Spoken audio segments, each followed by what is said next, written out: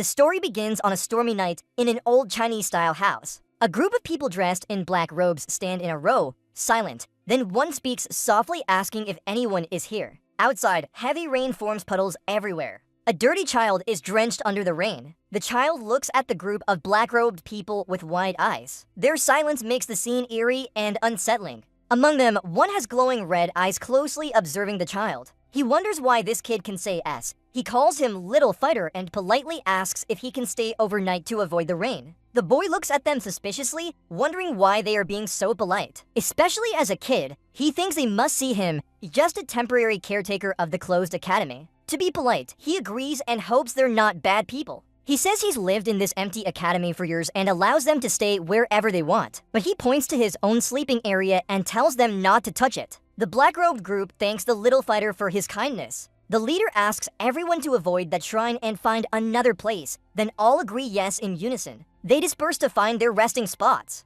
The boy reads the characters on their robes. It's the character for Road. He wonders if they're from the same clan. Despite his curiosity about who they are, he has work to do. He turns back into his small shrine and hurries as it's time to prepare dinner for the kids. The heavy atmosphere suddenly lifts when he smiles and calls everyone over to eat. In front of them is a large pot. Excitedly, he opens the lid to reveal a brown insect that looks like a cricket. The boy says he almost missed dinner time and these insects must be starving. He continues opening another pot. Inside is a cute spider, a black widow. This is a local tarantula species from Hainan Island that can grow up to 20 centimeters with distinctive black stripes like a black panther. Using chopsticks, he feeds Breck and explains how these creatures helped him survive until now. Breck immediately chews the food enthusiastically. The boy is delighted at seeing Breck's reaction. He marvels at this spider that was as small as a fingernail but has molted twice and grown so quickly. It makes him extremely excited. After finishing dinner, he opens a drawer.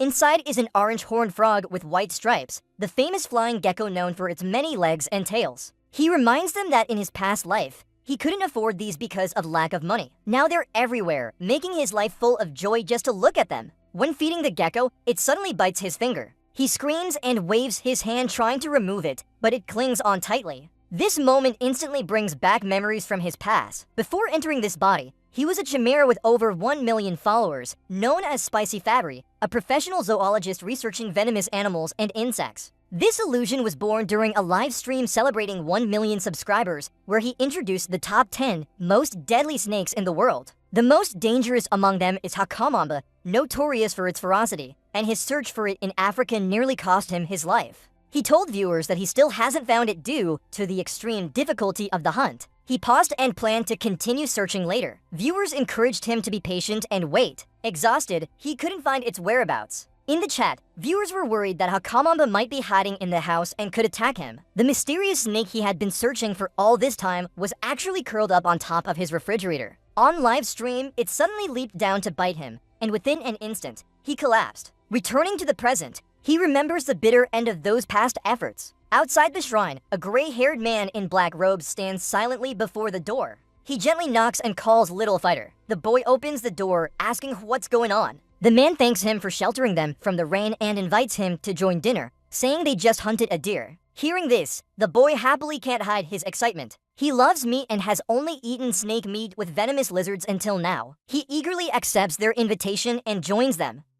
They lit a big fire. Everyone gathered around, eyes fixed on the roasting squirrel. The elder noticed the boy swallowing saliva. He said they had to wait a bit longer for it to be fully cooked. While waiting, he asked if he could ask some questions. The boy was slightly embarrassed from staring too intently, but he nodded and agreed. The elder usually asked if the boy lived alone this year and how old he was. He wasn't sure if he was 14 or 15, so he made up a story about falling and hitting his head, which made him forget many things. When asked if he was here alone, he said yes, explaining that he had no special abilities, just catching snakes to sell for a living. The elder was surprised the boy dared to do such dangerous work, but the boy said he was used to it. Someone brought cooked meat and invited them to eat first. An old man teased that the young martial artist must be very hungry. He thanked them, remembering how long it had been since he last ate meat. When he took his first bite of meat, he smiled contentedly, thinking this was true happiness. The adults watched him eat and chuckled kindly. They told him to eat while listening to their conversation. The elder said they were looking for something and asked if he noticed anything unusual.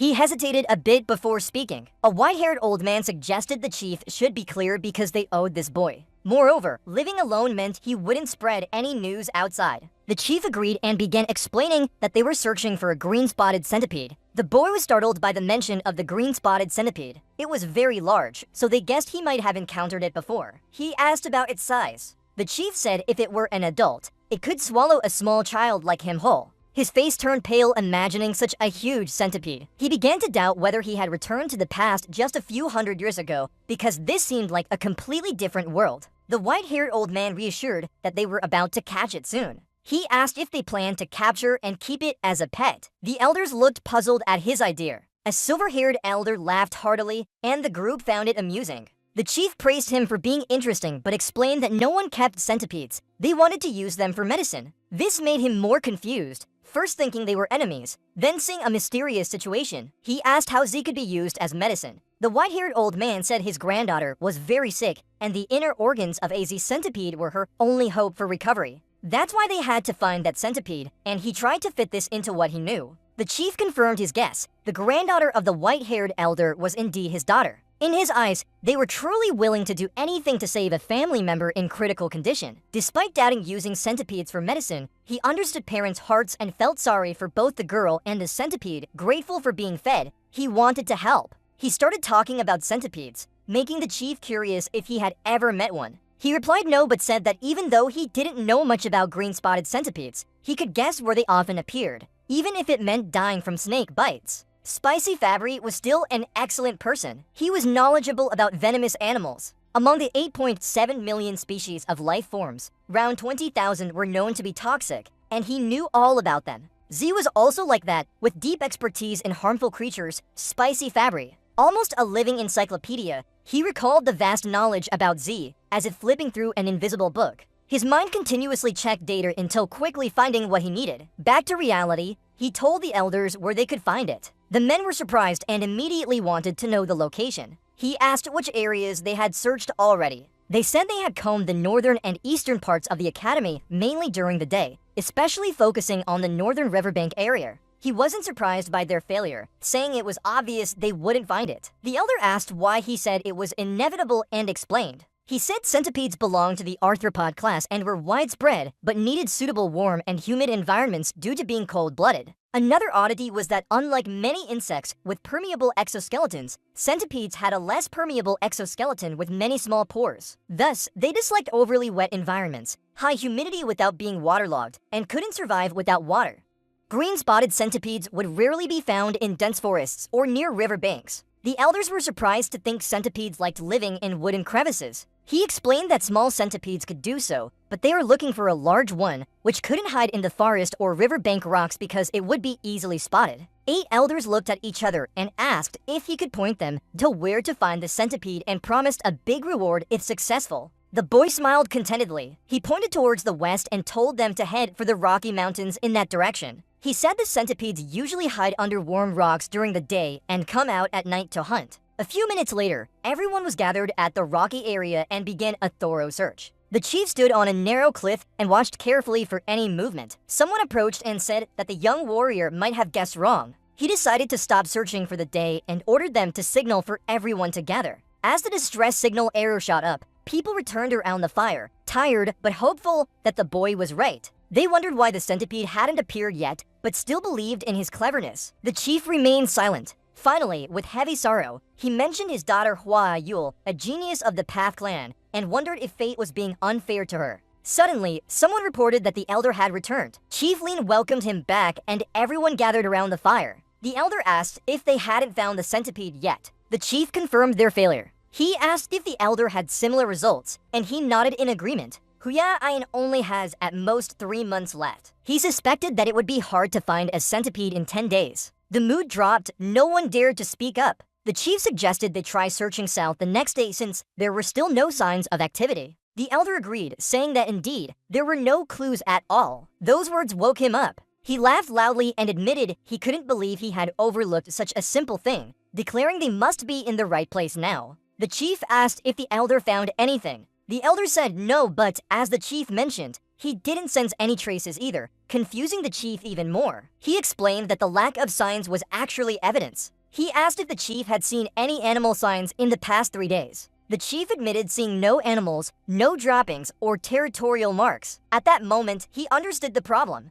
The elder confirmed everything was as they thought because it was highly unusual for a large mountain to have no animal signs at all. The elder guessed that other creatures had fled or become food for the green centipede. He placed his hand on the chief's shoulder, reassuring him that the green-spotted centipede must be here. Everyone hoped they could save Hua Ayan. The chief wore a sad but hopeful look of a father. Suddenly, the ground shook violently. They immediately became alert. Fear spread as watermarks widened on the ground. The area around the fire began to collapse. And unexpectedly, something emerged from the earth, causing everyone to panic and try to understand what was happening before their eyes. A huge leg appeared from underground, followed by another one right after. They pointed towards the creature as it slowly revealed itself, tightening fear around them. Even the elder was extremely anxious. More legs kept emerging from the ground. It was indeed the green centipede, and its size was horrifyingly enormous. Back at the academy, the boy, annoyed by the noise, wondered how big a centipede could be to cause such a commotion. He complained that he only suggested where to search. They ended up causing chaos on the mountain,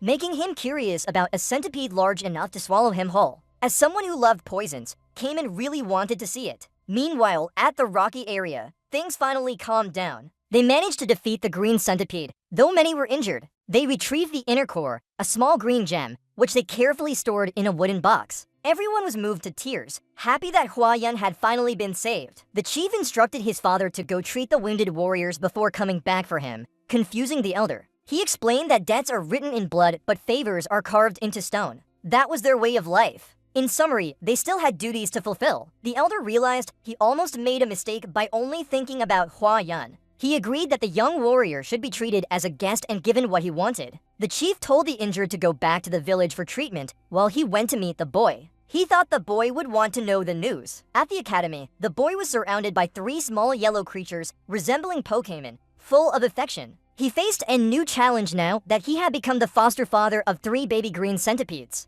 They're like 3 tiny worms, so cute when they crawl on your face. Looking at the pot, he suddenly remembered what happened last night. When he got home, he washed the eggs and placed them on his bedside table. By morning, they had all hatched. One was still curled up on top of him, feeling very satisfied. He knew they were there, but didn't expect them to hatch so quickly. Looking at the 3 little spiders clinging tightly to him and struggling, gently removing them from his shoulders, but it's tricky as they won't let go, seeing him like a father. This is a brief summary of last night. He's extremely curious about this new spider species. A species big enough to swallow you whole. He told himself that overcoming this fear, he remains Spicy Fabry the Brave. Despite being in the green dot spider lair, his curiosity still drives him to investigate. And in a fit of anger, he accidentally kicked one of the insects. The torch just lit fell down. He lost his balance immediately, but sighed with relief as long as the eggs were safe. If it weren't for the rain, he might not have saved any. Knowing he had to act fast, he stood up to take the eggs home and clean them. He tied them round his waist, walking while reassuring himself they would soon be bathed. Back to the present, even without seeing adult green dot spiders, he's happy for saving 3 eggs. He begged the little spiders to loosen their grip. He understood that until they molt twice, feeding them wasn't urgent. It was just a bit inconvenient having them clinging on him. Then an idea struck him. If he went into water, maybe they would let go. He thought about going for a bath. The little spiders probably wouldn't understand, but one of them shivered slightly as if guessing what was coming. A few minutes later, the senior master arrived at the academy. He approached the entrance and knocked on the door, asking if the young martial artist was inside. No answer came back. He waited a moment before reaching out to open the door. Inside were full of herbs, jars, and some medicines. It made him wonder if the young martial artist might be a doctor. Then he realized his impudence for barging in without permission. He decided to return later, but was suddenly drawn by a sound from one of the pots. The noise came from inside one of the pots. Curious, he turned around and opened the lid, only to be surprised by a spider inside. His curiosity grew as he looked into another drawer and pulled it open, finding a chameleon inside. He glanced around and opened another pot, where he found both beetles and some eggs, along with dried snakes. He was genuinely amazed. The young martial artist seemed to keep many dangerous creatures and their offspring. Even the clan of Venom experts, known for their knowledge of poisons, couldn't create eggs in this manner. realizing his daughter's rescue partly relied on luck. But the greatest blessing was meeting this boy. Just then, the young martial artist appeared at the end to greet him. Seeing his bandaged arm, he was worried but assured him it was just a minor injury. He intended to share an important matter but stopped when he sensed a cold aura. Behind the boy, a loud noise echoed. A dark figure slowly emerged. As it stepped into the light, its form became clear, like a one-eyed monster with half its face burned. Instinctively pushing the boy aside, he told him to run, scaring him to his core. The monster howled in despair, preparing to attack. It moved incredibly fast, swinging its arm at them. The senior master raised his uninjured arm to block or ignore the pain tearing through him. The monster pushed him back with a powerful shove. Dust rose thickly, making the senior master cough violently into his blood-filled chest.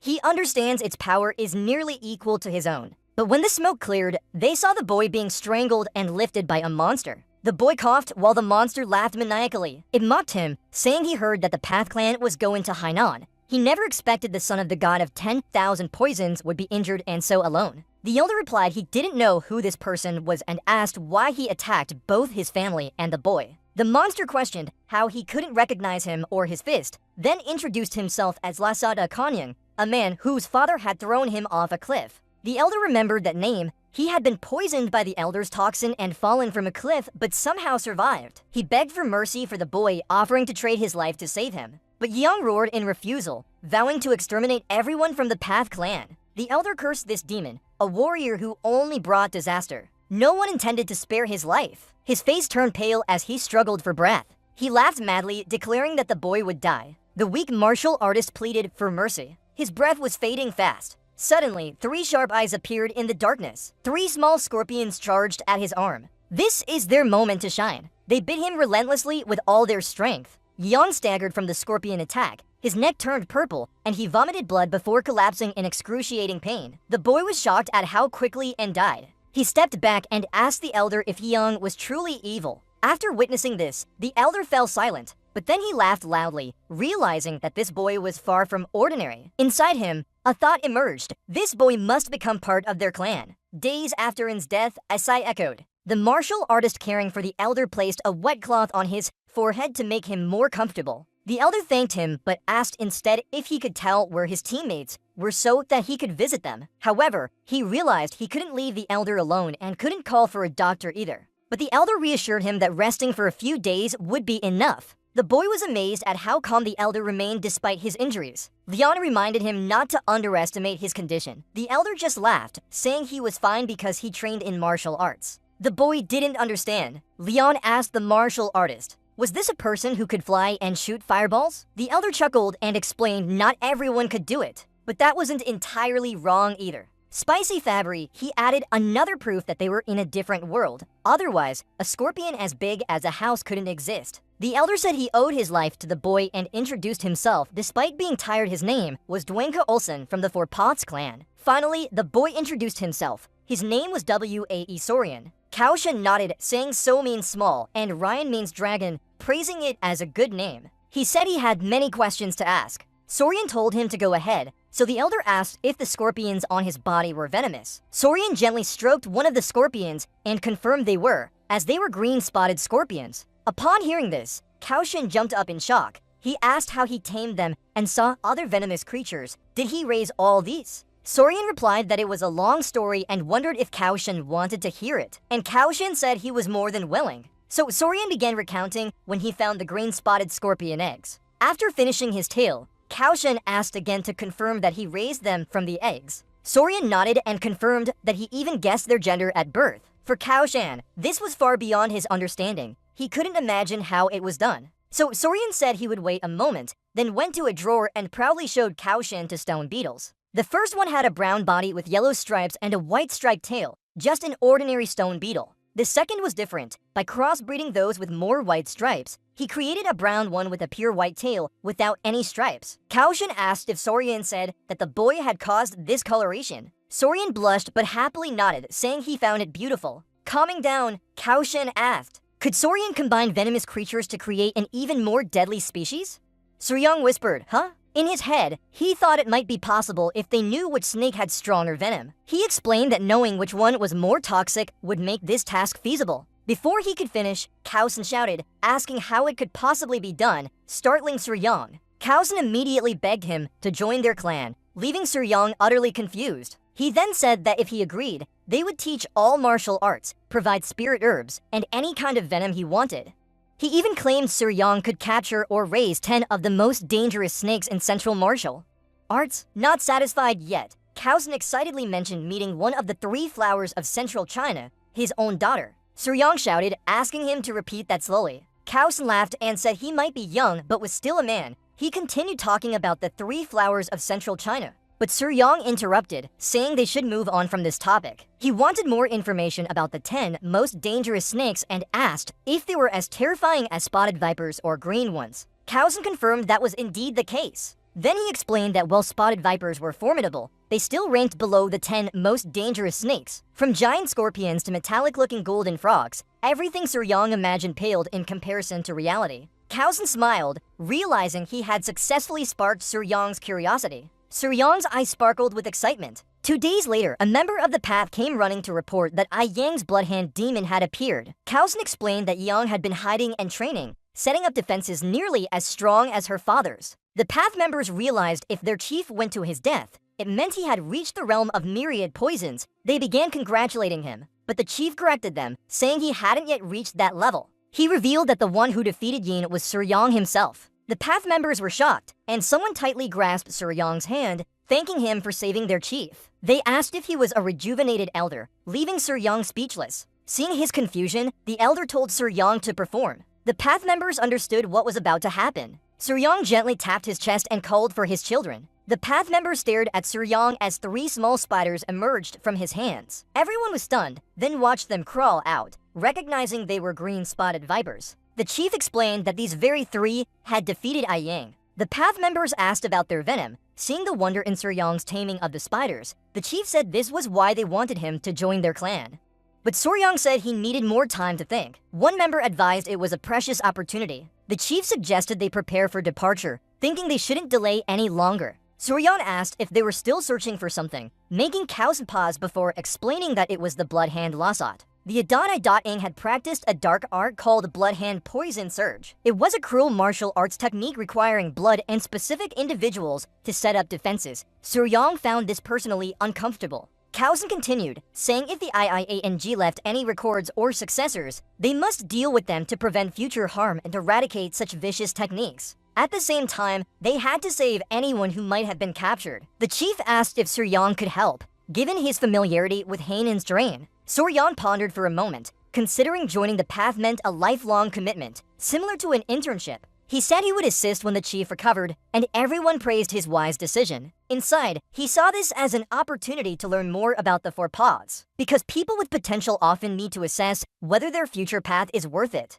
Kausen needed 3 days to recover from his injuries. They stopped at a nearby abandoned village academy to look for the Bloodhand's base. They asked the villagers if anyone had gone missing. A farmer said only 1 or 2 people got lost in the forest each year, but there were no signs of mass disappearances. Kausen pondered this information. They thanked the village chief. The frugal chief said it was an honor to help the path chief. As they left, they realized they hadn't found any clear leads as they crossed through the forest. Suryong noted that this village wasn't particularly special. Kausen explained that when Young appeared and revealed his identity, it was in a nearby area, but the base's trail remained very difficult to follow. Suryong also found it strange with no clear clues. He recalled what Yang had said, which sparked an idea. He asked Kausen if he remembered what Yang said when he appeared, but Kausen admitted he didn't remember clearly. Suryong reminded him that Yang mentioned hearing about the path's arrival in Hainan, meaning someone had reported it, so the conclusion was simple. They just needed to check where the path had been before in Hainan. They just needed to check where the path had been before in Hainan. They just needed to check where the path had been before in Hainan. They just needed to check where the path had been before in Hainan. Sari suggested using Yang's portrait to gather intelligence. The group looked at Sari in surprise. They admired his sharpness very much. If someone had seen the way out and reported it, following would be easier. They immediately set off for a gloomy village. A villager said based on information from the harbor, this might be where they need to look. The elder recognized it as a holly village and hoped they wouldn't show their lack of vitality. The way out called out, drawing the attention of a villager. Seeing the way out, the villagers called others together. They asked what the way out was here for. It seemed the village chief stepped forward. He brought along a young girl and had 2 guards by his side. Everyone looked pale. Kaoshin stepped up to introduce himself. Sari observed their exchange. Caring about the weak girl and the village's decline, an idea struck him. He noticed others also seemed listless. It appeared they had drunk something. Like that, they were affected by some kind of poison. The village elder affirmed no one was missing and their village was safe. He asked them to leave. The elder wanted to discuss the discrepancy between houses and people, but was interrupted by the village chief, saying it wasn't relevant. They were again urged to go back. Kaoshin and Surya Ong were well suited for this task. Kaoshin whispered to Sari that Holly people are usually kind, but Sari shook his head in confusion. He looked at the girl once more. She suddenly fainted. Everyone was alarmed as the village chief held onto the child, tears streaming down his face. One asked Majin not to leave because he was her last family. The village chief was desperate not to see the child suffer like those who had passed away. Kaoshin approached. He offered to help with some medical knowledge, asking permission to examine the girl's condition. The village chief asked if it was general medicine. Kaoshin confirmed he wasn't a famous doctor, but knew enough and requested to diagnose. The village chief agreed naturally. He explained that their village was suffering from an epidemic, causing children to die slowly and healthy people to weaken. Kaoshin promised to do his best to treat them. The village chief expressed gratitude as they brought the girl inside. He scolded the guards for standing still and ordered them to bring the doctor and everyone into the house. They hurried over, with Sari asking a villager about the elder's medical skills. The person confirmed that the Way Out's martial arts involved poisons, so their medicine was also good because understanding the body is necessary for both. Initially thinking they were an assassination group using poison, Sari thought joining and learning medicine would be less scary than practicing poison. The man said sometimes they caught villains by injecting them with poison to observe reactions, making Sari laugh at his expression. He immediately thought of experimenting on people. The more he thought about it, the angrier he got. The village path was strangely quiet. Inside a house, people were beside the girl. Kaoshin said he had transferred some inner energy to stabilize her breathing. The village chief thanked him and then left. He begged them to save his only grandchild. Kaoshin noted an unusual pulse in the child, asking if she had a congenital heart condition. The village chief explained the girl had been sick for half a year. Not just her grandson, many villagers were also affected by this strange illness, which is why he asked them to leave. Kaoshin suggested giving good heart medicine and asked to gather everyone to test if it worked. The village chief was moved, continuously thanking him. Sari quietly observed the elder. The scene switched to that night as a villager walked with the path master, praising his hard work caring for Zupi while asking about symptoms. Kaoshin explained the condition was quite peculiar. Patients were weak, eyes swollen, mild fever, and irregular pulse. Severe cases had heart issues. Kaoshin asked where Surya Ong was. When Zupi said Surya Ong was too tired to sleep, the village chief nodded because he knew Surya Ong's lack of martial arts made him easily exhausted. Kaosun decides to follow Zupi and Yu into the room. They quickly step inside. Seeing Suryong sleeping soundly in bed, with 3 creatures curled up under him, Kaosun glances at the open door. He points his hand towards Suryong. His hand forcefully slaps Suryong awake with a sharp pain. Suryong wakes up, touching his stinging cheek. Kaosun looks at him sternly. Suryong panics and backs away, covering his throbbing cheek. He grits his teeth, asking in frustration about the painful slap. Elder Cow apologizes, saying there was a bug on his face just now. He explains he only meant to catch it, but Suryong is unsure. Kaosun insists they should listen carefully. He says when he checked, he saw a bug on Suryong's face. Given the many toxins here, he feared danger and reacted by hitting him. He shows the small bug to Suryong. Suryong examines it closely and realizes something. He asks Kaosun if everyone with a fever has an irregular heartbeat. Kaosun confirms. Then Suryong points out the cause of the village's illness. He points to the bug, saying this is the kissing bug. A species in the Rodividae family, it often bites around the eyes or lips to feed on blood, hence its name. More discreet than a nose, it's also called the vampire bug or assassin bug. Though not venomous itself, its belly is full of harmful parasites. When they bite, people can easily contract Chagas disease through their feces, one of 7 deadliest diseases for humanity. Suryong asks the village elder if the dogs in the village breathe irregularly like the sick. The elder confirms and wonders if it's due to this bug. Suryong affirms. Then the elder anxiously asks if his granddaughter can be saved. Kaosun says she can be cured with the right medicine. Kaosun smiles confidently. He asks Juppy for advice and Juppy acknowledges the boy's value. Sioryang, seeing their exchange, doesn't understand what's happening. They remind him they are from the 4 directions path. Suryong looks confused. Kaosun has to repeat himself.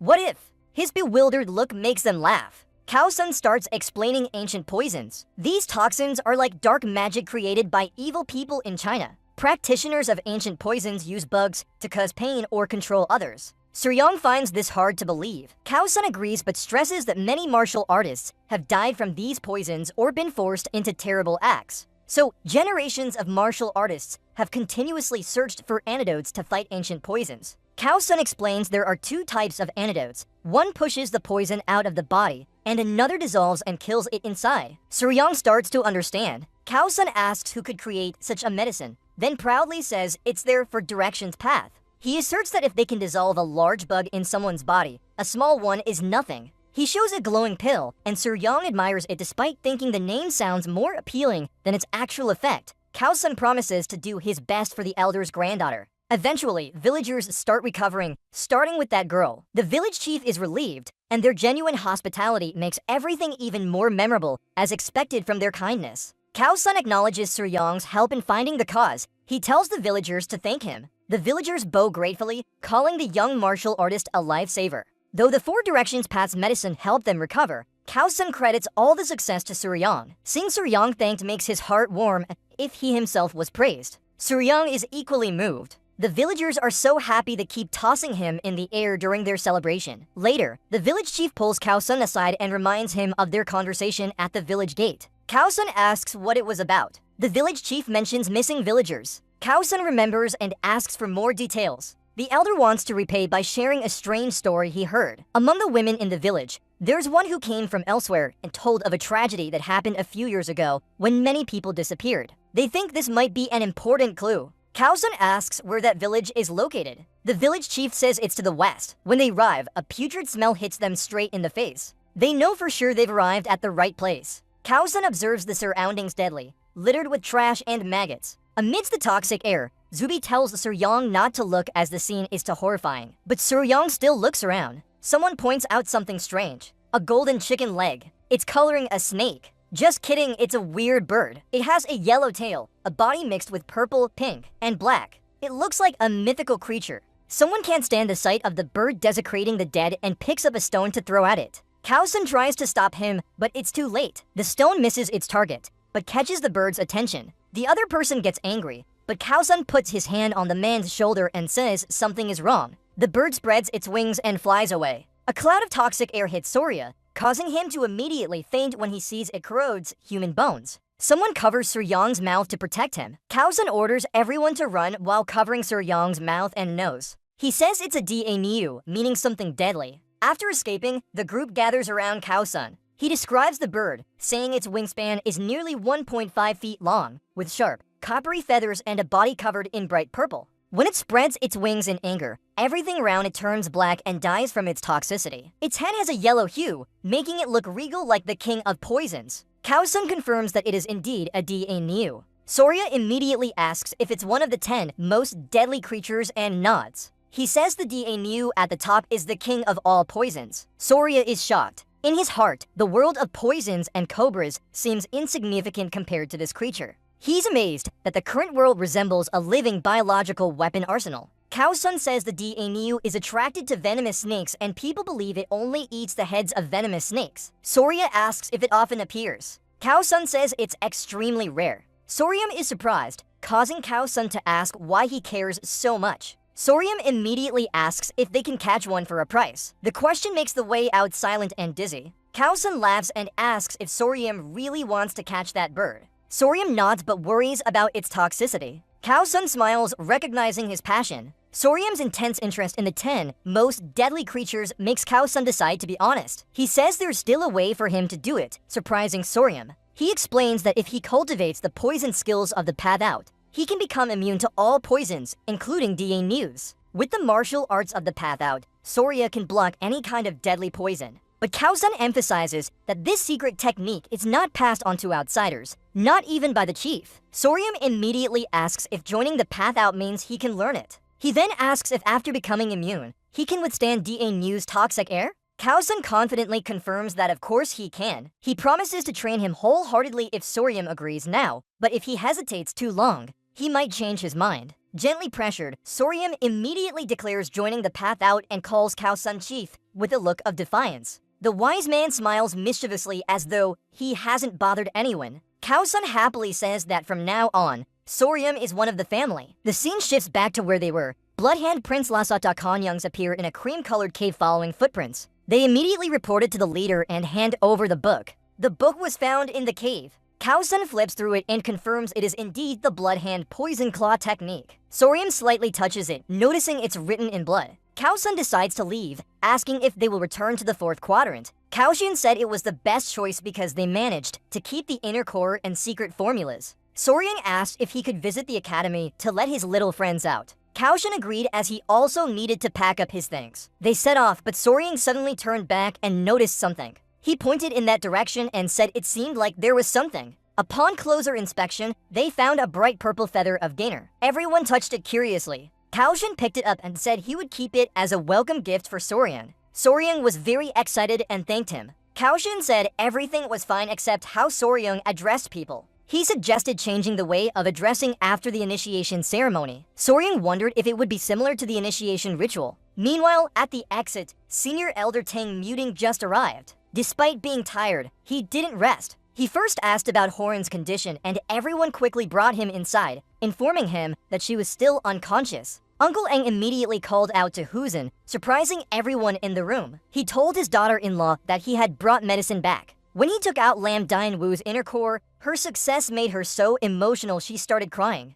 The family prepared for her to take the medicine. Muting hurriedly looked at his granddaughter in pain. Fortunately, he arrived just in time. His daughter-in-law quickly gave him the medicine. Muting helped his granddaughter drink it. A green light enveloped her body. Muting placed a finger on her pulse, everyone anxiously waiting for her to wake up. All eyes were fixed on that moment of anticipation. Meanwhile, Soryung was also exhausted. He heard that Zhang Yuan was loud, but he didn't expect it to be so clear. From Hainan, they sailed to Hangzhou and then crossed Nanjing, taking more than a month and a half. Finally, they arrived in Sichuan, where the main hall of the path was located. Bai happily told Sir Yang that this was indeed the Sichuan path, making Sir Yang's mouth drop. They stood before the large gate. The people from the path said they owned the entire mountain, hence it was called the mountain path. Sir Yang swallowed hard, still not believing his eyes. The Sichuan path people immediately welcomed their chief. Sir Yang was overwhelmed by the number of people. He wondered if all of them were from the path. Among the crowd, a red-haired girl ran over. She called out to her father loudly. It was Huzin.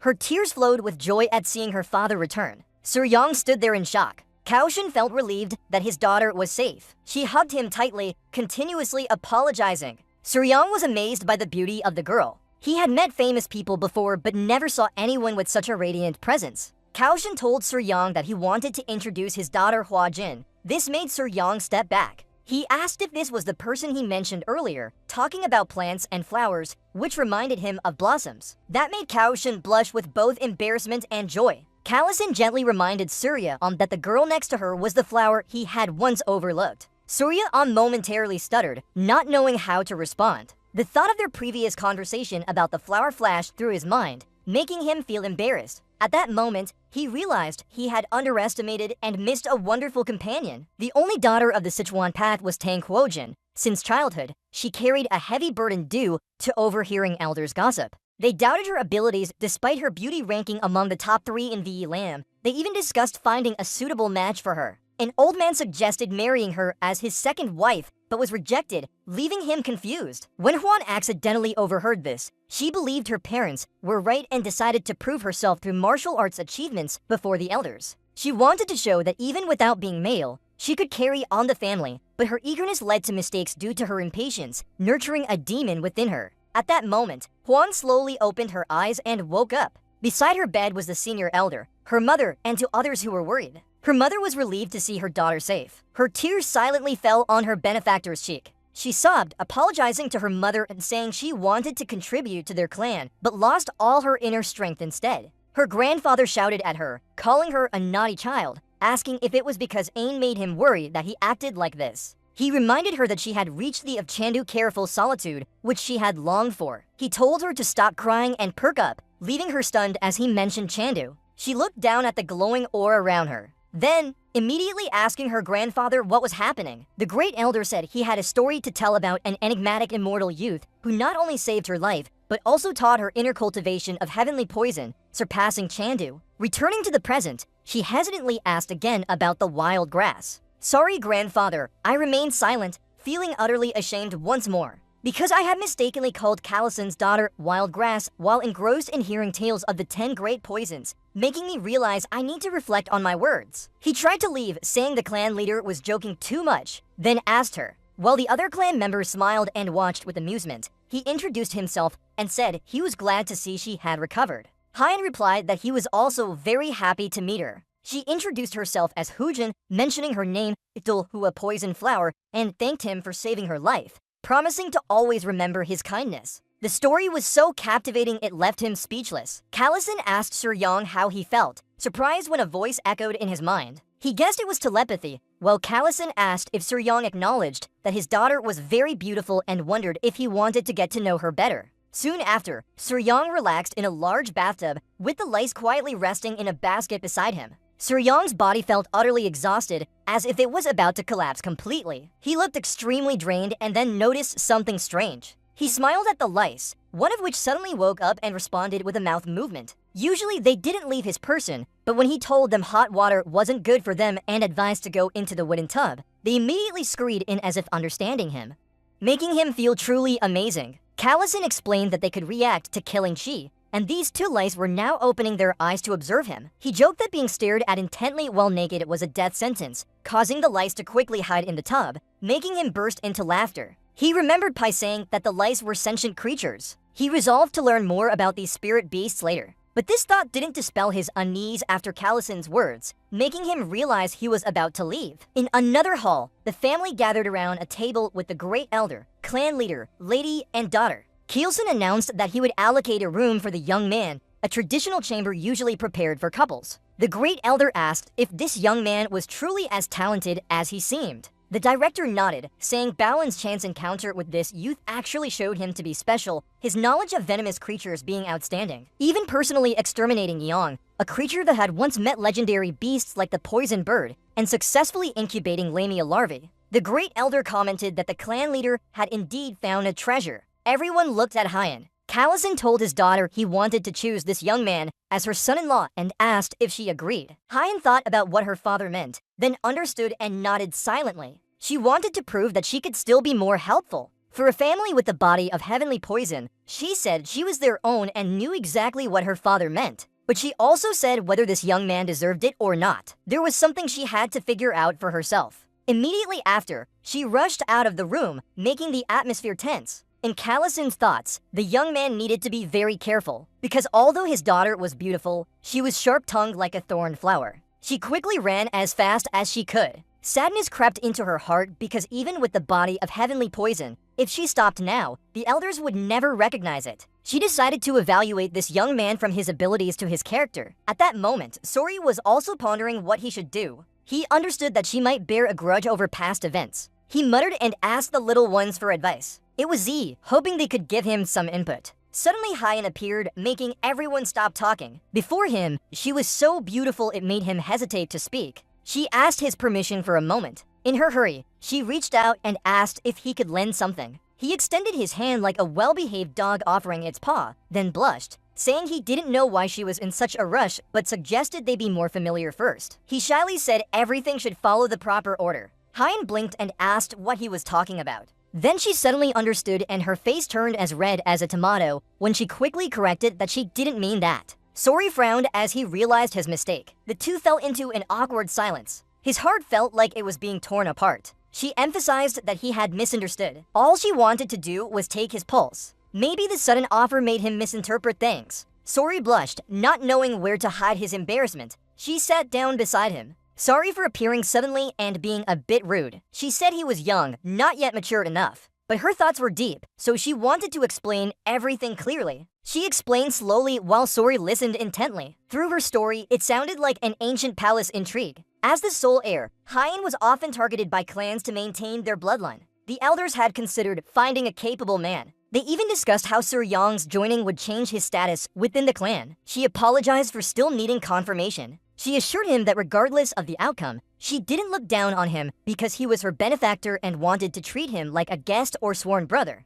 Sir Yong's hands were trembling. He said he understood so she could check. She carefully observed him, then gently placed her hand on his pulse. A blue aura began to spread around her. She explained that their martial arts weren't for everyone, as some people couldn't handle the toxic energy while others could. Thus, absorbing the poison had to be done gradually with the growth of inner strength. Only when fully harmonized would one reach the ultimate realm. Poisons were categorized into 5 levels: single, 10, 100, 1,000, and finally, calamity. Fortunately, Suryong's body could handle toxic cultivation, but was only at the 10 level, meaning his body could withstand 10 types of poison. However, possessing 10 poisons was already remarkable for someone not from their lineage. Suryong was speechless. Hyen continued that according to martial arts standards, this level equaled a first-rank master, the highest limit for those without innate talent. She stood up and prepared to leave. He saw her off at the door. Sori was contemplative about only having 10 poisons. He grimaced, realizing this might prevent him from catching the rare creature he considered crucial. A few hours later, someone stepped out of the bath. It was Hugh Jian, and the scene was captivating. She noticed that after absorbing the Z-Lam essence, her body emitted a strange scent. Despite bathing multiple times a day, she wondered if this was punishment for not repaying her savior's kindness. Meanwhile, at Soryong, he slept deeply and dreamed of talking to someone who thanked him. It was Hyen, making him wonder if he was dreaming. She said it seemed like a dream but wasn't. She used the girl's form to appear without scaring him. She introduced herself as the mother of all those creatures, causing Suryong to feel dizzy. The little one approached him, and he guessed it was hers. He asked why she appeared in his dreams. She said she was killed mercilessly, leaving her children orphaned, with lingering resentment trapped in an essence core. She explained that when absorbing the girl's essence core, a chance to resolve her grudge rose, allowing her to meet him in his dream. Unintentionally, he felt connected to Hyen's death. When she looked at him, she asked if he could fulfill one last request. He nodded and promised to do anything she needed. She asked him to take care of her children until they were fully grown. Sori wondered why Z usually becomes independent after 2 molts. The Z explained that the young ones still relied on her essence core's energy until their second molt and needed real life force from another living being to grow. Sori asked if this meant they had to stay with Hyozian, as she was the one who swallowed the essence core. She recounted how she cursed the girl, making her body emit an unpleasant scent, ensuring no man would approach and preventing her from having children in exchange for a chance to purify Mauert's wreck. A state so that her children could absorb Hyen's essence core's poison, hinting at possibly winning Hyozian's heart. Sori thought for a moment, then smiled, saying he felt this was wrong and didn't want to exploit Hyozian's situation. Now our DT praised his integrity and asked how he planned to overcome the difficulties. She said Hyen was searching for a strong man and couldn't give him the essence core of 10 poison sterilized. This made Sori come up with an idea. He asked Mao Zi to trust him. He assured her that everything would be resolved soon. The next day, Sori and Hyen sat together. Hyen realized why her body was emitting a strange smell from her Z core. Sori confirmed this and explained that if she let the Z stick to her for a few days once in a while to absorb some of the spiciness, the smell would gradually fade away. Hyen hesitated, but asked if he was okay helping her, without expecting anything in return. She understood that he could have made demands for compensation. Soryong smiled and said he couldn't bear to take advantage of a girl's tough situation. He said he couldn't be so indifferent, which surprised Hyen greatly. She saw everyone and said she couldn't keep accepting favors without repaying them. Her father's words echoed in her mind as she looked at Suryong, realizing there were things more precious than talents or martial arts skills. Suryong said he also had something to think about. He remembered when she told him that he only possessed 10 poisons and could absorb 10 types of them. This led him to the idea that if he could only get 10 types, he must choose the strongest 10 from Central Plains. Hyen was a bit nervous at his ambition, misunderstanding it as a vow. She blushed thinking about becoming the strongest in the world for him. For Tang Huayan, one of Morim and Lei Duo's great beauties, this was the first time a man had expressed such bold aspiration. She asked Suryong if he knew what she just implied. Suryong said he didn't understand, prompting Hua Ain to explain that his path would be extremely difficult and might take 10 to 20 years or even a lifetime to complete. Suryong pondered whether it really took so long. With her face still flushed, she said Suryong was only 15, and in 3 years when he matured and could discuss marriage, if he could handle just one of the 10 major poisons, she would greatly admire him. Then, shyly suggesting, she hinted that if he succeeded, there might be a chance to talk about marriage. After saying this, she encouraged him and awkwardly ran away. Suryong was surprised and called after her. She turned back and asked if he had anything else to say. He told her to continue the treatment and stay a few more hours. She blushed as she turned around. He reassured her that there was no need to worry, as the little worms wouldn't bite her. Looking at the worms again, he said they should go back with their mother instead of clinging to him. Hearing this, Hyeon's face turned even redder and she asked why he called them parents, making Soo-young quickly explain. At that moment, Da, Einsun, Mrs. Onsen, and Musai Jang were sitting at the table. They discussed how the boy's extraordinary talent seemed to have not yet captured Hyeon's heart. Musai Jang asked if they noticed the two of them this morning, as something seemed to be happening. Hyeon's mother said it looked like Hyeon had rejected Soo-young. The men speculated about this. Musai Aang said that forcing a relationship was not advisable and suggested letting feelings develop naturally. Hyeon's mother proposed training the boy's martial arts skills under her to get closer, suggesting it would be good. Nguyen reminded them they should ask if the great medicine master could provide bone-purifying pills. If the boy's constitution was weak, these medicines might help improve his condition. Everyone was surprised by this suggestion. She said Hyeon had not been able to do it before and shouldn't expect too much now. Mu Shi-young agreed. Just then, Hyeon stood outside the door. She asked to come in, and Kyeon-sen asked why she came at this hour. He invited her inside. She blushed. To her surprise, all three were there. She came because she had something to say. She blushed again. Then, with courage, she said she would follow her father's advice. Kyeon-sen was taken aback and asked what she intended to say. Hyeon's mother invited her to sit down and gently asked if she had noticed the boy. Speechless, Hyeon said it couldn't be said.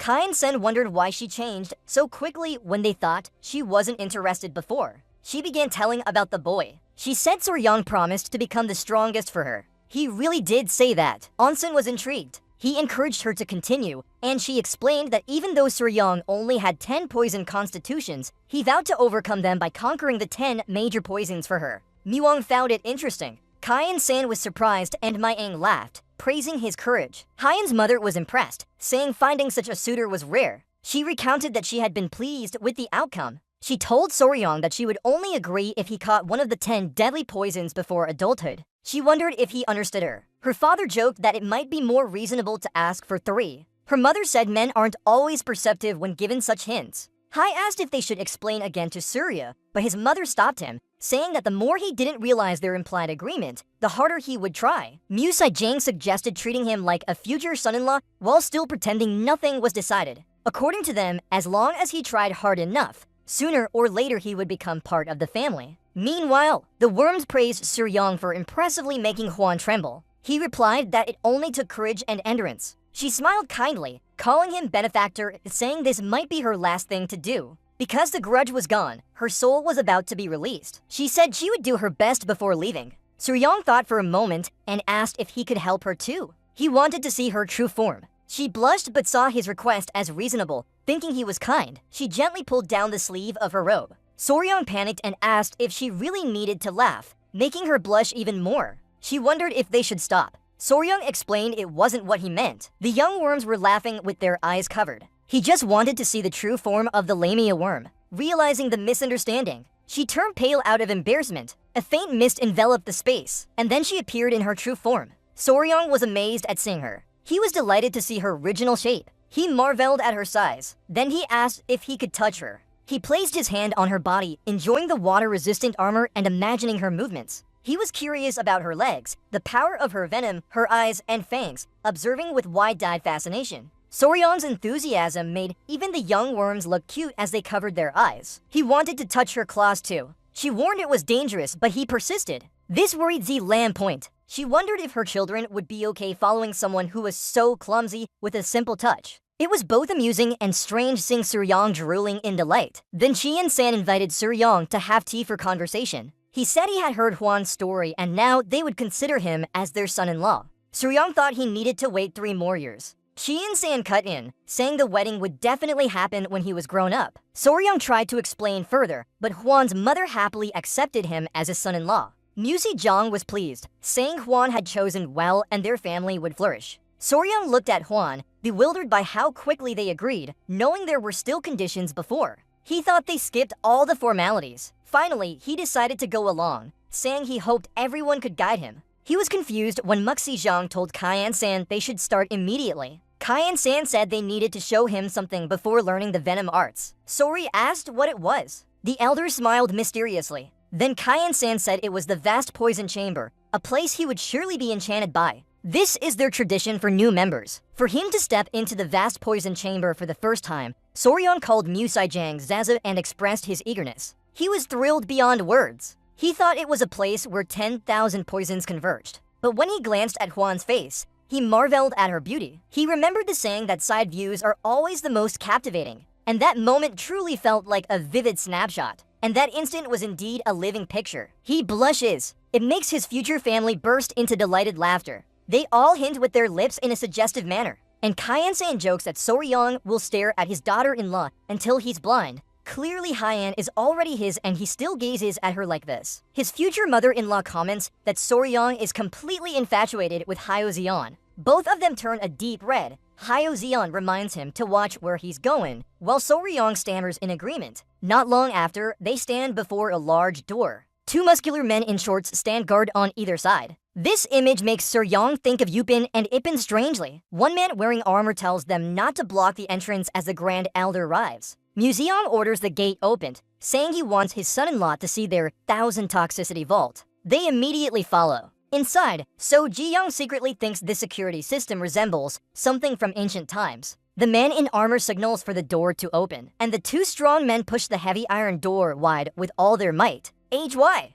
He comments that today's gate opening was faster than usual, making Soryong wonder why he has such a strange standard of comparison. Once fully opened, the two strong men pant heavily, and HY invites them to step inside. Hyan-san glances at Soryong as they pass by. Soryong can't help but turn around to look at the two muscular men. To challenge in, Kylo-san explains that this door is made of Kunyu steel, mined from the southern wilderness, and it's considered an honor to open it. They enter the Grand Hall, where all 10,000 types of toxins from Sichuan are stored, called the 1000 Toxicity Hall because it contains every type of toxin. Mu Si-young reminds Soryong to be careful and not touch anything randomly. Soryong says he understands and asks if there really are 10,000 types of toxins. Hyan-san explains that toxins are categorized very precisely, such as paralyzing toxins, sleep-inducing toxins, and countless others. The forest elders love to tease the young couple. This is clearer when Hyan-san suggests Hyan explain a toxin to Soryong.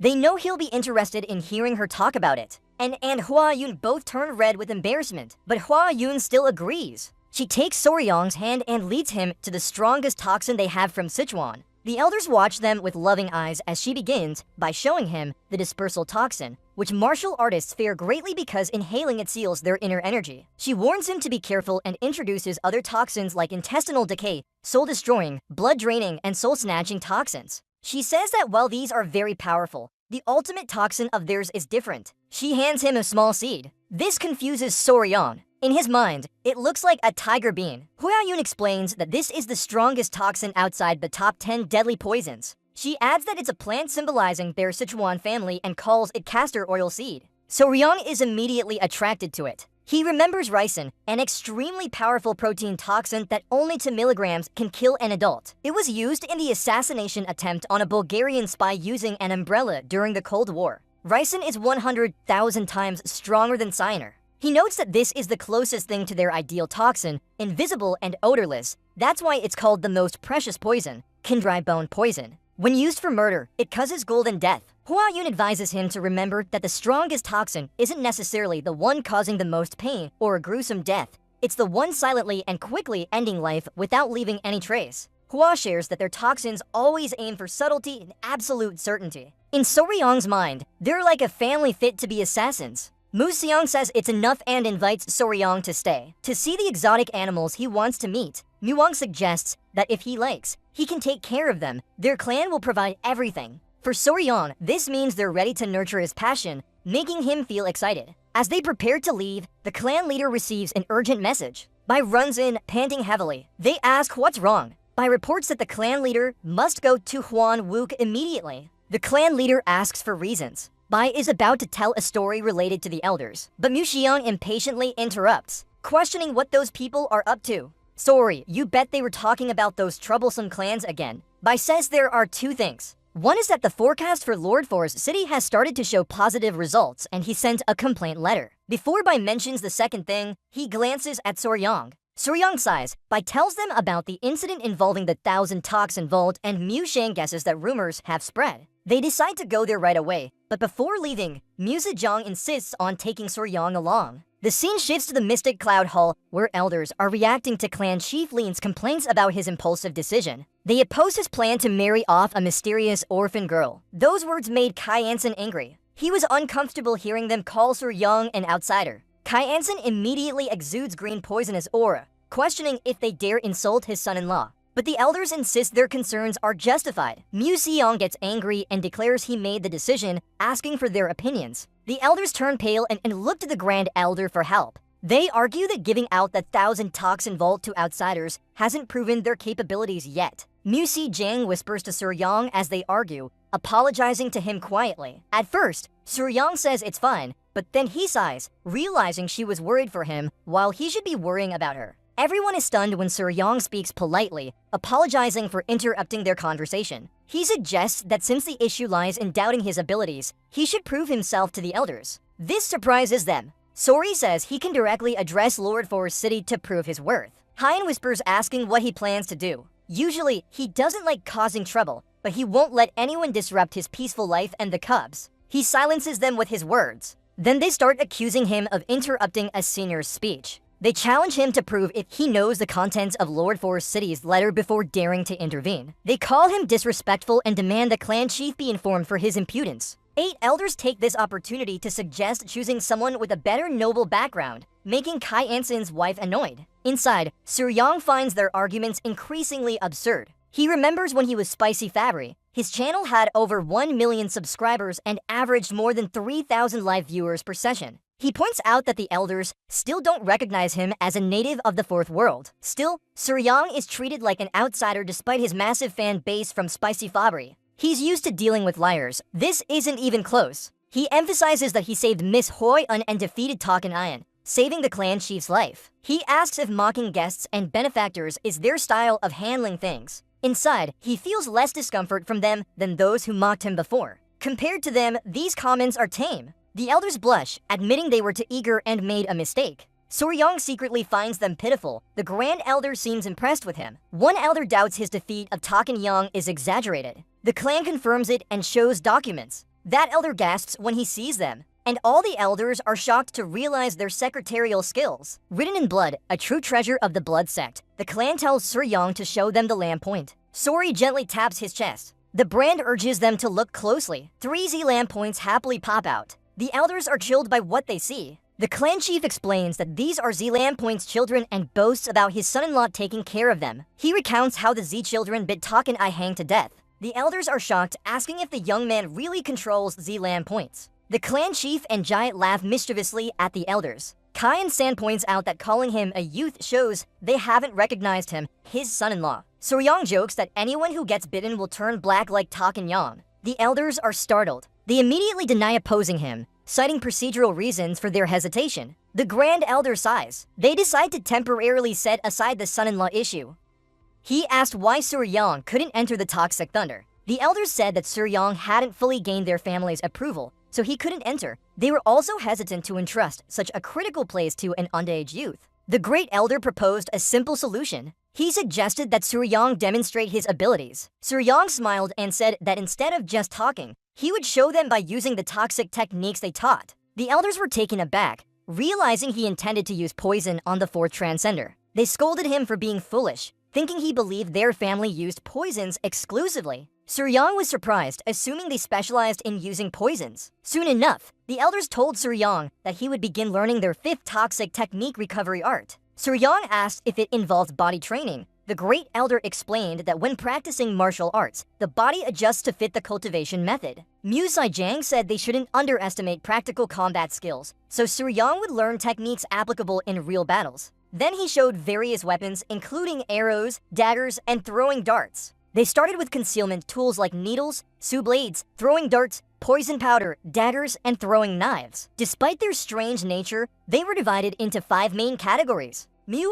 asked Soryang which concealed weapon he thought was easiest to use. He guessed it would be the dagger or throwing knife. And he was right. Mu then asked which one was hardest. Soryang guessed poison powder because you need to apply it correctly for effectiveness. But Mu Si-jang said the needle was actually the most difficult. Suryong thought it was due to its small size and fragility, making it hard to throw. Mu Si-jung explained further. The real challenge is that Suryong must remember the position of each needle after he throws them. To illustrate, Mu Si-jang took a feather pen, detached its tip from the handle, and suddenly threw it. The feather scattered in the air, turning into needles falling to the ground. Suryong was amazed as each strand of feather pierced the ground like needles. Continue breaking it down, Mu Si-young said they shouldn't use secret weapons. The flower shower covered the sky, causing hundreds or thousands of needles to fall like rain, covering the area. Suryong thought that fighting in such a scene would require extreme caution. Elfep mentioned that with needles everywhere, it would be hard to move around. Mu Si-jung laughed and said this was exactly the point. And you must remember their positions so you don't accidentally poison yourself.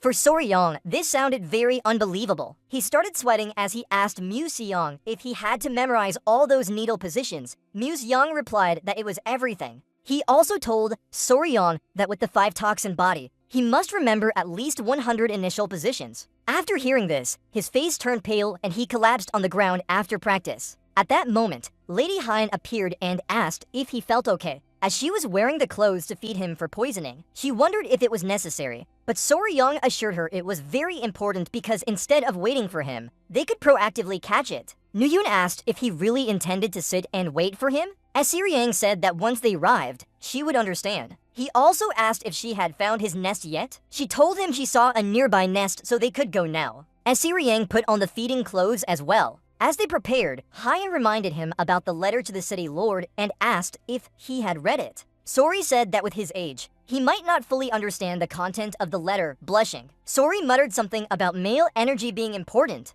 Hyan felt embarrassed but understood that he grasped the issue. The big problem causing the city lord pain was his impotence. His penis no longer became hard. Hyan began to wonder how young Suryong knew so much. He replied that living alone for a long time made him understand some things. Seeing this, Hyan quickened her pace to hide her feelings. After a few hours, they entered the forest. Suryong was fascinated by the creatures around them, making Hyan constantly remind him to focus so he wouldn't get lost before reaching their destination. In front of them was a small cave. It looked very suitable for a solitary bee's nest. Hyan asked why finding a stray bee was such an important matter. After putting on protective gear, Suryong explained that it meant they would not actually catch any bees even if they came to find the venomous ones. She found this confusing as they approached the entrance. Suryong said their target species usually lived in weaker and smaller nests. Hyan had never heard of this, but it was fortunate for her. Today, they got exactly what they wanted. A small insect emerged, and Suryong grabbed it with a fork in an instant. It turned out they weren't trying to catch the bees, but this tiny creature was their real target. This small insect would help solve the city lord's problems.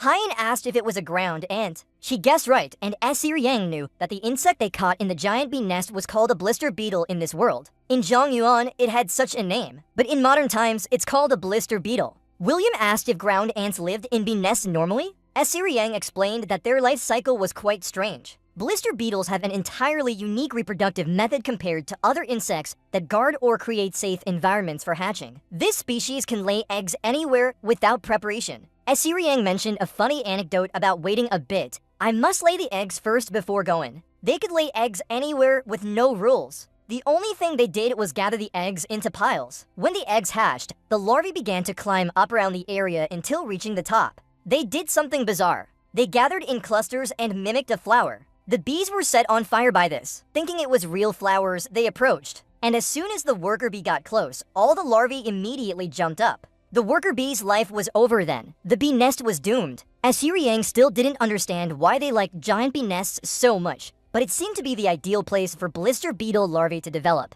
Huaiyan felt sorry for the worker bees, but Asiriang said that was just how nature worked. Hyan knew that the substance in these beetles caused swelling and could lead to death if consumed in large amounts. Suryong confirmed, saying the orange-colored liquid from the skin had kenteridin poison. When it touches the skin, it causes a blister like a burn. Hai blushes and asks if it really makes the staff stand up straight away. Suryong confirms it is correct, making her blush more and telling him to stop. She urges him to return to the electric venom. Suryong wants to catch a few more, but they already have Mr. Beetle. They then go back to the main hall and instruct the warriors on how to prepare the medicine. Suryong warns them to focus. He tells them to dry the beetles, grind them into powder. In this mixture, 1.1 grams of the powder is toxic. When consuming these 3 substances, it's very dangerous. If a person absorbs 1/10 of 1 gram based on their body weight, there's a 50% chance of death. So Suryong asks them to mix the medicine with 1.1 grams of the toxin, which is about 10 drops, considering 1 gram equals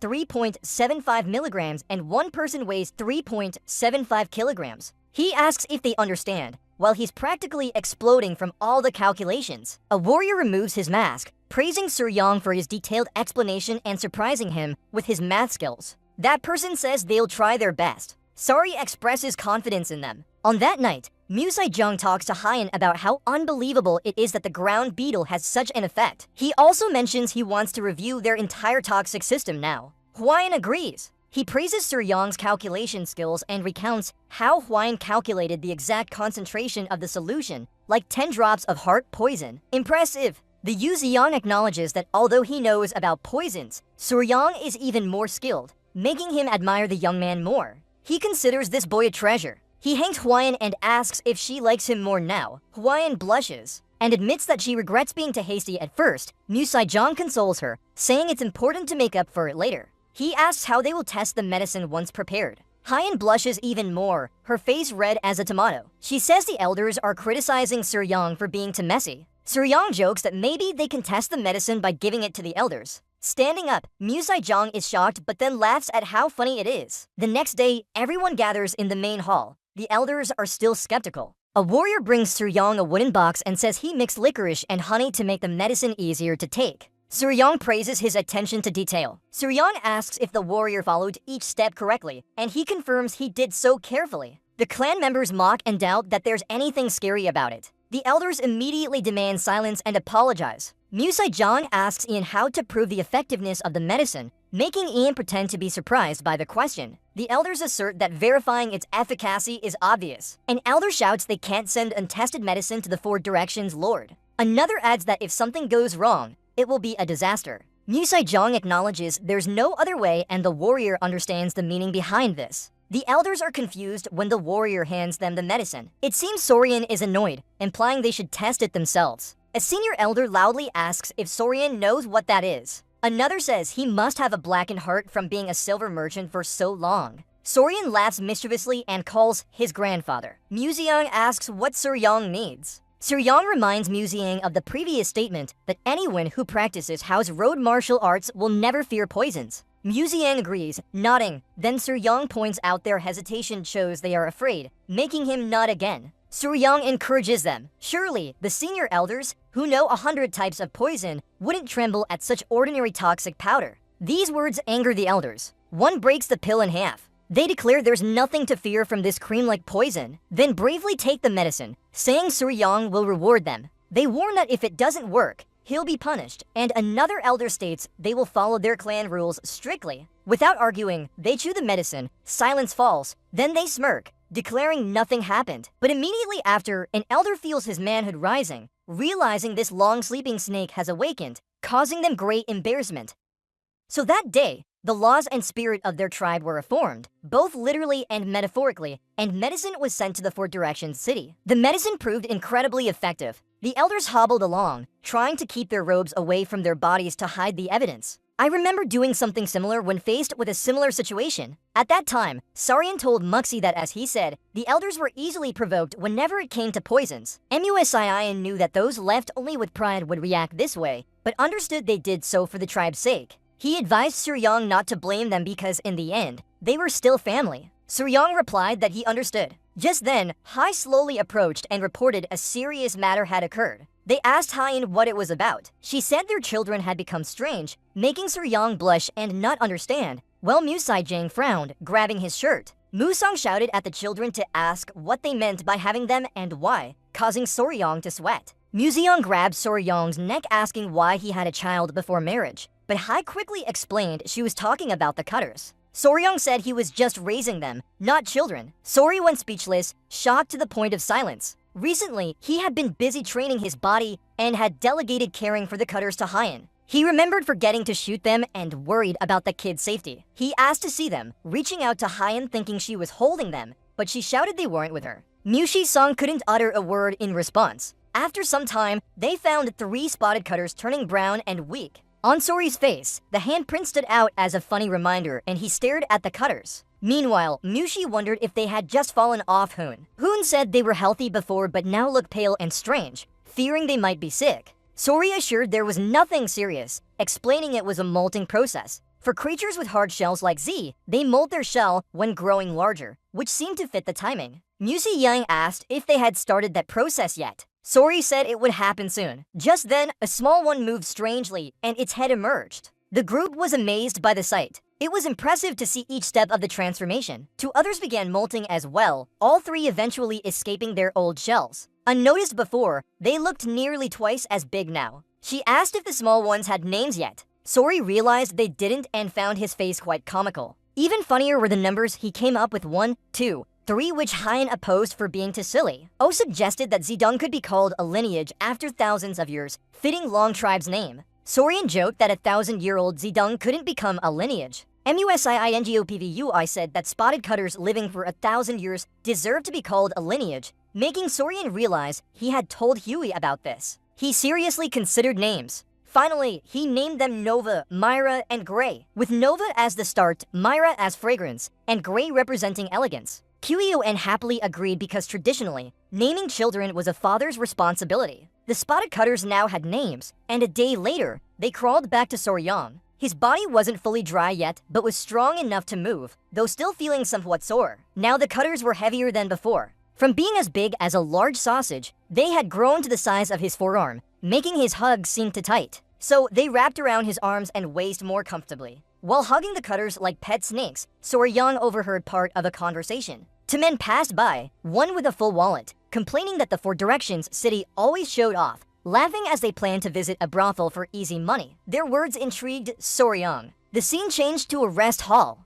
Kaien-sen brought extremely good news. The medicine sent to the Four Directions city chief had exceeded expectations in effectiveness. The city chief sent a letter of thanks with generous rewards, making Soryang and Hien very happy. Chaosang was proud of his marriage to Soryang bringing benefits, praising him for significant achievements, which made Soryang glad he could help. Kaien-sen suggested giving Soryang a medicinal pill from him, as if called ordinary, Soryang might refuse out of modesty. Soryang remembered his grandfather saying that medicinal pills could strengthen inner strength. Huai-Yi asked what kind of medicinal pill it was, and Kaien-san replied that it wasn't special, just the honey from a golden bee king's hive. In Soryang's mind, it sounded like regular honey, but understanding its importance for martial artists, he decided to accept it. Kuryong prepares to thank her, but Hien interrupts. She asks if it's a reward for Soryang. Kaien-san is awkward, feeling high and strong presence. She argues that Soryang's contribution was significant, while even the Golden Queen Bee's honey only provides low-grade essence pills, making Soryang blush. She scolds her father for giving a reward that takes a year to gather strength instead of something that would take 2 months. Kaien-san sadly explains it's still an essence pill and hard to find. But Hien is more upset. She says the reward is too small compared to Soryang's efforts, making Kaien-san even more frustrated. Soryang asks Kaien-san if it's a mid-grade venomous bee often found in deep forests, about the size of a small dog, and its honey provides essence equivalent to 2 months of cultivation. Imagining such a large bee, Soryang is both excited and amused. But Hai-Yi interrupts, expressing Soryang's dissatisfaction. Kaien-san quickly explains that the bees are not being ignored. They think Soryang will like seeing the Golden Queen Bee himself. This makes Soryang curious if he can meet it, and indeed, this is what Kaien-san meant. Inside, Soryang understands it's an invitation to directly harvest honey, a task he has done before as a YouTuber. Recently preparing for the expedition, Soryang boasts about his knowledge of bees. Knowing Soryang would like this, Kaien-san asks how the Golden Queen Bee looks. She says it looks like an ordinary bee. Hugh-Eon sighs helplessly. Their honey harvesting journey begins. Kaien-san provided exclusive information, so they think no one else would come here.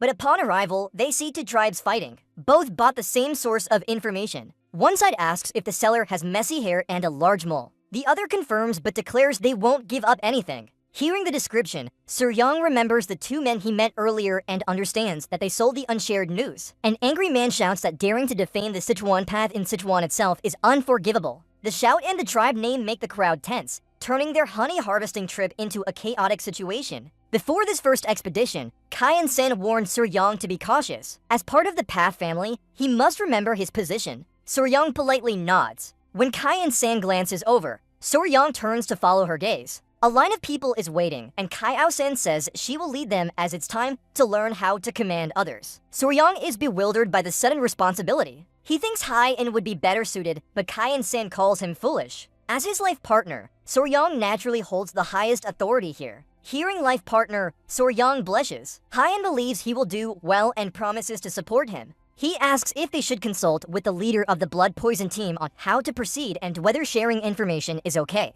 The blood poison leader is furious that someone dared to spread Path Clan news. Hain agrees, saying the seller was very bold. She is truly angry. As they interrogate who would dare sell their Path Clan's information, other tribes recognize her as one of the 3 flowers in Wulin, making them wary. Seeing a direct descendant of the Path family appear, Hain stands there, causing him to quickly bow and introduce himself from Zhongfang sect.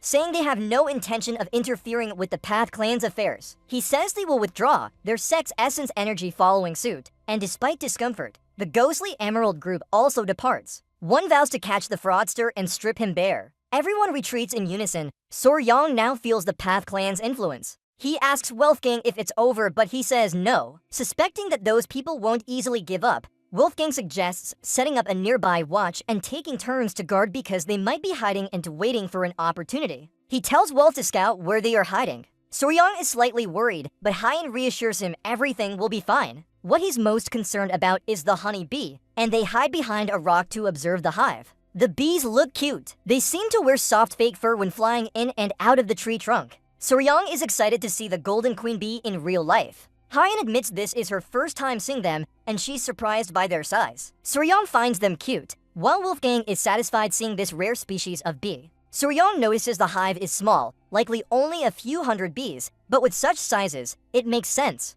Hain curiously asks Soryang to explain that a beehive consists of many bees and even a small hive usually has around 5,000 to 7,000 bees. Hain is surprised Soryang can guess without entering the hive, but he says just observing the number of bees coming in and out gives an estimate. Just then, someone appears behind them. It's Bee who reports that they found where the evil sect people are hiding. Wolfgang immediately asked where they were, but they hesitated a bit. As Wolfgang predicted, they had set up camp on the opposite side. Even without taking action, they would surely jump in if anything happened. Wolfgang decided to wait until nightfall to gather honey according to their tribe's method. Sori asked what that method was. Wolfgang explained that burning wormwood leaves would create smoke to calm the bees, making honey collection safer. Sori thought this way was great, but Bai worried because the wind was blowing towards them, complicating their plan. Sori quickly came up with something, prompting Pai to ask if it was a good idea. He said that since the wind was blowing towards them, their body scent would be masked. He wanted to take this opportunity to get closer to the beehive. Just as he was about to go,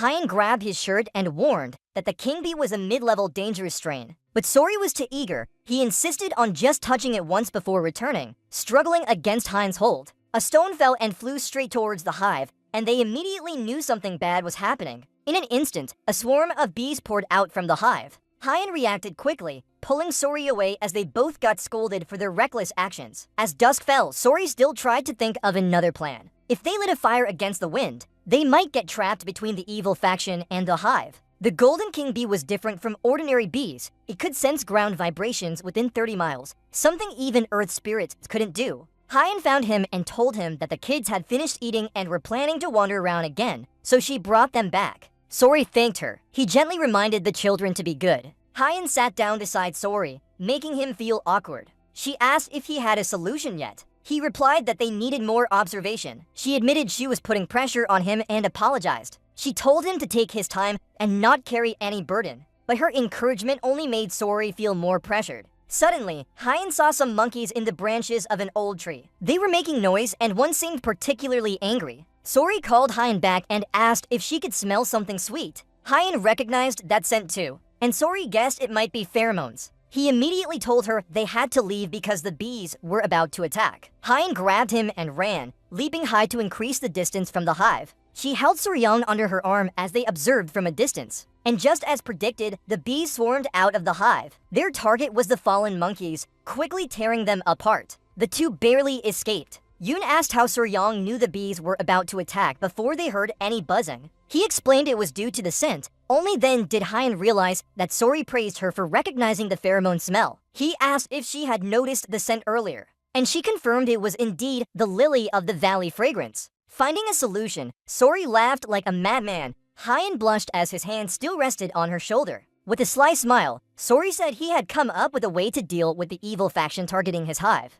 Meanwhile, people from various tribes gathered around the fire. They drank wine and ate meat leisurely. One asked when the honey collectors would arrive. Another said it was hard to tell. 3 days ago, the honey collectors were everywhere, but now they were silent. Some guessed they were about to act, while others dismissed it as nonsense. Someone wondered if the hive was really worth all the talk. A grumpy one said he was indeed a cave dweller and explained that soon, the golden king bee would be a treasure only royalty could use. He guessed the honey collectors would just take the honey and leave, leaving the hive for them to seize. These people had dark intentions, planning to strike when the honey collectors were in trouble. One mentioned a notorious figure using one of the 3 flowers from Woolen and decided to follow her to ensure she didn't die. The men grew excited at the thought of her because she was so beautiful. Their lewd gossip showed through their praising remarks, joking that maybe one of them would become a son-in-law for the honey collectors. But the conversation stopped when someone noticed an unfamiliar scent. It was a pleasant smell, making one guess it was indeed the poison fragrance.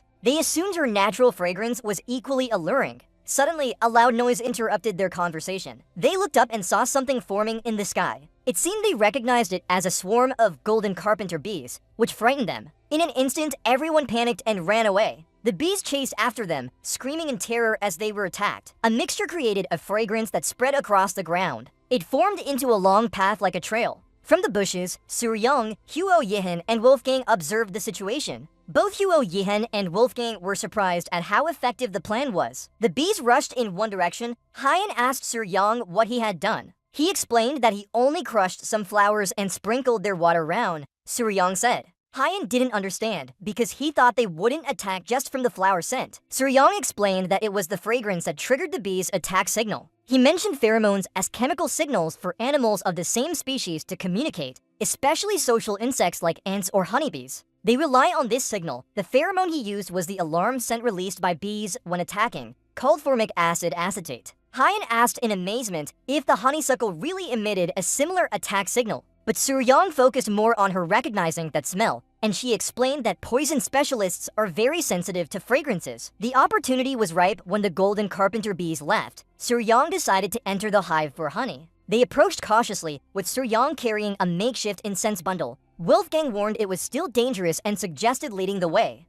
All 3 were overwhelmed by the size of the beehive. The scene was magnificent, with golden candle-like honey hanging down. It was truly beautiful. Fortunately, the bees had left, allowing Suryong, Huo Yihan, and Wolfgang to enter the hive. But Suryong quickly noticed something unusual. There wasn't a drop of honey. Wolfgang was surprised and checked carefully, confirming Suryong's prediction. The hive was truly empty. This was strange. Suryong also found no eggs in the hive. Wolfgang asked if this had anything to do with the lack of honey in the hive. Suryong explained that the bees were preparing to migrate, so they ate all their stored honey and carried it in their bellies. They must have sensed too many people around and planned an early departure.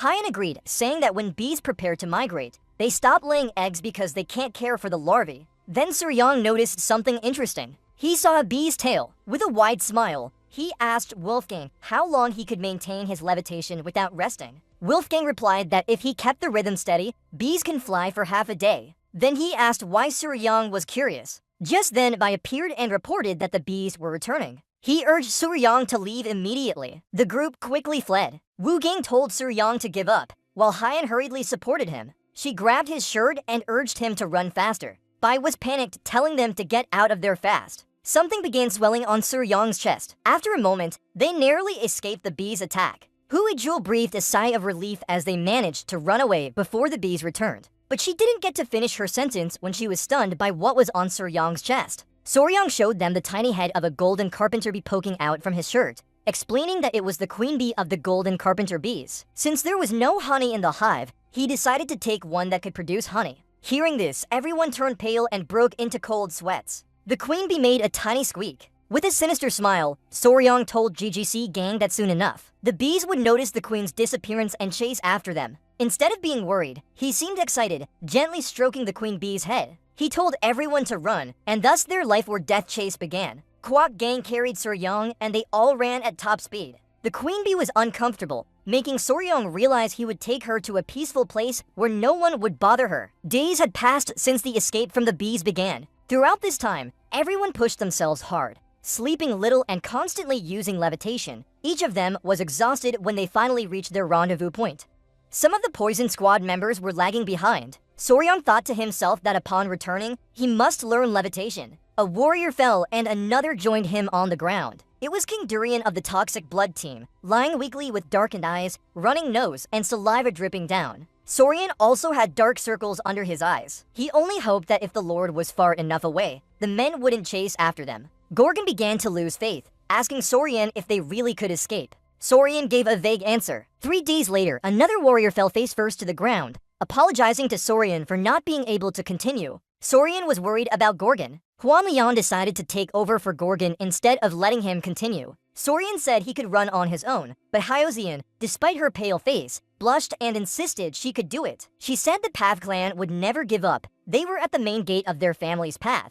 2 guards saw someone approaching and recognized them as their lady. Hua Yuan and Soryan walked towards them, shocking the guards with their ragged appearance. The whole household was immediately called out. In the commotion, Mai Yuziang and Chizan appeared, stunned by the condition of the 2 people. Huan was completely exhausted. Kai and San placed Huan's head on her lap and began treating her wounds. Danju asked Soryan what had happened. Soryan told him to calm down. She explained that she had only been depleted after using light skills continuously for 10 days. He urged everyone to head to the training ground immediately. Musai Jiang still didn't understand what was going on, until Soryan pulled out. The queen bee appeared from her cloak. She said that all the bees would come here, so they had to go to the old tree in the training ground. Everyone was surprised. Only Musai Jiang was used to Soryan's usual mischief. Kai and San was shocked because he sent someone for honey and brought back an uncle instead. Mai Yuzing placed her hand on his shoulder, insisting they would go right away. Suddenly, Mai Yuzing leaped up, grabbing Soryan, causing him to scream.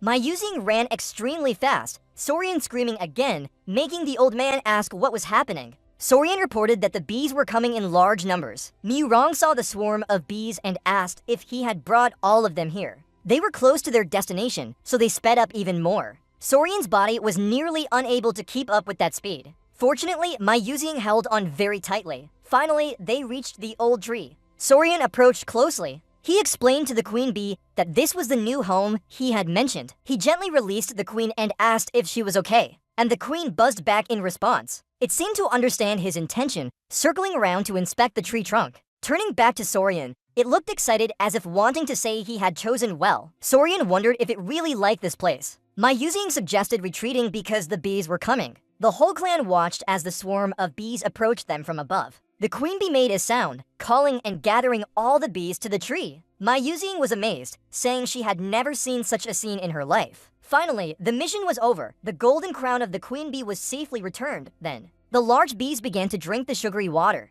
Exhausted from their journey, the bees were revived by the sweetness. Indeed, people say that marriage begins with a meal and goodwill starts there too. Fortunately, this world still has refined sugar, so such methods work quite well. Soryan hoped this small meal would help the bees become less suspicious and even view him as their master. Suddenly, he shouted that he had forgotten something. Chiyu-san and Musai Jiang. Ian looked at him skeptically and asked what it was. Soryan hesitantly asked about Hyozian. Chiyasan got a bit annoyed, saying he only now remembered to bring Huan back to her mother for rest. Then he asked if they had really used light skills all the way from the forest to their home while he was following. Sori nodded, apologizing and trembling. He explained that they only sleep for hours a day, running the rest of the time. Musong suddenly remembered and inquired about the blood poison team's condition. Sori was sweating as he admitted that members had collapsed along the way. He promised to pick everyone up. Finally, the blood poison team returned safely to their family. In Hyan's room, she was awake and sat up. Sori reported that Won Mo Wang had regained his strength right next to Hyan. Sori recounted they were extracting nectar from toxic flowers on the mountain.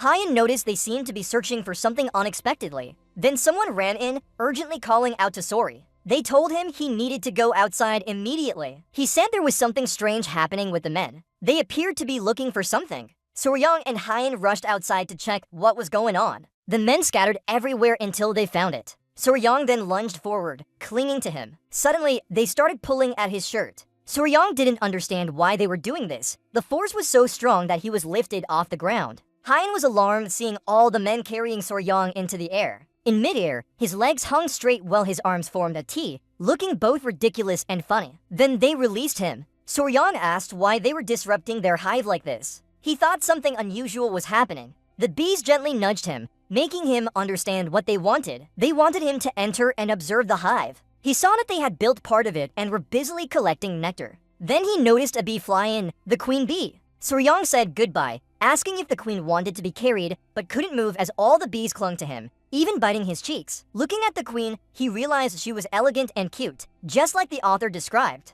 The queen bee closed her eyes and moved closer to Soryang's mouth. He was startled but couldn't speak when the queen bee unexpectedly kissed him. He felt something being placed in his mouth and swallowed it. The bees stopped humming, and the queen bee ended the kiss. Soryang's face turned as red as a ripe tomato. Blushing, he shouted asking what the queen bee was doing and that it was his first kiss. But then he felt something wrong with his body. He fell to the ground in pain, thinking his body might tear apart. In his head, he wondered what the queen had given him. She looked mysterious as she stared at him. The large bees watched Soryang struggle while heat spread across his body like a burning fire. Accompanied by an itchy sensation from within, the intense heat made bubbles form in his mouth, nose, and ears. He gritted his teeth and sweated profusely, his heart racing. Despite being so hot as if on fire, he tried to reach out to the queen, asking if she had given him something spicy, then stopped. With eyes still closed, he heard someone calling his name, joining in to ask Grandpa what was happening. Worried, Musai Jang stroked his hair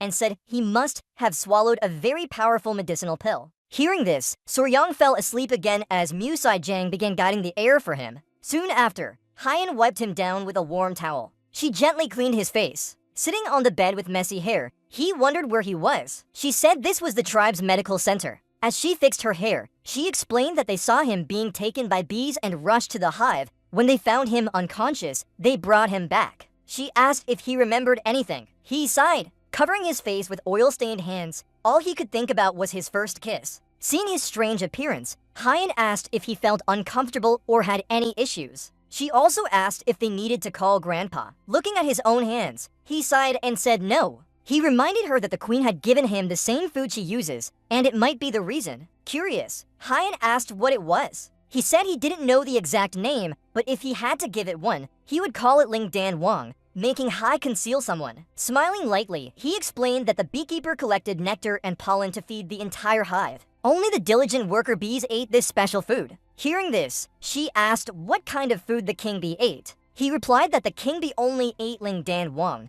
which the beekeeper made from the moment they were born until their death. In other words, the milk the king bee forced him to eat was actually the nectar itself. Hai immediately understood it was a unique nutrient source for the king bee throughout its life. But Sari added that the king bee also had another special effect that surprised her. He explained that the worker bees only lived about 45 days, but the king bee could live 60 times longer by eating this nectar. He asked if that wasn't extraordinary. Too much information. She told him to calm down. It was indeed a lot to take in. After sighing, she said she understood and the mystery had been revealed. She reminded him that the meditation technique he practiced was Wudu Hui Yuan, which could not fully absorb the medicinal power due to its low level. But because the king bee's essence contained 2 months of inner strength, so he absorbed it 60 times more, equivalent to 10 years of internal martial arts skills. She congratulated him on his good fortune. Sori began to feel a bit of energy, repeating the 10 years of inner strength while amazed. Haijun was slightly confused, playing with his hair and told him to check the mirror later, blushing. She turned away and said there might be other side effects from the king bee nectar. He curiously asked what those effects were. Rubbing his face, he asked more about her mention of the silver mirror. Holding up the mirror, he noticed something strange when looking at himself. His skin was so smooth it almost glowed. Looking closer, he wondered how the king bee nectar could have such an effect. Touching his face, he was startled, realizing his skin felt as soft as a woman's. Rubbing his face in confusion, he wondered if eating the king bee nectar had caused him to change, fearing he might be feminized. He looked around the room to make sure and then glanced down at his pants. Taking a deep breath, he lay on the ground, relieved that his most precious treasure was still intact. Lying on the ground, he remembered Haijun's warning about serious consequences if the king bee didn't guide the energy flow. He deeply thanked him for saving his life from certain death.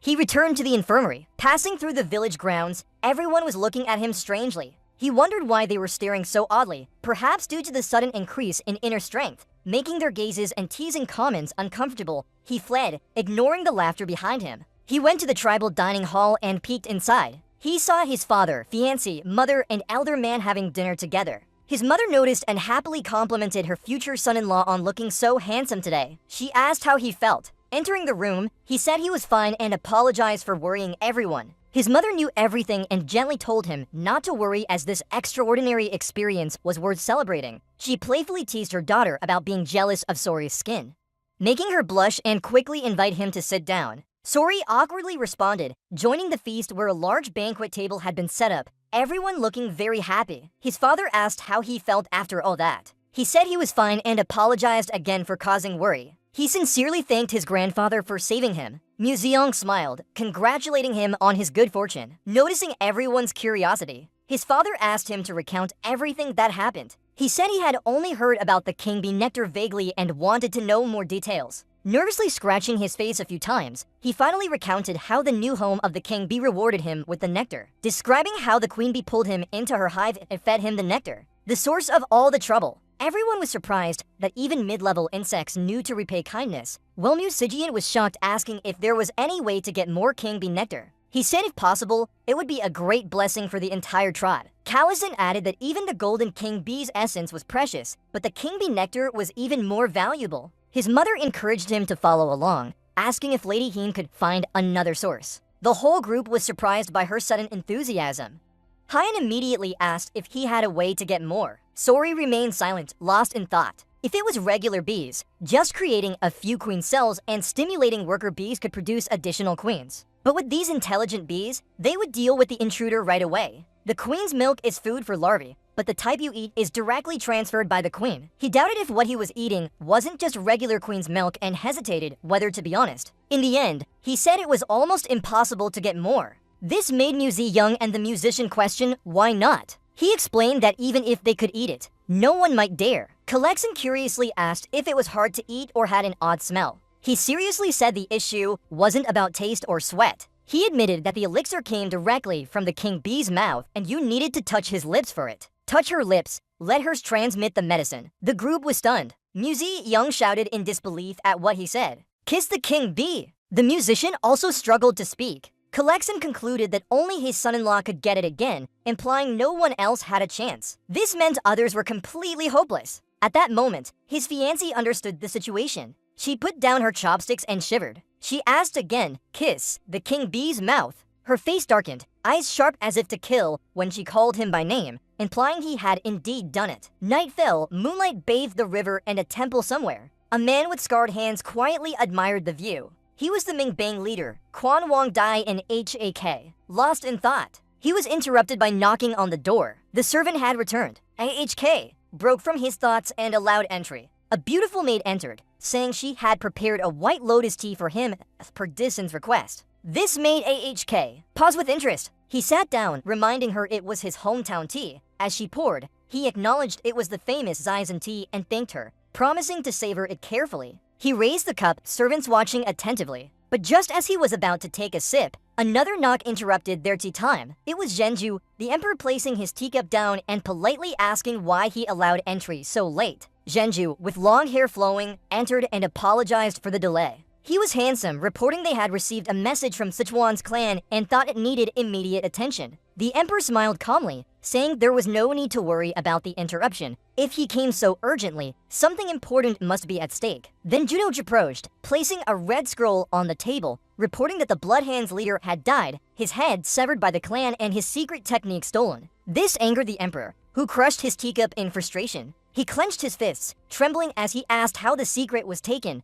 Junoj calmly recounted that Tanyang had been severely injured by the 10,000 poison army and disappeared. It was rumored he had fled to Hainan Island. With a pleased smile, he said there was an even more exciting piece of news. Rumors suggested a young man with his poisons had killed Tunyong. The emperor went silent, never having heard anyone could use such poison. Junoj sat before the emperor, saying he had heard many strange stories and this one would surely catch the emperor's attention. He was about to continue when a maid suddenly stared at him with an intense gaze. In Sichuan clan hall, everyone gathered around a table, including Soying, Huayun, the musician, and the clan leader. An elder asked if anyone had sold information to outsiders. Another elder was angry, disbelieving someone would tarnish their clan's reputation. Sori whispered among them, slightly confused why no one dared speak harshly about his father-in-law. Hyoseon smiled and explained it was expected. The clan leader knew they dared to defame the family's honor, and other elders were furious. After all, they were part of the house. He ordered an investigation and planned to visit Sichuan himself. An elder curiously asked what kind of poison he would use. The clan leader calmly replied first with soul-severing powder, then blood-burning poison, finally Horyorgan poison. His eyes glinted with malice as he said he would finish the job with 7-step soul-grabbing technique.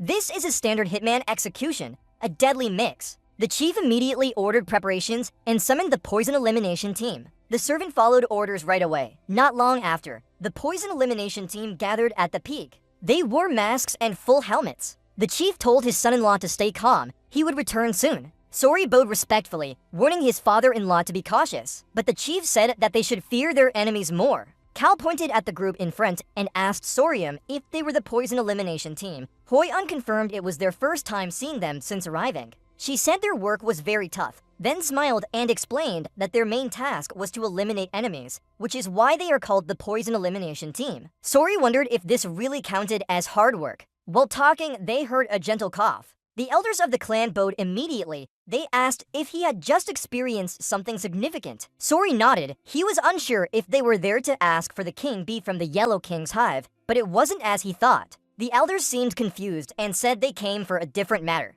Curious, Sori asked what they wanted. He inquired if it was related to the nobleman. They refused, insisting they didn't want anything like that. This made him more puzzled. The elders blushed from embarrassment. One of them approached and signaled for Sori to lean closer. The elder whispered if he remembered the medicine from the Radix Romania, as it was his creation and had the final say. Sori smiled happily. He took out the Radix Romania, tossing it around. Still integrating into the clan wasn't easy for him. But if the elders helped, he wouldn't mind. They laughed and promised to support his efforts from now on. Hyen looked a bit disappointed. The great clan chief stepped out of the hall and saw them laughing happily. Just as Sori was about to show the Radix Romania, the great clan chief asked what they were so happy about. They panicked and quickly danced, claiming it was just a friendly gathering. The great clan chief believed them, thinking they had understood the value of sarong. Hai's hopes sank even more. A subordinate opened the door to announce something big. Everyone turned curiously. The great clan chief asked what it was about. The messenger reported that the prefect of Sichuan was critically ill.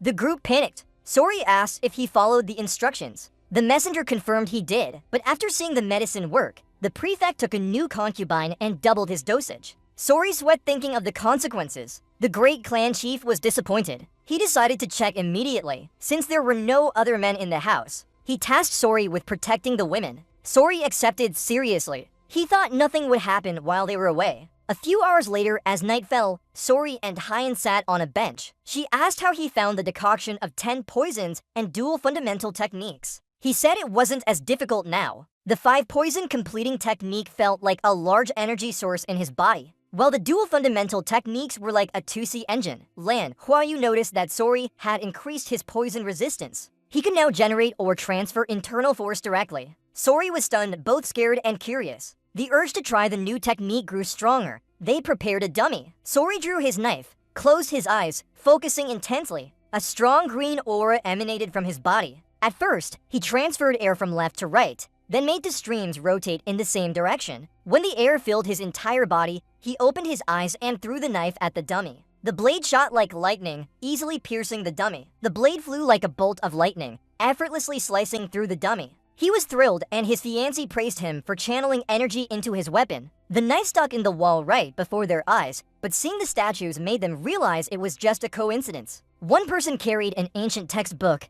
Even if it was only a copy, they had achieved their goal and decided to retreat before things got complicated. They hid the guards so they wouldn't notice, allowing easy escape through the training room. But then a faint pink scent spread, making them tense. An unfamiliar smell hung over their heads. The Lord was flying, looking at them slowly as if recognizing strangers. Outside, it was raining hard, and shouts echoed across the courtyard. Soryeon was confused by what was happening, but Hyoseon saw where the shouts came from and knew intruders were present. In the bushes, they spotted a few ninja-like figures. 2 were hiding, 1 standing. The Lord attacked him fiercely. This left the intruder confused about what the Lord was doing in the training area. Soryeon and Hyen observed, quickly recognizing them as enemies. Hyen knew she had to act. With a fierce look, she rushed forward, telling Soryong to shoot an arrow. She moved so fast it created a dust cloud, causing him to shield his face in surprise, not knowing her plan. The Lord bit the intruder's ear. He clutched his head, tears welling up as he begged for help from his companions. One ninja looked at Soryong, then saw Hyoscene rushing towards them and panicked. Retreat order given, the Lord held onto the bitten intruder tightly, the other to jumped away,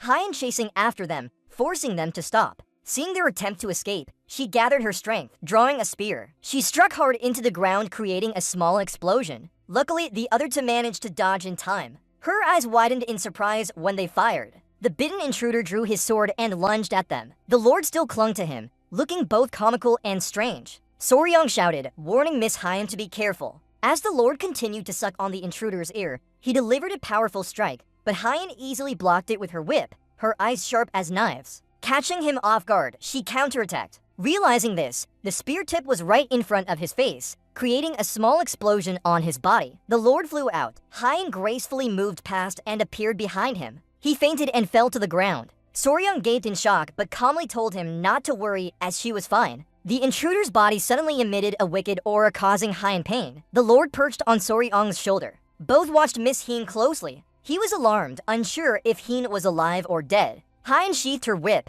noticing the strange aura from the intruder's body. She silently observed, a mix of curiosity and caution on her face. In just a few seconds, the man fell unconscious. Not far away, someone noticed the intruders and shouted to alert the guards. Hyen turned around, immediately directing the chase and starting the hunt. Soryong began sweating heavily. Surprised by her attitude, she told him to follow with Gyupi, the blood poison team leader. It was dark now, the forest lit up by torches guiding their way. Soryong, Bai, and other clan members ran hard after the intruders. Bai led them, believing they couldn't go far. His determined eyes showed he had to catch them at all costs. The others weren't tired, but Soryong was sweating profusely as he struggled with his dual engines. Suddenly, he sank into the ground hard, causing it to crack and water to gush out. He screamed like a madman.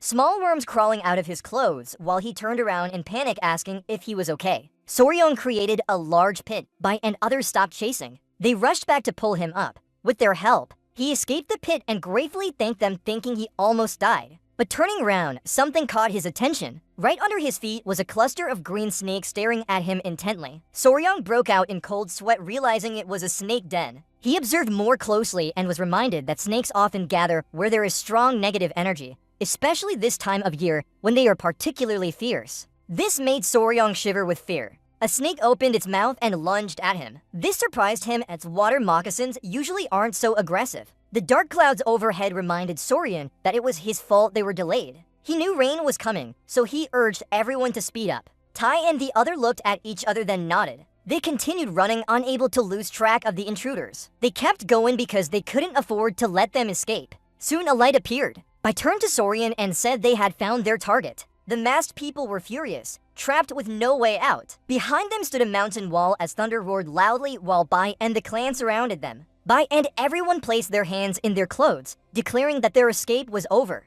Sori remained silent. On the other side, someone ordered to tighten the encirclement. The poison team drew kunai, causing the masked people to immediately draw weapons for defense. The poison team advanced, ready to attack. As the sword wielder charged, two others threw kunai, but a ninja deflected them with a shuriken. He swung his sword fiercely, engaging in battle with the ninja. Swords clashed, sparks flying. They regretted underestimating their opponent's strength. A ninja slipped through and delivered a powerful kick to his face, making him drop his sword. They blocked his path, causing the poison team to panic. When the ninjas were off guard, someone lunged at them with incredible speed. It was Pai. He tried to ambush, but the ninja dodged easily. T watched from a distance. The ninja continuously retreated, while Pai used his triple shadow technique, throwing a special shuriken towards him. The shuriken flew and suddenly exploded into 3 separate points. The ninja was stunned. Luckily, he blocked 2 of them, but one pierced his shoulder, causing intense pain. He clutched the wound while Pai approached, mocking that he truly was lucky. 2 ninjas had fallen, only one remained standing, but was injured. Bai and the other stepped forward,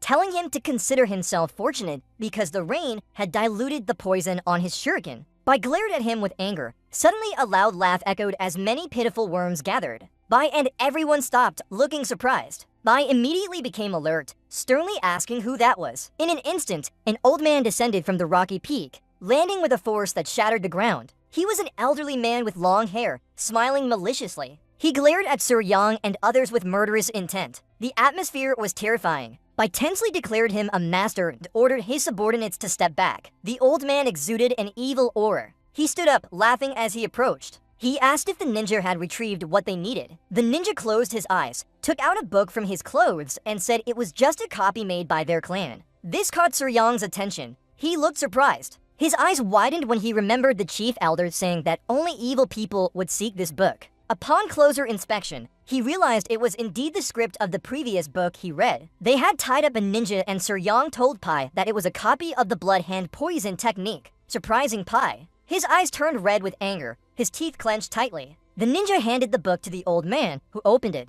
revealing a sinister smile. He angrily wondered why someone would desire such dark arts and wanted to know the identity of this evil figure. He flipped through each page, smiling as he confirmed that the copy only had techniques but lacked the core, which was more than enough. Finished reading. Despite it being early, he declared he would use it to announce their return. He ordered Hyatvin to perform the technique and ensure no one survived. Hyatvin cracked his fingers, determined to follow orders. Beside him lay a comrade's body. He raised his hand and concentrated energy. Red energy appeared from his hand as blood shot straight into it. Everyone was terrified at the dark magic being used, while Sir Yang wiped his head in shock. Horrified by what he just witnessed, the ninja's eyes glowed as he continued to suck blood through his hand. In an instant, the kunai on his shoulder fell to the ground and his wound healed completely. The old man laughed like a madman. He focused energy in his hand and cruelly declared himself the blood sect elder, Daggerclaw Gukkenegg. Sir Yang gritted his teeth, drawing his kunai. Gukkenegg stared at him, recognizing that he was stable. Saliva dripped as he licked his lips. His eyes gleamed with excitement after a long time of tasting young blood. The rain fell heavily. Gukkenegg put the book back in his clothes and ordered Julian to capture them all. Saying that nothing was more precious than the pure youth's blood, the ninja nodded and both lunged towards Sir Yang and the others.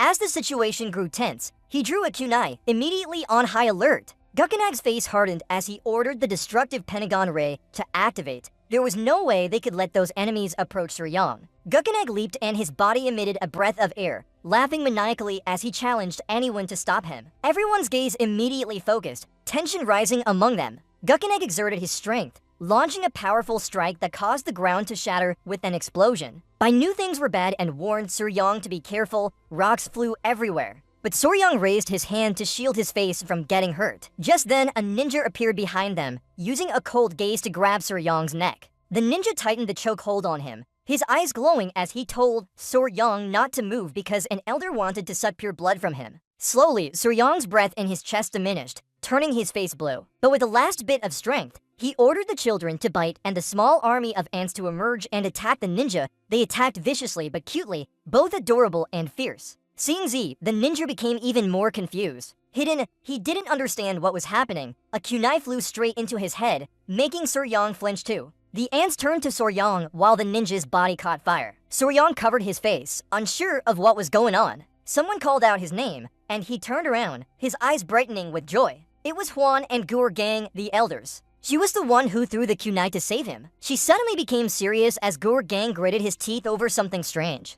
Pai and others maintained the Pentagon Ray, unsure of what was happening. They attacked Gukkenegg, but he grabbed a person emitting poisonous gas, making Pai panic that it was an elder from the blood sect. Huan's eyes widened in shock. She couldn't believe it. She ran over frantically and ordered everyone to help Gupai, with Gur Gang following closely. She also commanded the raid to transform into the 9 Poison Annihilation formation. Gukkenegg defeated a clan member and threw him down, but Pai and others surrounded him in the 9 Poison Array. Gukkenegg smiled when he realized Sir Yang was the one who had once defeated Ta Kun Yang's Blood Claw. He sneered at this, saying that title was overblown. Since Ta Kun Yang ultimately died under his claws, Wolfgang angrily told him to shut up and prepare for his execution here. Hearing this, Gukkenegg became even more amused, laughing with contempt. He went berserk, his body emitting a poisonous aura as he mocked the gang and challenged them to try if they dared. The battle began amidst heavy rain. Flames of divine fire rose redly. A clan member was severely injured, and Sir Yang immediately bandaged his hand wound, causing him pain but asking him to bear it. Sir Yang quickly finished the bandaging, feeling their side's strength waning. Yukina grabbed another clan member by the neck and drained his blood, making Ampi and others weaker while the blood sex ninja grew stronger after absorbing more blood. Gukkenegg attacked Huan, knocking her into a tree trunk. Soryang, who was bandaging, turned around cautiously. She fell down, gritting her teeth in pain as she shivered violently. Soryang worriedly asked if she was okay. He ran to her, lifting her shoulder and asking his future wife where she was hurt. She lied that she was fine but then coughed up blood. Holding Soryang's hand, she looked exhausted as she pleaded for him to return for reinforcements because they couldn't hold off Guchinex now. Soryang gritted his teeth in anger knowing she was right. Guchinex continued attacking, draining the blood of another clan member, forcing Pai and others to retreat. Clearly, Soryang could not participate in the battle anymore. Pogging worriedly advised Soryang to return for reinforcements as their survival was at stake. He promised to hold off Guchinex while urging him to hurry. Soryang silently looked at them for a moment, then reluctantly agreed and vowed to come back quickly, but admitted his light skills were weak so he wasn't sure. Before finishing his sentence, Hwan hugged him tightly. Tears streaming down her face, she smiled confidently that Soryang could do it. Reminding him of how hard he had trained for this, she promised they would find the Buddha together next time, making Soryang feel guilty. Placing a hand on his shoulder, Hwan earnestly begged him to return quickly and bring reinforcements. Then she rushed off to support the formation, leaving Soryang in silence. With sad eyes, he decided to go back due to the despair choking his heart. He began running back to the clan through heavy rain. His breath was ragged and each step weighed heavily as if pulling him down. Finally, Soryang collapsed on the ground, causing the ants to emerge from his clothes, collectively encouraging him not to give up. He calmed himself and gently stroked one of the ants. He realized that even with all his light skills, he would need nearly half a day. Most of the clan's experts were absent, meaning despite sending out signals, it was raining heavily again. Soryang silently observed before sinking into thought. The majority of high-ranking members were missing, so even if he sent another signal, the rain would be even heavier. Soryang quietly watched and then fell into deep contemplation. A question rises, why are they taking you? You realize they need to save themselves at least. You clench your hand tightly,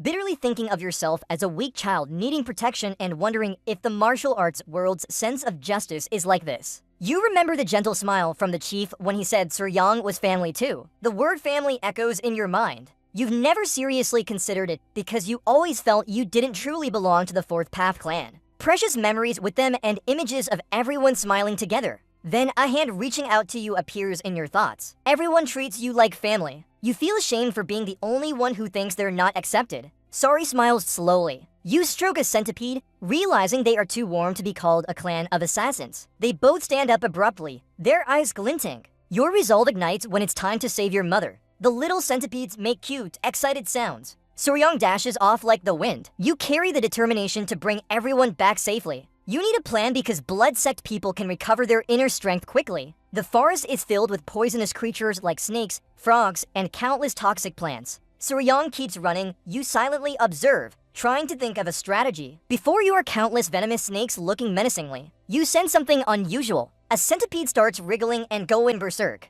Sari gently strokes the centipede, smiling as he eats it, saying you'll be fine. You take out the centipedes from your jacket and place them on the ground. One is still sleeping while the other two are sobbing loudly. Not wanting to delay any longer, Zorian leaves the centipedes behind and rushes towards the snake den. Without hesitation, you jump straight in, drawing all the snake's attention. A confident smile appears on your lips because with Fabri's aura, you must handle this yourself. These blood-colored snakes are called false flowers. They look cute but are extremely poisonous. Gorion lands at the snake den. Within seconds, dozens of venomous snakes wrap tightly around him and bite his hands and feet. Unlike fangs in front of their mouths, these centipedes have poison teeth deep in their jaws. Hard to inject, but highly toxic. Sorian's face is covered in sweat, but he smiles telling them to bite harder. A snake bites your hand, making you grit your teeth in pain. Their venom is stronger than Hakmonpa's, but thanks to the Fourth Path inner strength, you can temporarily endure it. The little centipedes worryingly stick their heads out calling for their father. Soriam shoo them away and tells them to be calm as he's about to leave the snake den. Suddenly, your eyes widen at something. Your hands and arms are covered in bites, convincing you that this is enough. You turn around with a determined face deciding to leave, but your body won't move, making you panic. Looking down, you see snakes wrapping around your legs. This goes beyond expectations, leaving you stunned. You clench your teeth in worry. This is definitely not part of the plan. Surprisingly, the little centipedes climb onto Sorian's shoulders. Their cute action surprises you momentarily. A centipede goes berserk, making a small growl. Sorian looks at it, his eyes slightly betraying fear. A snake ambushes the centipede and threatens with a hiss, making the centipede angrier. Its patience wanes as it climbs down from Sorion's shoulder, biting the snake hard, causing Sorion to freeze in shock. The little centipede attacks another snake. Fierce battle ensues. Sorion can only watch, his mind in chaos. In an instant, it defeats its opponent. Its eyes gleam with joy as it smiles. You're grateful for the centipede's help in driving away some snakes. Soryong kneels down and realizes they care about you. You gently stroke a centipede's head and smile. The little centipede climbs onto your head to sleep, making you laugh before deciding it's time to go back and save your mother. Returning to the battlefield, you are exhausted but your eyes still shine with determination. Many in the tribe had fallen, surrounding Gukkenag like an ancient vampire and draining blood to recharge. Thujin realized if they continued, everyone would die. White foam bubbled from the victim's mouth as Gucci neck tightened his grip and kept sucking blood. His eyes lit up, a wicked smile appearing when he said it was too easy. Exhausted, drenched in sweat, gritting his teeth to endure the evil torture. Who dares defy him? Hein drew her whip, not wanting to run but fight and hoped Soryong had escaped. She stood firm, ordering everyone to watch Gukkenag and keep a distance. Since the rain was about to stop, she told them to send out distress signals. One nodded while Gukkenag smiled coldly. An elder stepped forward, sincerely urging them to retreat with Soriol. Hearing this, she widened her eyes and immediately refused. 8 men argued they couldn't let the next generation escape, leaving fellow tribe members in battle. If they failed, they couldn't face the tribal leader. Gukkenag only crossed his arms and watched. They urged Huan to leave, but she insisted on staying, gradually losing patience. Enough was enough. Looking at Hein and the elder, she said if Soriol escaped, he would get bored. He curled his lip in a mocking smile. He leaned back, threatening that if Hein ran, he would turn the exit into hell and see it as a welcome for the blood cult's return. The elder gritted his teeth, realizing this scoundrel had no intention of sparing anyone. Just then, Hein tightened her whip. With fierce determination, she vowed to cut at least one arm from Gukkenag even if it cost her life. The others agreed. Her eyes locked onto Gucci next son, who smiled in amusement. But then a voice echoed behind them, confirming Hyen's words, the exit would never abandon its tribe members. That was Suryong, stepping forward with a confident smile. The elder went silent. Hyen's son worried about why Suryong returned. Suryong removed the leeches from his body. Closing his eyes, he told them to wait and repeated that the exit would never abandon its tribe members. Quickly stripping off his shirt, his eyes blazing with resolve, affirming he was also part of the exit. He drew his weapon, his gaze sharp, charging straight at Gukkenag, who laughed mockingly when he saw that. Hyosian instinctively worried, urgently telling Suryong not to be reckless. Gukkenag prepared to strike. He had spared him before and now Suryong was coming back on his own, making him think the boy was indeed foolish. Suryong charged with a ready stance. Hai froze in horror as Gukkenag easily grabbed Suryong's neck with one move. His eyes gleamed with twisted joy, his hand reaching out and his sinister smile when he saw Suryong biting blood for him. He placed his hand on Suryong's stomach and intended to savor the boy's blood, making Suryong grit his teeth in pain. But Suryong reacted quickly, blocking with his hand. Still, Gukkenag managed to suck some blood through his arm. With a malicious smile, he taunted that blood from an arm wasn't any worse. He continued sucking Suryong's blood from his arm, causing intense pain. Seeing this, Hyen and Pai were shocked. Hyen shouted orders for everyone to help Suryong.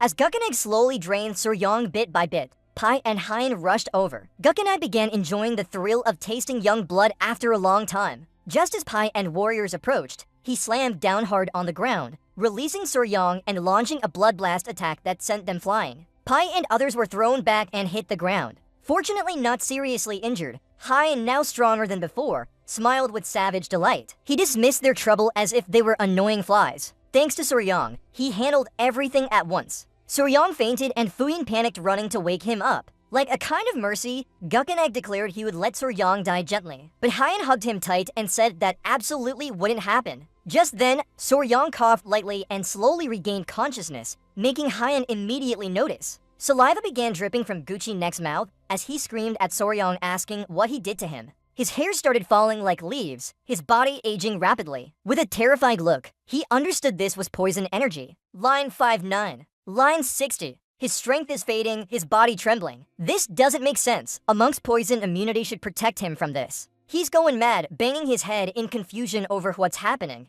He wants to know who Suryong is. Suryong smiles lightly and sits up slowly. He points at himself, declaring he's the predator of Hyosian, causing her to sigh in relief. The poison works faster, making Gukkenag shudder with fear. He can't believe he lost to a child. Sorong is weakening, struggling to look at Hyen and reveals something that surprises her. Seeing Sorong, his anger flares up intensely. He grits his teeth, sweating as he tries to understand what Sorong did to him. Panicked, he realizes the blood from Sorong has taken control of his body. Taking a step forward, he declares that the blood sex dominance is just one step away. Losing it, he rushes towards Sorong, shouting he won't let this happen. Screaming, he lunges at Sorong to kill him, but Hyozeon draws her whip, readying herself for a fight. Before Gukkenegg can reach them, she strikes hard with the whip. The whip wraps tightly around his neck, causing excruciating pain. She opens her eyes wide in shock, not believing she just hit them. Gukkenegg grips the whip firmly, trying to pull it free. He's too scary. He can't dodge even a strike from him.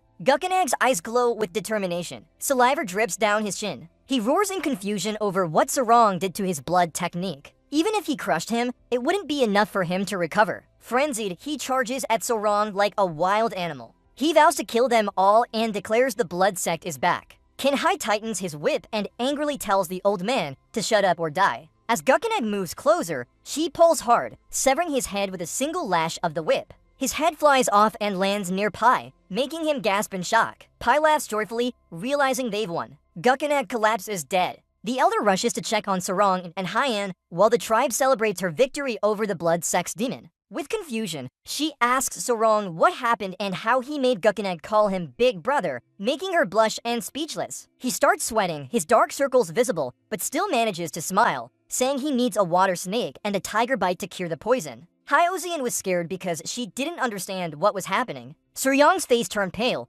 Hyen remembered that this snake species wasn't venomous and ordered for an antidote to be brought immediately. A few hours later, Soryong woke up on the bed, sweat dripping down his face as he tried to figure out where he was. Seeing him awake, the tribal chief stared intently and told him not to move. Hyen was present, surprised by Soryong's immobility. Sori lay still, confused, asking what had happened. The tribal chief performed a healing technique on his back while Hyen breathed for him. He regained consciousness. It had been 10 days since he fell ill, shocking Soryong deeply. With a kind smile, Fragrance thanked him for helping her cut off the head of that scoundrel. They brought him back. If the tribal chief hadn't returned in time, it could have been disastrous due to the severe poison. Sori swallowed his saliva, eyes filled with fear as he recalled being bitten by a snake in his past life and nearly dying twice. After some time, the tribal chief completed the treatment. Now that Soryong was awake, he would recover soon. With Hyen's help, Soryong sat up and sincerely thanked him. The tribal chief stared at Soryong and thought it was time to discuss something important. He grabbed his shoulder and curiously asked if the water snake Vovos species really had venom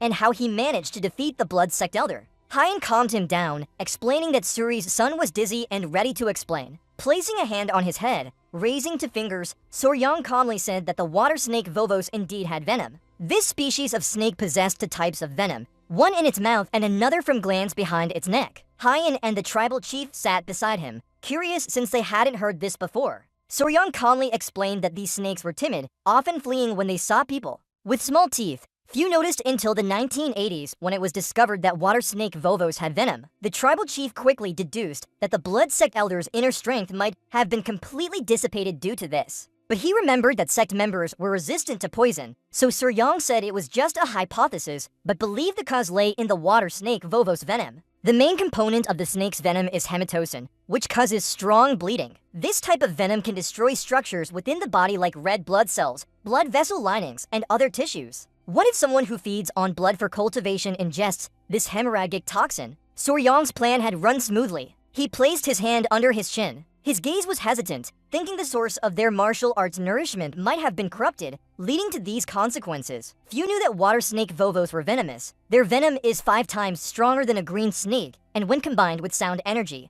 it becomes a deadly weapon. This made the tribal chief very alarmed, his forehead covered in sweat. Bang Huang was surprised to see such a terrifying creature near his domain. He looked at Soryong with admiration before smiling and praising him. The tribal chief cleared his throat, closed his eyes, folded his hands, and laughed as Hyen recounted that the blood sect elder once called Soryong an enemy, making Soryong blush deeply. He buried his head in the pillow, turning away, feeling embarrassed. Instead, Hyen and he placed their hands on his shoulders, saying that sealing the elder's martial arts made him fully deserve the title. The tribal chief laughed and thanked Soryong for protecting the clan. He clenched his fists tightly in anger, not understanding why someone dared to attack his family when he was away. He suspected Soryong and Hyen were silent, looking at them sternly. He believed they needed to wipe out the blood sect. Now knowing their weakness, they should collect plenty of water snake Vovos venom. Suryong's eyes glowed with anger when thinking about Gucci neck and his hands, seeing him as a group of noses to crush. Since then, the clan faced a serious situation due to the blood sect's return. Many martial artists were injured, some had even died. Someone attached a letter to a bird's leg to inform Miram's alliance to gather at the clan for support. The tribal chief sent the bird himself. He said that compared to facing peak wind experts, this time's casualties were fewer. But thinking about the blood flowing due to the blood sect made him restless. They not only kidnapped people for blood, but also caused a massacre 30 years ago, becoming enemies of their alliance.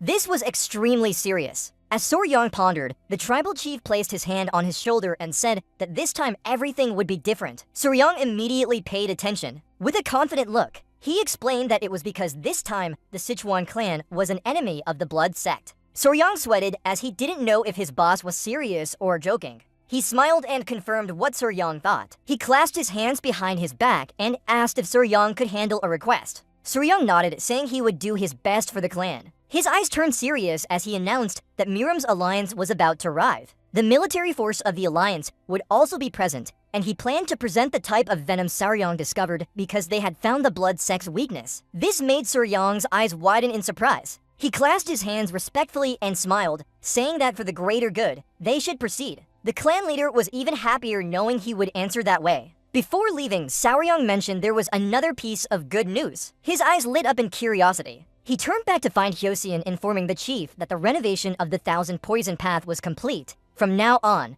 Suryong would manage it officially. After hearing this, he clenched his fist excitedly. Imagining lying amidst countless poisonous creatures made him widen his eyes in joy. He also mentioned they had prepared a sun pavilion as per his suggestion to support the water snake habitat. Suryong crossed his arms, still thinking everything was for justice. The messenger flew away with the news. A few hours later, he arrived at the Thousand Poison Path, stood in awe of its beauty. 2 guards were stationed outside. Suryong and Hyosien entered together. Inside was a garden called the Poisonous Plant Garden. Hye-an noticed it, placing her hand on it in surprise. Suryong folded his arms, smiling as he explained that this area was where all the poisons from Central Plains gathered. She became confused and softly asked if he really intended to gather every poison species. With confidence, he said he had promised her he would collect 10 of the major poisons in Central Plains. Hearing that, Hye-an blushed like a tomato, covering her mouth as she turned away. Without hesitation, she just wanted to see what was happening and ran off, leaving Suryong bewildered. Just then, a clan member excitedly called them from afar.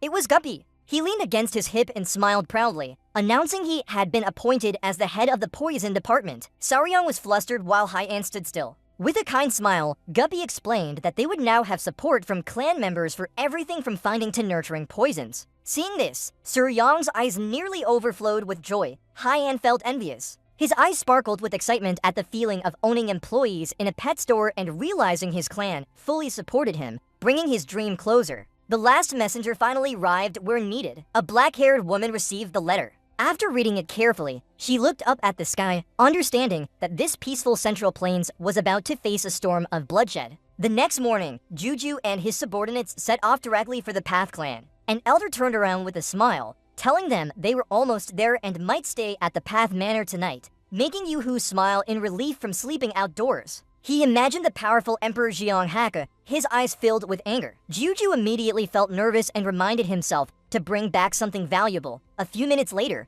they arrived at the Path Manor gate, where 2 armed guards stood watch. The elder was delighted to see the manor before them. One of the guards stared in amazement, guessing these must be guests from the Morium Alliance. Jewel stepped forward, folding his fan, and calmly introduced himself as a strategist for the Morium Alliance. The guard opened the gate while the other bowed deeply, thanking them for their visit and asking them to wait a moment. The guard's eyes tightened slightly. He glanced sideways and said they needed some information before entering. Judge hesitated, while the elder asked if they had to surrender weapons first. The guard scratched his chin, shyly saying it was hard to explain, but no living creature in the Path Manor could be harmed. Judge imagined a golden Buddha statue and wondered if the entire clan would convert to Buddhism. Guard Qing Guang said they would understand once inside. He hoped they remembered this instruction. Hearing that, Juju and the leader immediately straightened up. Just then, someone appeared, excited because the strategist had arrived. Seeing this, Juju's eyes widened in surprise before he smiled. It was Hye-an and Saryong, both bowed to show respect. Juju returned their bow, saying it had been a while since they last met. She placed her hand on her stomach and said it had been exactly 1 year since their last meeting, then smiled. Juju closed his eyes and asked if she was looking for her grandfather, who was tracking the blood sex trail. Juju looked at her gently and said how could that be a bother when they were welcomed by one of Miram's 3 flowers. He turned to Saryong and asked who he was. With a kind smile, he said he was honored to meet the strategist. He bowed again and introduced himself as White Saryong. Hearing this, Juju and the elders focused on him, puzzled that he wasn't from the Path Manor. Hye-an placed her hand on her chest, turned away, and solemnly declared that Saryong was her fiancé. Her words left Du-Dahu and the elder speechless. The others were furious with jealousy knowing one of Miram's 3 flowers had a lover. They clenched their fists tightly, tears welling up as they felt life was unfair to Saryong. Even Judge felt envious. He opened his fan and looked at the ground, quickly requesting to be led inside, fearing a challenge from the group. At that moment, an unusual sound echoed in the air. Juju, Hu, and the elder looked around anxiously, unsure where the sound came from. The men's mouths dropped open as they looked up at the sky and suddenly realized something was flying above. The sound came from the golden-haired bee king buzzing round, surprising everyone with such a rare breed of bees. The warriors drew their swords and warned everyone to be cautious. Instead, Sorian panicked and sternly told them to put down their weapons. He widened his eyes in fear as he placed a hand on someone's shoulder, about to explain the new rules for the exit. But he got angry, pushed Sorian away, and shouted that Lord Wang was extremely dangerous and could easily kill ordinary people. Sorian tried to explain, but the group started pressing against his body. Unable to take it anymore, he pushed them away and angrily said he was raising golden-haired bee men himself, asking everyone to calm down. A bee landed on Sori's head, showing affection, which made Jugu and the others step back in shock. Sori smiled mischievously at the bees, understanding they missed him since it had been a long time. Hye-an was delighted as his eyes widened with a small smile. He stroked one bee gently and kindly told them not to disturb their guests. The beekeeper's voice trembled as he saw Sori treating the golden-haired bees like children, causing Dugu to sweat profusely. Thanks to this, the young warriors calmed down. After the incident, Juju and the elder went with Su Ryong and Hua Ying inside. Jegu kept watching Su Ryong closely. He never expected the boy from Haikou Island to be the fiancé of the Venom flower and was even more shocked when a non-clan member became the exit's son-in-law.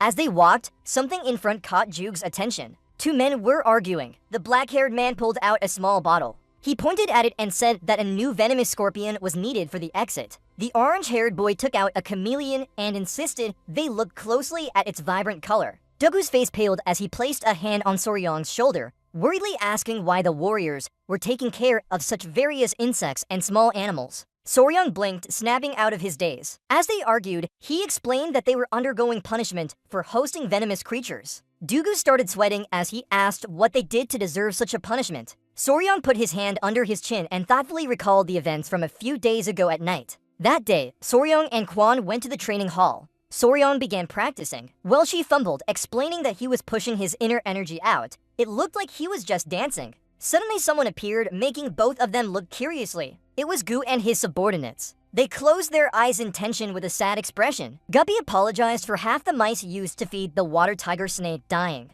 Hearing this, Soryong turned around, his eyes heavy with sadness. Hyosien was confused about what was happening. Soryong crossed his arms and closed his eyes, sighing, knowing there was nothing he could do because mice were very sensitive. Just a little noise, and the mother mouse might eat all of them. But Guppy said that the warriors had eaten those baby mice as snacks while drinking wine. Soryong was stunned, not believing his own hands. His voice trembling when he knew they ate those baby mice like appetizers. He was completely confused, not understanding what was happening. Hye-an folded her arms and observed Guppy, explaining that the 3-pointer dish was live mouse meat with a spicy sauce. Guppy bowed his head in shame and apologized to Soryong again. Soryong stood still, trying to understand what was happening, while Hye-an approached and scolded them harshly. Guppy took out his hands and explained that a few Venom Masters from Hainan were in the group. This scene reminded them of home, leading to chaos as one thing led to another. Soryong looked at them with disdain and finally understood that the baby mice were caught for the water tiger snake and the mice had been eaten by the warriors.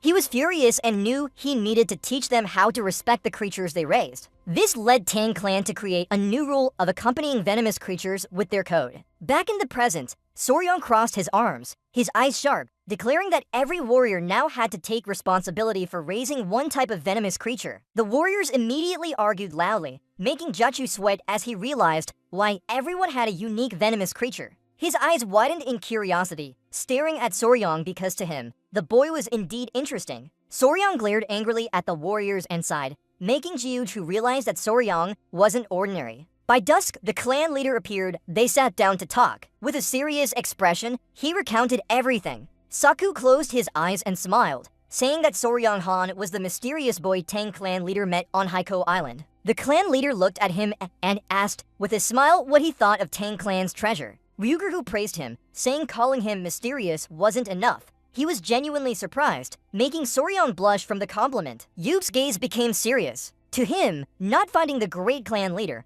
he smiled at Soryang and emphasized that they couldn't stand idly by as the influence of the blood sect continued to spread. Soryang curiously glanced at the elder. The clan leader asked him to bring that item here. This made Jiuj widen his eyes in confusion. The clan leader touched a finger, then used his strength to set up a barrier around the table. After closing his eyes and smiling, he explained they couldn't let any sound escape, so they had to use this barrier. Gabor reached into his coat while Jiuj watched the barrier in horror. Soryang confidently smiled and took out a small bottle, placing it on the table. He held the bottle, scrutinizing it closely, lost in curiosity. He wondered what kind of item needed such a barrier to keep it secret. The clan leader calmly replied that it was a poison that dissipated internal energy.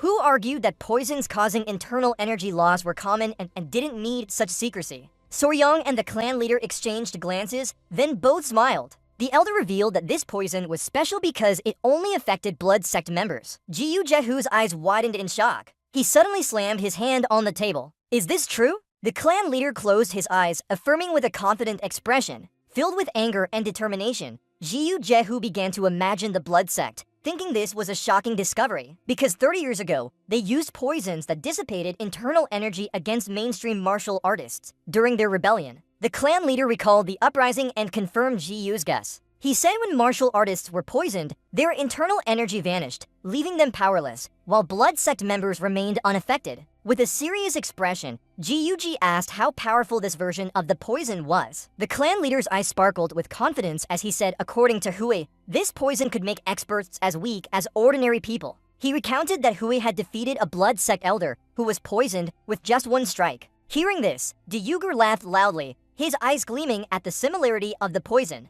He bowed in gratitude to the clan leader, saying even the master would be relieved with such a gift. Then he looked at Soryang and said if they wanted to thank him, it should be for discovering this. The elder recounted how Soryang had poisoned himself to draw blood from an elder blood sect member. This led to 10 days of life or death. Ji-Yuju looked up in admiration at Soryang's self-sacrifice, making Soryang blush and scratch his neck. Ji-Yuju placed a hand on Soryang's shoulder, causing him to awkwardly smile. With gratitude in his eyes, the elder said if he had any wishes, just speak up. He would relay them to the master. Yugu smiled patiently, waiting for an answer. Soryang lowered his head and hesitantly asked if he could request information on poison types. Ryuger was surprised that Soryang cared about poisons rather than martial arts or medicinal treasures. He broke out in sweat from embarrassment. Seeing this, the clan leader laughed. Junsu realized Soryang was truly different as no one unusual had appeared in Murum's history. He opened his eyes and smiled, saying maybe what he sought wasn't a poison but a mysterious divine stone. The sky was brightening and somewhere on the island, the sound of a waterfall echoed beautifully. A few people entered the area. A long-haired man turned to his uncle and reported they had arrived. His uncle was Dong-Hu. They were at Ganga Mountain in Sichuan.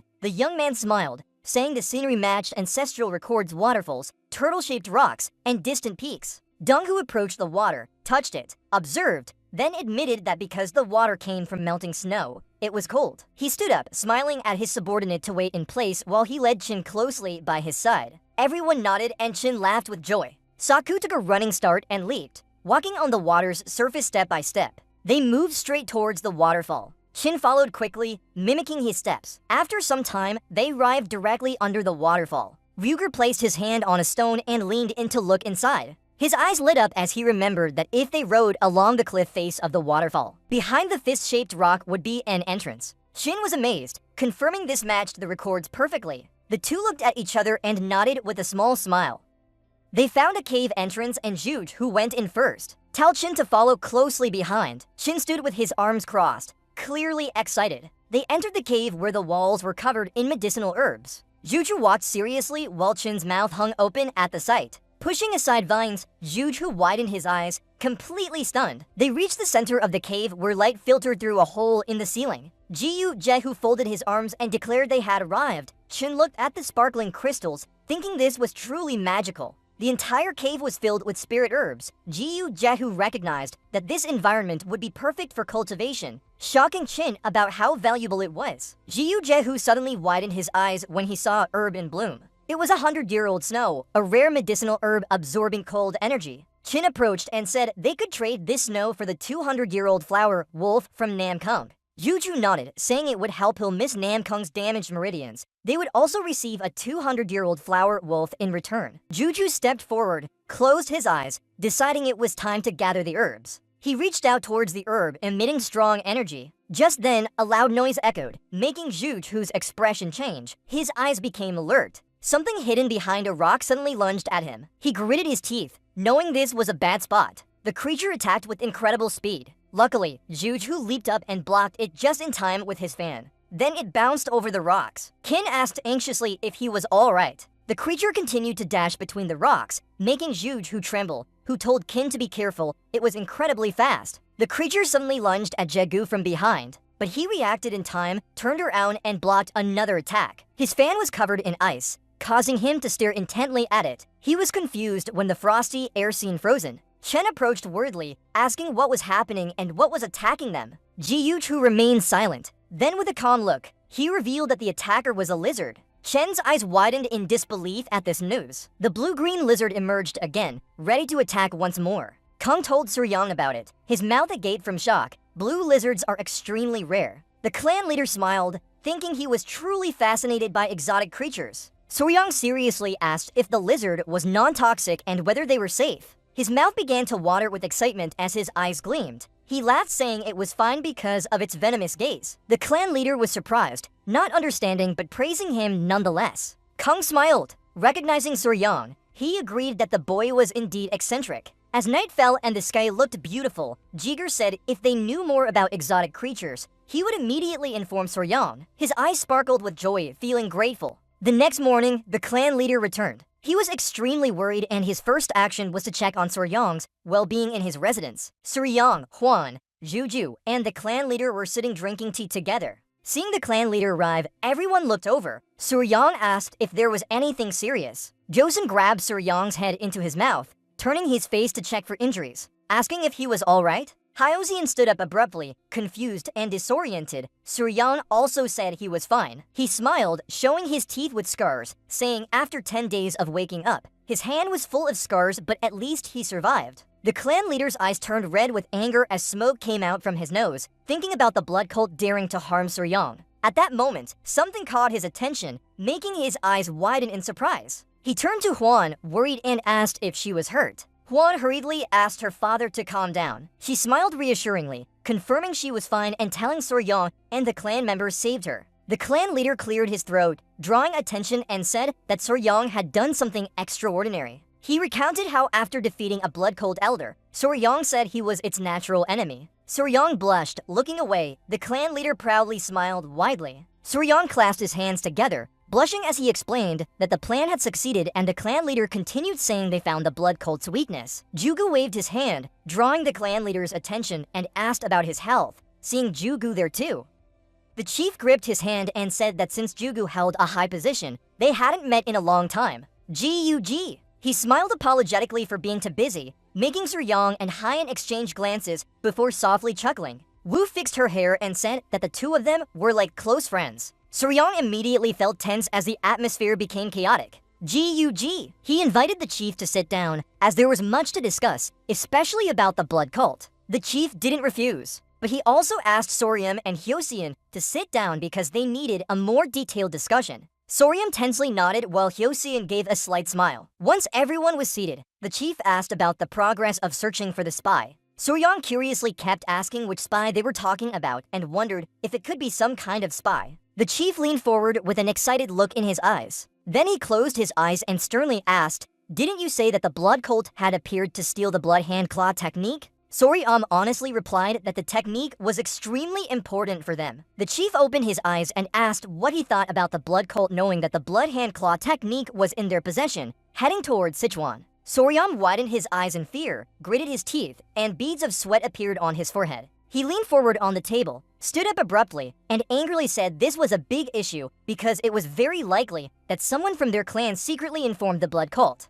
Tuin and the chief both looked shocked. Both the chief and Jugu were deeply concerned. Jugu placed his hand on the chief's shoulder, smiling and saying he should discipline his future son-in-law a bit more because there was still much Soryam didn't know about their clan. But honestly, some of what he said sounded funny. The chief stroked his beard with a slight sigh. Soryam was sweating profusely, realizing how different he was. With a gentle smile, Hyan explained to her fiancé that there couldn't be any spies in the exit path. Soryam asked in surprise if this was true. The chief calmly said that even when hiring servants, they thoroughly investigated their entire family tree. If nothing suspicious, then only the whole family could join the clan. He added that all descendants grew up in the exit path so no one would dare betray them. Soryam's eyes widened as he asked who the spy was finally. Somewhere else, a cup of tea was broken. A strong man squeezed a woman's neck, causing her to grit her teeth in pain. She struggled but couldn't escape. The man was Du Dong Hai. His eyes were bloodshot with anger. He tightened his grip on the woman's neck,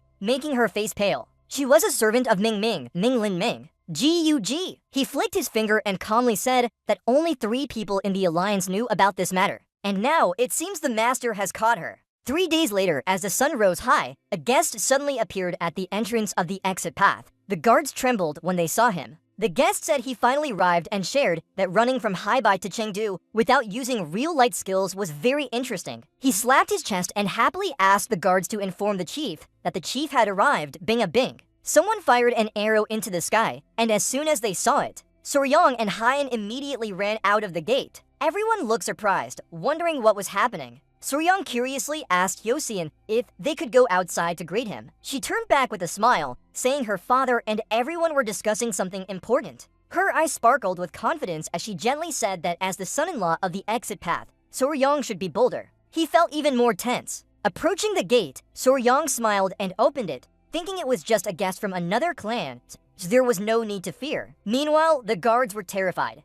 As Soryang saw Bao Muan and his subordinates standing sternly before him, he shivered in fear. His eyes widened with surprise and doubt. He clapped his hands on his hips and laughed when he saw Hyan. She respectfully bowed to the chief Bao with respect. Bao Muan smiled and said it had been a long time since they last met. As a child, he used to see her and now she was so grown that almost didn't recognize her. Hyan gently closed her eyes and forced a smile, saying 5 years had passed. Bao's elder's gaze turned serious as he looked directly at Soryam to ask who he was. Feeling the electric shock, Soryam's face was drenched in sweat. He introduced himself to Bao Muan as the son-in-law of the exit path, Wazirian. Ban McVan stared at him intently, touching his chin and beginning to think. He addressed Soryang with a curious tone, asking if he was Hyozian's fiancé. Soryang panicked, not knowing how to react, while Hyozian touched his mouth and nodded with a smile. This made Ban McVan's expression stern and cold. Soryang started sweating profusely, turning away in alarm with an extremely tense look. Ping Muggen's eyes fixed on him. He placed his hand under his chin and began to think curiously. Without hesitation, he touched a sensitive area of Soryang, causing the latter to turn red like a tomato. Hassian opened his mouth wide, his eyes wide with surprise. Ping Muggen smiled brightly, saying that he was worried about Soryang being too young, but clearly seeing signs of maturity underneath. Soryang breathed heavily, looking at him bewilderedly. He turned to Hyan, not understanding what had just happened. Ping Muggen placed his hand on Soryang's head, raised his thumb, and confidently said that in a few years, he would become outstanding. Hyan blushed. She covered her face out of embarrassment, remembering that the Peng clan didn't usually appreciate formalities, so their evaluations were always strange. Ping Muggen's familiar hand landed on Soryang's shoulder, laughing happily. His subordinates also stared at him wide-eyed, thinking he was extraordinary. One of them leaned down to examine his sensitive area closely. This made Soryang turn away, feeling a bit sad but reminding himself that it was their style and way of acknowledging each other as men. He bowed and smiled gratefully for the praise from Peng Muggen. Peng Nguyen burst into laughter, thinking Soryang was different from the useless sons of other clans. He gave a hard pat on Soryang's back, introducing himself as Peng Nguyen, the clan leader. The slap hurt so much that Soryang winced. He greeted everyone while Hyan stood beside him sweating profusely. Hyan caught Peng Muggen's attention by mentioning she had a question. He turned to her, curious about what she wanted to ask. She widened her eyes and asked how they could travel so fast from Haibai just to help the clan. Peng Mugging frowned, saying that actually they weren't here to help, then asked if there was a problem with the exit path. He observed Soryong's disheveled appearance curiously. Hyan worriedly inquired about what had happened, causing Soryong to be concerned as well. After some time, they entered the grand hall, and Peng Muggin was surprised to learn that the blood sect had appeared. They sat down at a table for tea. Hyan calmly announced that their enemies were destroyed. Peng Muggin propped his head on his hand, sighing regretfully for being late, while Zugu remained silent beside him. The clan leader smiled and asked why he had come. Peng Nguyen was taken aback before saying that the blood sect story distracted him. Actually, he came to seek help with a different matter. Hyan and Soryong immediately paid attention. The clan leader opened his eyes curiously, asking Peng to explain clearly. Peng Nguyen touched his head, closed his eyes, and sighed heavily. He covered his mouth, turned towards the door, and sternly ordered his subordinates to bring someone in to greet the seniors at the exit path, making Du curious. Someone pushed open the door. It was one of Peng's subordinates. His eyes shone brightly as he looked around with authority. Hyozin covered his mouth, holding back a gasp when he saw another child in front of him. Soryong started sweating heavily, focusing all attention on the man. The man approached the table, reached behind his back, and told Hyan to make the girl come down and greet the seniors at the exit path. Suddenly, a tired yawn echoed from above him. Soryong widened his eyes, gasping for breath. A person in white leaped down, startling Huayang as well. It was an extremely cute little girl sucking on a lollipop. Everyone stared at her silently. With a sweet voice, she bowed and introduced herself as Peng Yingjing. She had just eaten cookies while being carried by Peng Nguyen to show everyone. He laughed and explained that this was his daughter, leaving Su Ryong and Wei unconfused. Hyan's eyes widened in amazement at the girl's beauty as if she moved like a miracle, while Soryong's mouth hung open. Peng Muggin chuckled, saying it was because father and daughter looked alike that everyone saw them this way. He patted her head, saying his daughter was the reason he came to the exit path, while she continued eating cookies carelessly. He placed his hand on her shoulder, saying she wasn't feeling well lately and hoped the clan leader would take a look. The clan leader sternly asked if Peng really meant that his daughter was sick. Soryong looks at the girl, his eyes wide with worry. Even though she was still eating cookies, Soryong could sense an unusual aura emanating from her body. That night, Soryong lay in bed as tiny worms crawled around him. He had read about symptoms of Indin, but couldn't find a cause. Closing his eyes, he gently stroked one small worm. A few hours earlier, they made her sit on a chair to examine her. Ben recounted that she sometimes had difficulty breathing and would suddenly develop large red patches before fainting and waking up later. The chief sat beside him, reaching out to check. Ben narrated that he had searched for doctors everywhere. A doctor also said the girl was completely healthy. Another person mentioned something strange that almost got him killed. The chief asked what it was. Ben said they suspected this might be from intentional poisoning by someone, but he firmly believed no one in Pengzer could have done it. Sori looked surprised, while High-End remained serious. After the checkup, the chief stood up and said that indeed she was poisoned, possibly an internal issue. Peng Pingzong denied any wrongdoing, swearing loudly that no one in his family had harmed her. He held his head, unwilling to speculate further as he didn't trust anyone in his household could harm the girl. Ji-Yuj nodded and said they still hadn't figured out the cause and poisoning wasn't always intentional. The chief decided to set up a small observation area for them near the guest quarters to monitor her condition closely. The conspirators thanked him gratefully, agreeing to keep their daughter there for closer monitoring.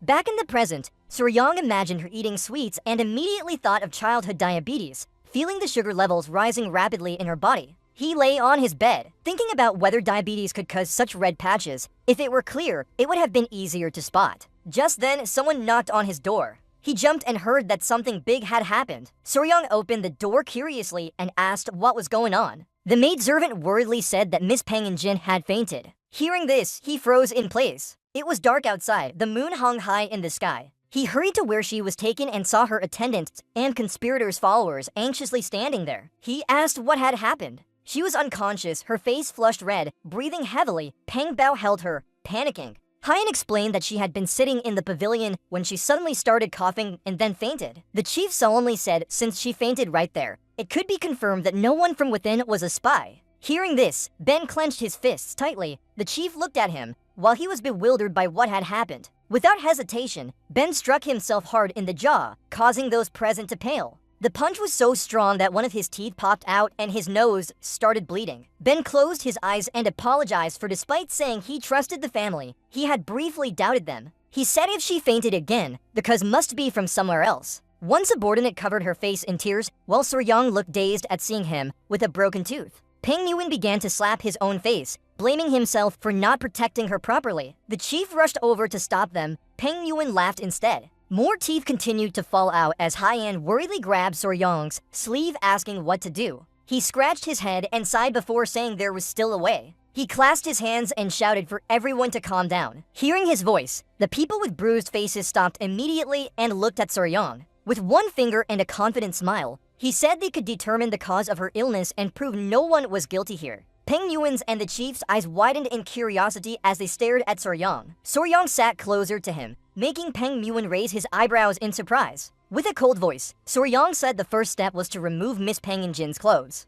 The chief and Hyan stood still at this suggestion, while Peng Yuen's eyes turned red with anger. The chief was stunned by what he heard. Seeing his angry reaction, Peng Yuen asked again what Soryang had said. Soryang also felt startled by their reactions. This was unexpected. He repeated the suggestion to remove her clothes completely, but before he could finish speaking, Peng Yuen grabbed his collar. Soryang panicked. "See you trying to undress your daughter." Peng's eyes flash with anger. Sori trembles and begs for mercy, hoping Peng will be lenient. A tiny spider from Soryang's shirt emerges, staring at Peng as if ready to attack. Soryang quickly orders it to hide away. Gradually, Peng loses control. Soryang knows the situation is dire. The chief worries and begs for calm, knowing his daughter has a reason. Hwan also trembles, asking him to listen to Soryang's explanation first. Peng tightens his grip on Soryang's shirt. He closes his eyes, forcing a smile out of fear. His gaze is still menacing as if ready to break her neck. But Hwan smiles at no volley, saying Soryang is good. After some struggle, Peng finally releases him.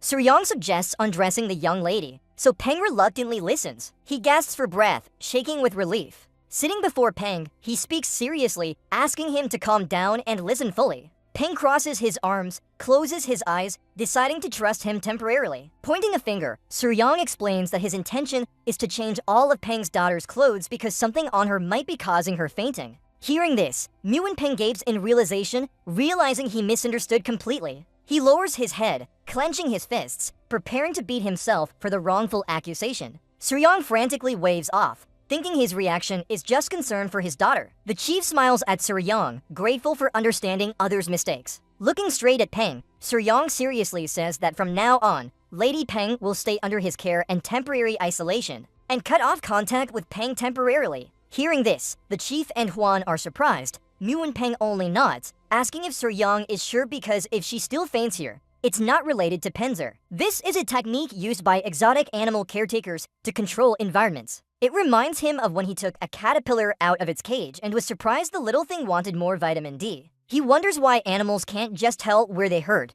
wishing humans could hear them. So caretakers must change their environment and food gradually to find what causes illness. Back in reality, Jin is breathing heavily and flushed. Soryang decides to apply this method, changing the entire environment of the child, then testing each thing to find the cause. The chief nods, recognizing Soryang's logic. With time, they will find the root. He praises his son-in-law for coming up with an effective solution. Soryang is bewildered and flustered, while Hwan breathes a sigh of relief. Peng Yuen understands, feeling his whole body tremble. He hugs his daughter, tears streaming down his face. When asked Soryang to take good care of her, Soryang's eyes shine with determination. Placing a hand on his chest, he assures Jin that she can trust him, having raised countless creatures before. A little girl cannot be difficult. The next morning, Lady Peng wakes up crying, making things harder than expected. She cries immediately upon waking, confusing Soryang on how to handle it. The more she cries, the more Jin cries. Soryang frantically pats her head as soon as she wakes and starts crying non-stop,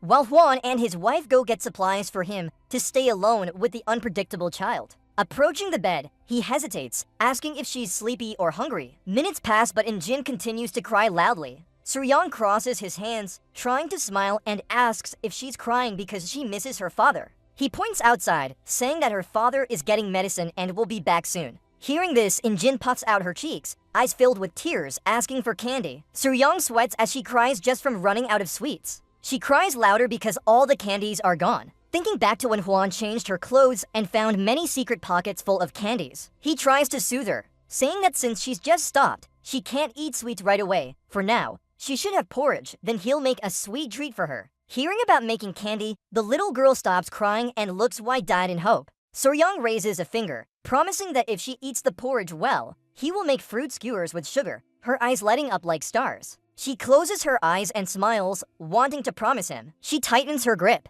saying that Peng always keeps his word. If she breaks it, he can hit her in the face. Soryang nods, sighing, wondering why Peng taught children this way. The sky is clear and sunny early in the morning. In a corner of the yard, Peng Quan often hides in the bushes, his eyes heavy with worry. Hindin is playing with a bee while passing by Hyen. Peng's eyes are distant as he can only watch from afar due to the no-contact order. Soryang spots him and raises a hand to cover his mouth, asking what he's doing here. Peng jumps in surprise on high alert. He pats Soryang and pulls him into the bushes. With desperation, he asks about his daughter's condition. Soryang lies on the ground, looking blankly at the question. He sits up to say that she eats well and is very obedient. Hearing her eat well, Peng's mouth drops open in surprise. Soryang recounts how his daughter just finished a whole plate of fried pork. Bang can't believe it. He asks how he managed to do that. Soryang replies that she ate by herself. Bang Kwan's eyes widen in confusion. Just then, a figure in a red dress appears, startling both of them. It's Hyan. She smiles and greets the chief, Bang. He responds with a grateful smile. She gently says that Jin asked where Soryang was. Hearing Sir, Bang feels a surge of jealousy. Soryang stands there in shock. Peng's eyes fill with anger and frustration, feeling he hasn't even had a proper conversation with his daughter yet. Soryang is so scared he opens his mouth wide. Peng growls, asking when his daughter started calling him Sir. Soryang grits his teeth and runs away immediately. Peng clutches his head in confusion, Hyen turning to ask if he's planning to go to the martial arts hall again. Soryang says that playing with the golden-haired king made his daughter more obedient. He rushes to the training ground and notices the men also like Hindin. Upon arrival, she is playing with a yellow bee. She hugs it and happily greets Soryang. The child laughs and plays with him. Then more bees fly over. One lands on her head, another licks her cheek, making her laugh heartily. Soryang crosses his arms and smiles, noting that thanks to the men, he's quickly become close with her. A bee lands on him, and Soryang tilts his head when he realizes the golden-haired king might be confusing her for food because she spilled syrup on him,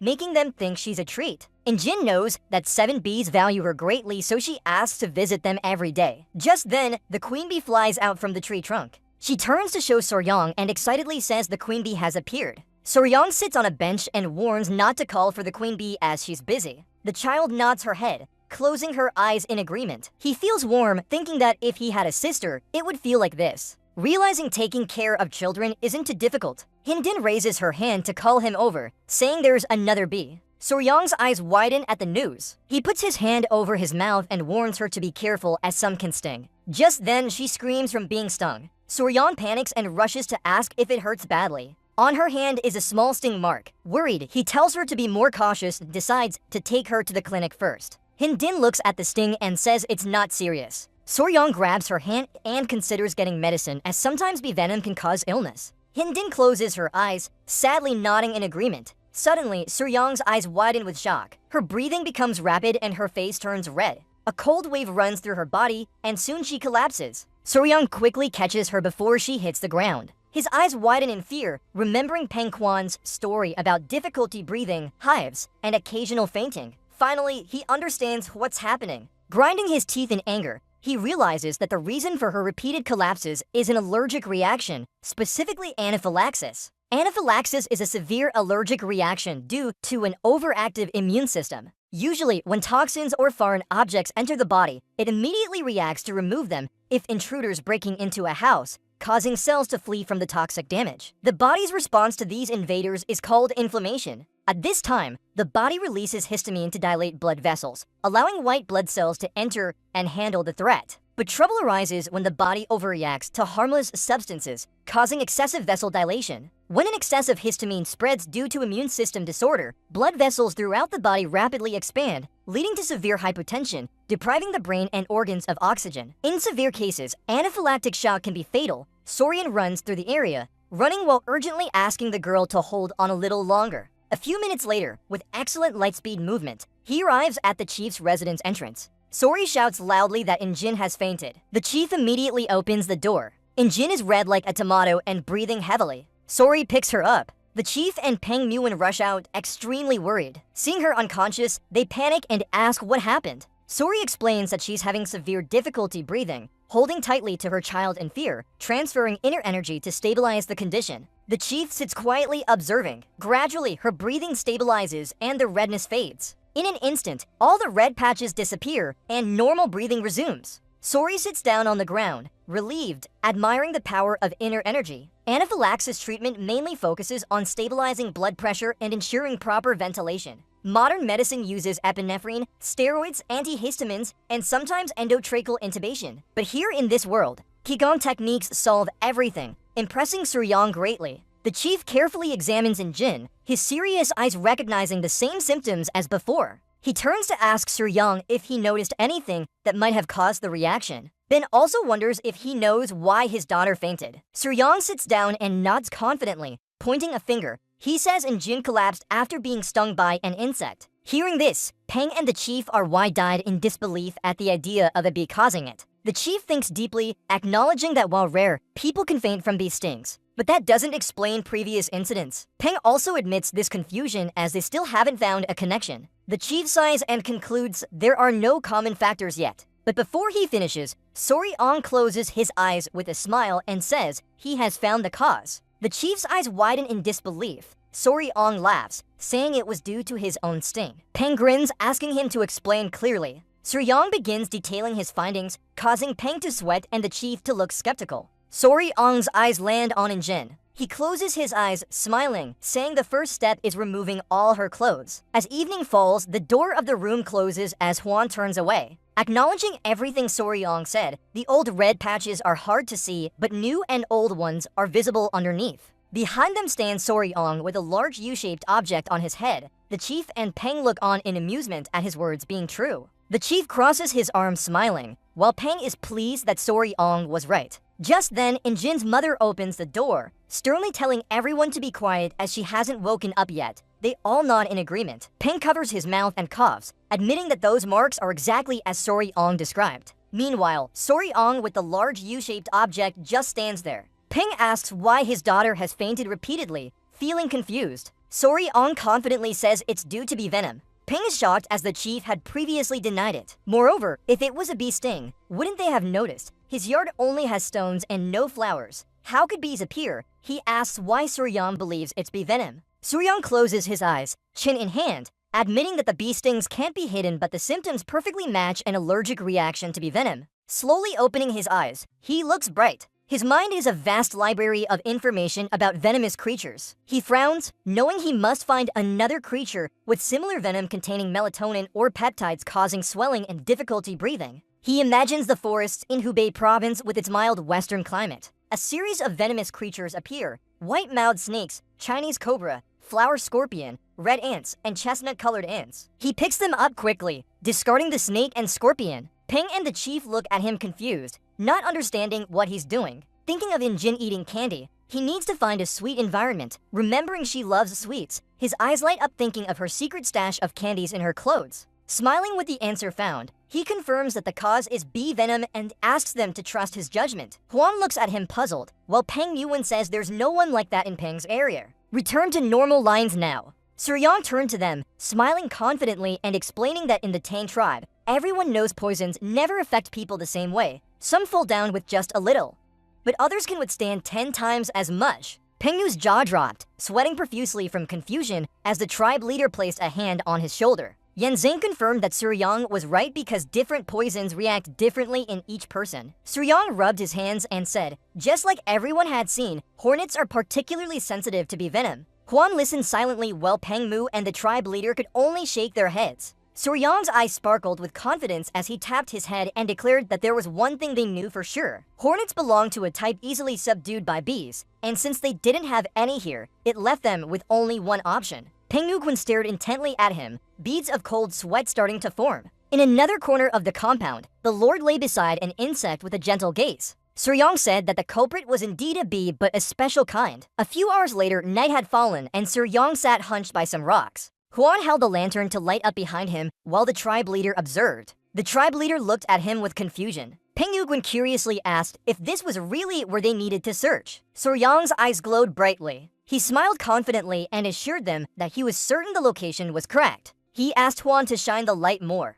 CNN Chiang raised the lantern higher. His eyes widened in curiosity before nodding. Suryong placed a candy on the ground. Soon, tiny ants came out from one tray. One ant bit another fiercely, causing it to scream for help. Using chopsticks, Suryong picked up an ant and loudly declared that this was indeed the culprit. Peng Yukwen and the tribe leader stared at it in shock, realizing it was clearly an ant, not a bee. Suryong told them to look closer because these ants are closely related to bees. Peng Yukwen examined it more intently. He didn't understand what he meant. A few seconds later, the tribe leader's eyes widened in horror, leaving everyone speechless. That tiny ant was extremely aggressive. Upon closer inspection, they found a large stinger at its rear end. It was hard to believe that an ant could have such a big sting. The tribe leader immediately understood Suryong's point about the close relation, while Peng Mukwen gaped at the strange sting ant. Suryong looked at them and said this creature was indeed responsible for the repeated collapses of the hornets. It was a real stinging ant. Peng Mukwen stared intently at the ant, sweating profusely while the tribe leader was stunned. This is the actual culprit, belonging to the Membricidae family, Formicidae order, and Pongrani subfamily, known as Asian stinging ants. The Asian stinging ant or Pichicondyla chinensis belongs to the Membricidae family, Formicidae order, and Pongrani subfamily. Many might wonder why an ant could be related to a bee's venom. The answer is simple. These ants evolved from common ancestors with bees, so they still retain many similar characteristics. In fact, studies show that people who have allergic reactions to Asian stinging ants often react similarly to bee venom. Suryong held the ant with chopsticks, making it angry. He pointed at it and smiled as he explained that this ant wasn't trying to attack the hornets. Perhaps it appeared to hunt for evil beasts encroaching on Tang territory, since Asian stinging ants mainly feed on myified creatures. One of Peng Mukwen's subordinates had been bitten, checked the wound, and found it looked like a common rash, so no one knew the real cause. When the hornet woke up, she only thought it was a leftover from the fight. Peng Mukwen opened his mouth wide. Everything finally made sense. No one expected the culprit to be such a tiny and seemingly harmless creature. He turned to the tribe leader and curiously asked if they could make an antidote. The tribe leader closed his eyes in thought. When he opened them, his face was serious. There is an antidote for bee venom, but Peng Mukwen was speechless. The tribe leader said at least they knew the cause to prevent future collapses. Peng Mukwen gritted his teeth, angry at his helplessness. But then he sighed deeply. He looked at Suryong and smiled in gratitude. Suryong's eyes sparkled with joy as he said it was just their duty. With confidence, he said there was a way to treat it, though slow but feasible. The tribe leader was amazed while Peng Mukwen asked Suryong to explain further. Suryong touched his cheek and calmly explained that the method is called desensitization therapy, which made Huan more curious. He continued explaining. Peng Mukwen asked if they had to undress the hornet. Suryong sweated as he quickly explained it was about injecting small amounts of bee venom into her body to gradually reduce sensitivity. It would take time, and Hu Ian prepared to teach him. He believed that after completing the course, the hornet wouldn't collapse anymore. The tribe leader folded his arms and realized this method could work since the Tang tribe also had similar techniques using venom to increase resistance. Peng Yukwen clenched his fists tightly as he asked if she would never faint again after treatment. The tribe leader smiled and nodded, saying it was slow but achievable. Peng Yukwen smiled contentedly. Mr. Kim closes his eyes and firmly slaps Suryong's back, thanking him for saving his daughter. Suryong blushes, holding his head in pain, while Tudor and Hyen burst into laughter. Peng Yuen's eyes sparkle with joy. He grabs Suryong's shoulder and says that after such a great favor, he can't just let it go. He immediately asks what Suryong wants. All he has to do is speak up. You're sweating profusely, you're closing your eyes, wondering why everyone here likes throwing white bills every time they get help. With sincerity, Suryong bows and says that Jin is like his younger sister, so there's no way he can demand payment. Peng Yuen chuckles loudly and slaps him hard on the back, saying that the Peng family doesn't believe in modesty. He demands that Suryong state what he wants. The slap was so strong it made Suryong scream in pain, knowing he'll be in trouble if he doesn't speak quickly. At that moment, his eyes brighten. With a teasing expression and drooling, he asks if Peng Yuen can take him to tour the mountains. Peng Yuen just looks at him confusedly. The next day, Peng Yuen, Suryong, Gyupi, and Hyen head at Mount Ganga in Sichuan. Everyone is stunned by the beautiful waterfall before them. Ben Mukwen smiles and says that the mountain is truly majestic. Suryong bursts into laughter and mentions that he heard there's a stunning cliff behind it. Hyen steps forward, intently looking at the waterfall, and says that according to the general, this must be where they need to find something. Suryang agrees because the scenery matches the description perfectly. He's a bit confused about how to enter the cave behind the waterfall. Ben hears this and turns around, an idea flashing in his mind. He remembers that Suryang said he just learned lightness techniques, meaning he hasn't mastered the swallow flight technique yet. He curiously asks what it is. At first, Peng Yuan smiles brightly, but then his smile fades as he looks suspiciously at Suryang. He grabs Suryang's shirt and hoists him up, saying that this problem is too difficult to solve indirectly. Suryang turns pale, sweating profusely, while Hyen covers her mouth in shock. Peng Yuan still throws Suryang towards the waterfall with great force, making Hyen scream. Suryang lands near the waterfall, panting heavily, as Peng also lands right in front of him. He leans on his hands and laughs loudly, impressed by how fast Suryang moved. Suryang collapses, thinking this man is truly insane. Hyen rushes to check if he's okay. She helps him sit up, and when she looks ahead, she realizes it might be the entrance to the cave. Suryang's eyes widen in surprise at the hidden entrance behind the waterfall. They decide it's time to enter and see what lies inside. A few minutes later, as the waterfall pours down into the river below, Suryang and everyone else step into the cave. Their eyes open wide in amazement, leaving them speechless. With unease, he says that something is wrong here. Hyen stands beside him and examines carefully, agreeing with him. In front of them are small rocks. Above, there are glowing crystals surrounded by dry plants. They know the general can't be wrong, but the cave scenery is completely different from what was described. Suryang sits next to the crystals, closely observing them. This is exactly where Zigan, the Murim Alliance general, said a beam of light would shine down between heaven and earth, blooming with countless magical flowers. The plants are in full bloom, creating an otherworldly realm, a paradise beyond description. Peng Yuan and everyone start walking around the area. Suryang's eyes stick to the dry trees. To him, this place feels like hell. It's completely different from what was told. Huiyan follows them, acknowledging that despite the light shining down from the cave entrance, no flowers are blooming. Everything is withered and dead. With seriousness, Peng Yuan realizes a spirit is altering the environment around them. He stares at the rocks and notices cold air emanating from the central rock. Suryang honestly admits that the elder was right. Peng Yuan draws his sword and asks everyone to stand behind him. Slowly, Peng Yuan approaches the rocks. His eyes become serious as he feels the intense cold. Just then, a creature roars loudly, startling Suryang and Huiyan. Peng Yuan's gaze sharpens. He draws his sword and says that the creature is in front of them and tells everyone to keep their distance. Suryang is happy with the roar, finding it magnificent. A creature with glowing eyes slowly emerges from the ice. It looks at Suryang intently and roars again, making him open his mouth in shock, not believing what he's seeing. It's a fat mantis, walking towards them, its body emitting cold air. It's about as long as a handspan, with round golden eyes and a chubby tail. Suryang hugged his face, eyes sparkling with adoration. The lizard was too cute to make him faint. Hyen raised her hand to her mouth and admitted that this green lizard was absolutely beautiful. Suryang smiled proudly as Hyen recognized its value, but Peng, who bought lizards often, sighed, but his expression turned grim when he realized something important. The gecko growled again. Peng, who bought lizards often, tightened the fruit knife and said there was another one inside. Suryang immediately thought they might be a pair. Smoke angrily exhaled from its nose, and his eyes lit up as he imagined them possibly being able to mate. He told Lot Peng that they must capture them alive at all costs. The gecko looked at Suryang with a menacing glare. The coldness emanating from it was stronger.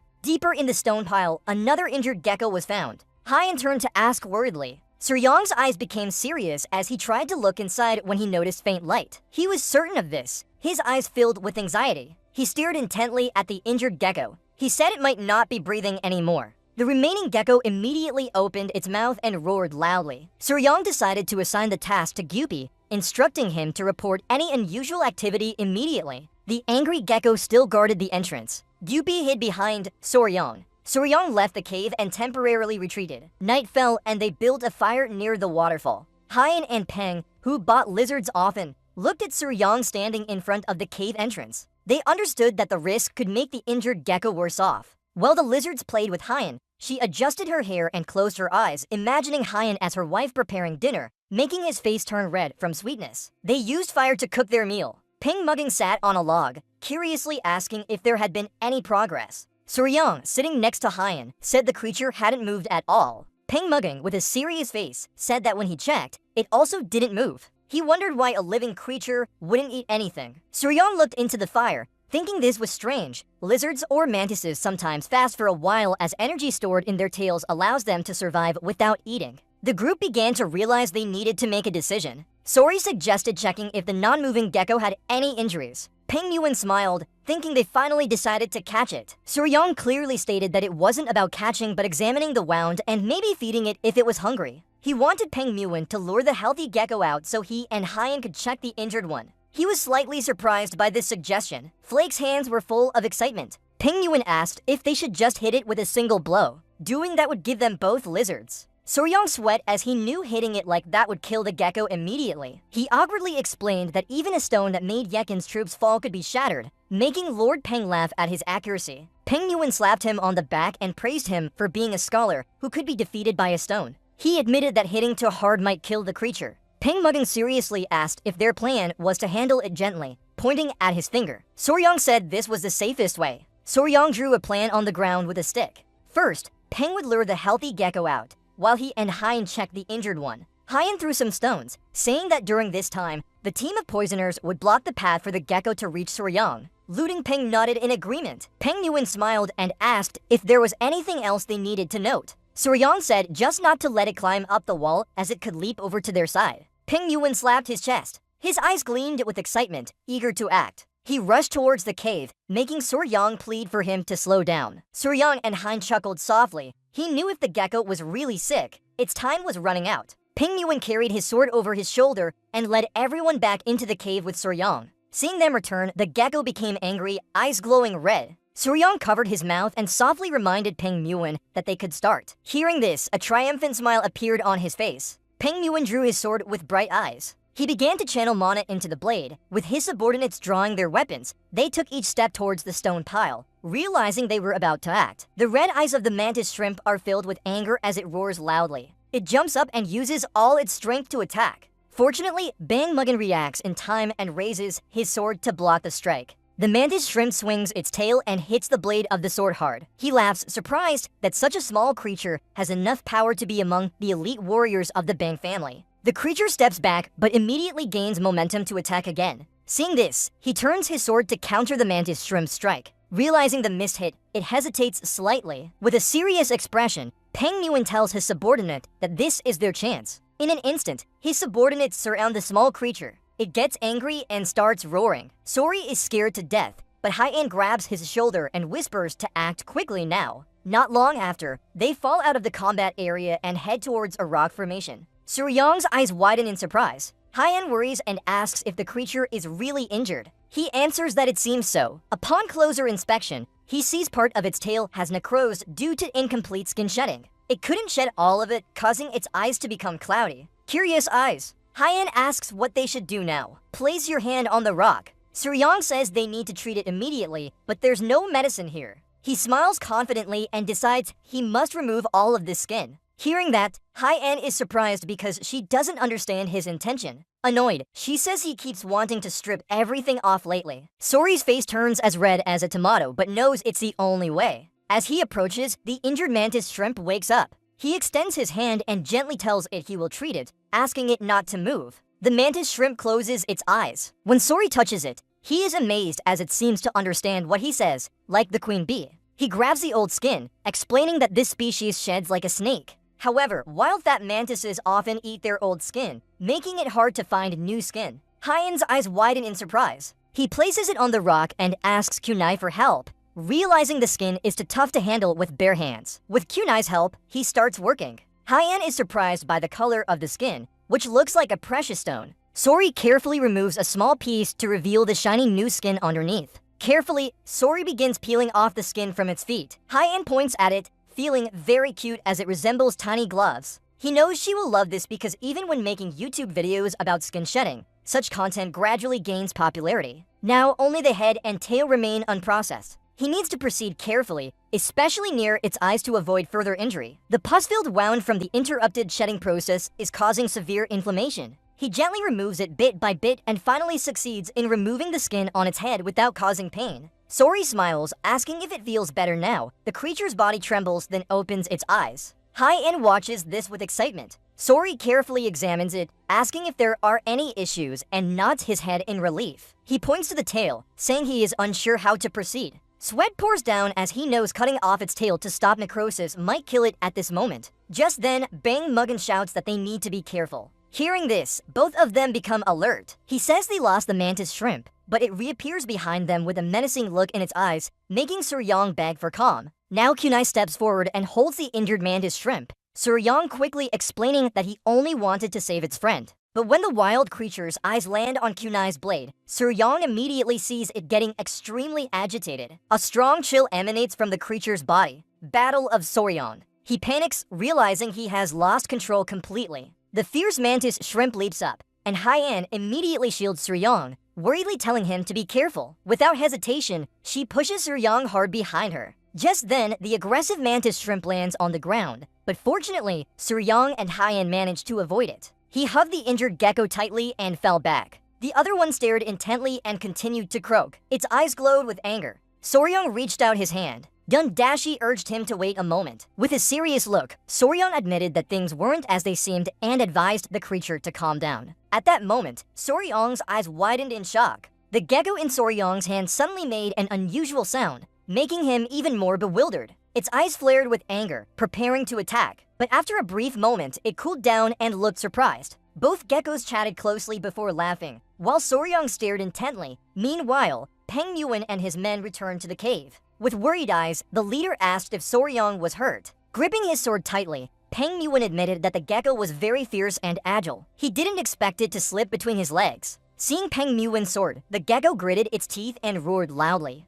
Before things escalated, Suryong stepped in, raised his hand, and seriously asked Peng Yuan to wait a moment. With a confident smile, he said he was fine and told Peng Yuan to step back a bit because he wanted to try talking with the god lizard. Looking at the god lizard, he calmly noted that it seemed to understand some of their words and likely wouldn't attack anymore. He asked Peng Yuan to bring some dry grass, who nodded despite still being dazed. Smiling happily, she ran with a small spider to gather dry grass around the rocks. After a while, she had made a soft bed of grass for the god lizard's mate. Suryong and Hyoseen sat beside it, while he reassured the gecko that he hadn't harmed them. Explaining that he had removed the hard shell and cleaned its eyes, he asked it to continue licking its friend's eye. The gecko approached curiously and began to lick its mate's eye. Suryong said there was one last issue. Both geckos looked at him. Rubbing his head, Suryong observed the tail and said that the eyes would heal. But the tail was different. Half of it was rotting, and he didn't believe licking could save it. The gecko stared intently, more doubtful, then nodded to Suryong, admitting he was right. Suryong gestured as if pulling something, saying they would have to amputate the tail. Just thinking about that, the gecko's face grew pale with fear and shock. The creature roared again, leaving him completely baffled by its reaction. It leaped up, eyes glowing fiercely, ready to attack. Ian hugged it tightly in front of his chest. His face turned pale and he screamed out of fear. A few hours later, Peng Yuan lit a fire in the cave while Suryong and Hyan rested on a rock. Hyoil gently applied a special ointment to Suryong's cheek with his fingers. He sighed irritably, wanting to help but still being bitten. Hyan told him to stay still or he might get a scar from the bite. Wrapping his hand around it, Peng Yuan burst into laughter, saying that Suryong finally had a battle wound like a real man. Hearing this, Hu Yan looked at him with a cold glance. Even a single look made him feel uneasy. Touching Suryong's cheek, he felt relieved as all misunderstandings were resolved. The baby lizards climbed onto Hyan and played around happily. Not showing any hostility towards them, he realized that the little spirit actually had no intention of harming him. While everyone was chatting, Gyubi appeared to call them over. They listened to his voice. Suryong and Hyan immediately turned their attention. Gyubi stepped out with a lizard, saying it wanted to express something. Suryong forced a smile, touched his cheek and asked if he was ready. The lizard nodded. Standing up, Suryong promised to do his best, but first, he wanted to ask one question. The creature looked at him curiously. Raising a finger, Suryong asked the lizard what it ate, as it needed good nutrition for recovery if its tail was cut off. The lizard hopped away, turned around and left them alone. Suryong panicked and chased after it. The little lizard walked a bit then stopped by a small tree. Suryong's eyes lit up with curiosity as he saw the tree. The lizard used its mouth to pull out the entire tree, then presented it to Suryong. He took it and Ben Muggin and Hyan also curiously watched him. She asked if she could examine it, so he handed it over. Hyan held it and began examining it closely. Gyubi offered the tree to Suryong. She said that although weak, there was still a faint aura emanating from it, confirming it was the seed of spirit grass that once grew in this area. Suryong's eyes widened as he took the seed and couldn't help but be amazed. With a serious expression, Ben Muggin said he had heard an old legend about spirit grass always growing near spirit beasts. The baby lizards were sleeping on the rocks. Hyan explained that if so, these small creatures might have absorbed the aura of spirit grass to survive. Suryong clenched his fists and his face changed as he realized digging up spirit grass could cause great harm. He hurriedly replanted it, but Peng Muin said it wouldn't matter much anyway. Even though the tree was replanted, Peng Muin placed a hand on Suryong's shoulder and told him that when humans touch spirit grass, it can no longer grow. The lizard knew this, so it dug up the seed to inform them. No matter how much he replanted it, it couldn't grow anymore, leaving Suryong speechless. Suryong imagined Dugu pulling out all the spirit grass in the cave and baby lizards crying tears of sorrow. His eyes filled with pain as he saw the cruelty of humans. With a curious look, Peng Muin asked Gyubi what kind of spirit grass grew here. Gyubi remained silent for a moment. Then he replied that it was snow ginseng, causing Peng Muin to pause in thought. After a while, a smile appeared on his face as he realized they only needed to find something with similar aura.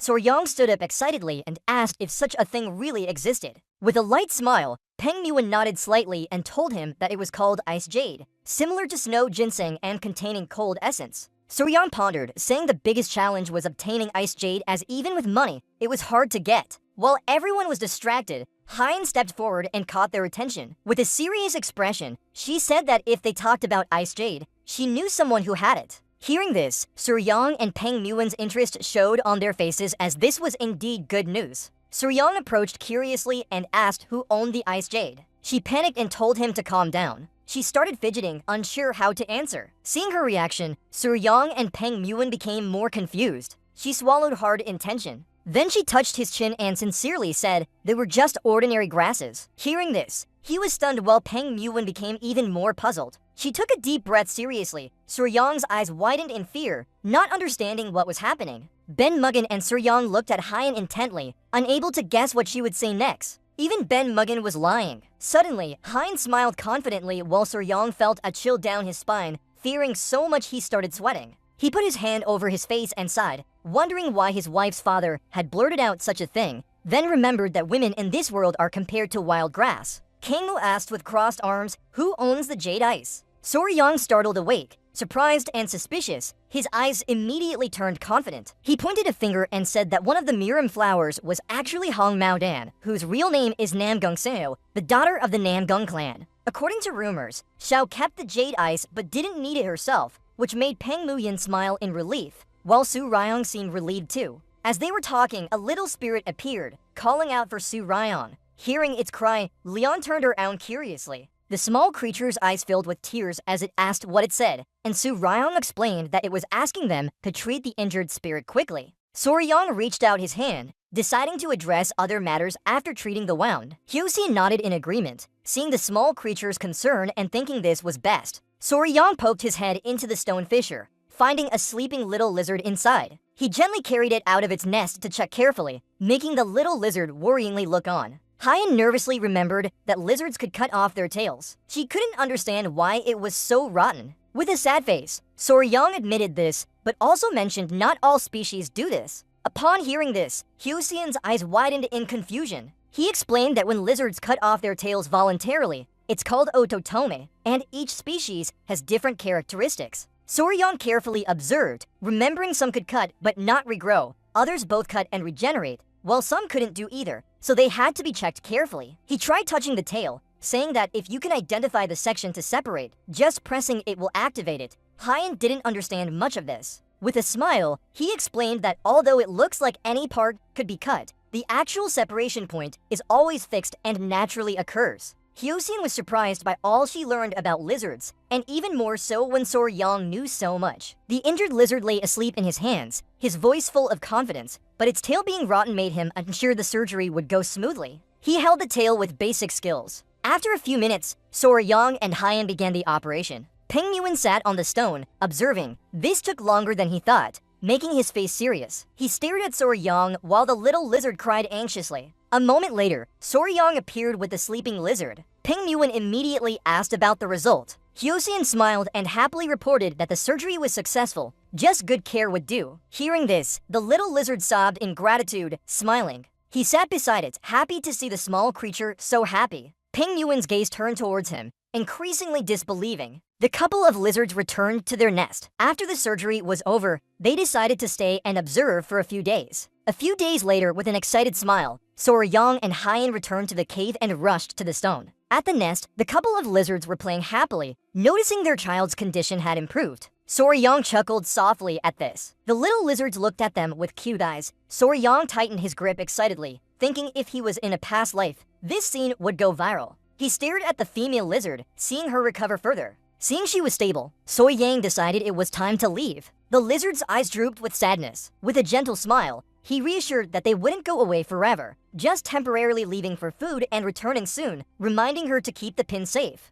Then all lizards nodded in agreement. His eyes burning with determination, he squeezed his hand, thinking it was time to claim the jade ice. A few hours later, they returned to their clan's compound and chatted with the chief. Returning to their clan and temporarily leaving the lizards, new news flooded in. The most serious was the Blood Shadow Alliance betrayal. The chief crossed his hands, looking solemn as he prepared to speak. After the snake spy's identity in Miram's alliance was exposed, warriors immediately followed a trained assistant to a vulture. A man with a beard hid behind a tree, but widened his eyes in shock when he peeked out. The vulture flew to the blood cult's lair, where ninjas were bustling about. Tongue hooped together. A group returning from Miram's alliance brought back poison from the water snake, greatly aiding their ambush. Holding up a letter, the chief said that the alliance leader personally sent it to thank them and praise Soryang. He just cleared his throat awkwardly. The chief asked if they had caught the strange lizard yet, deciding to visit the toxic animal garden himself. Soryang started sweating as he lied with a guilty look that they had only caught half of the lizard. Hearing this, the chief's expression changed slightly. Just then, Hyosien stood seriously and explained everything to his father. The chief set down his teacup on the table. He stroked his beard, deep in thought about the jade ice. Leaning forward, Hyosien stood up and explained that they planned to visit the Namgung clan in Anhui province together. After some thought, the chief calmly approved their trip because he needed them to deliver an item on the way. It wasn't a good time due to the blood cult, but with Soryang accompanying them, he felt more at ease. Suri sighed, his eyes full of confusion as he wasn't sure if he had just been given a task. Before they left, the chief sternly asked them to wait for a moment longer. He closed his eyes and mentioned that strange rumors were circulating about the Namgung tribe recently. Sori and Hyoseong looked at each other, their eyes widened in surprise. As night fell, near the Namgung territory was Huangshan Mountain. Two men were walking around the area. The bald man was startled as he broke out in a cold sweat when his friend asked if he was joking. His friend looked confident and affirmed that what he said was true. The miss of the Namgung tribe wasn't an ordinary person. The bald man angrily told his friend to stop spreading impolite rumors. But his friend's eyes were drawn to something. Not far from them, a man lay sprawled on the ground. Both of them widened their eyes in fear.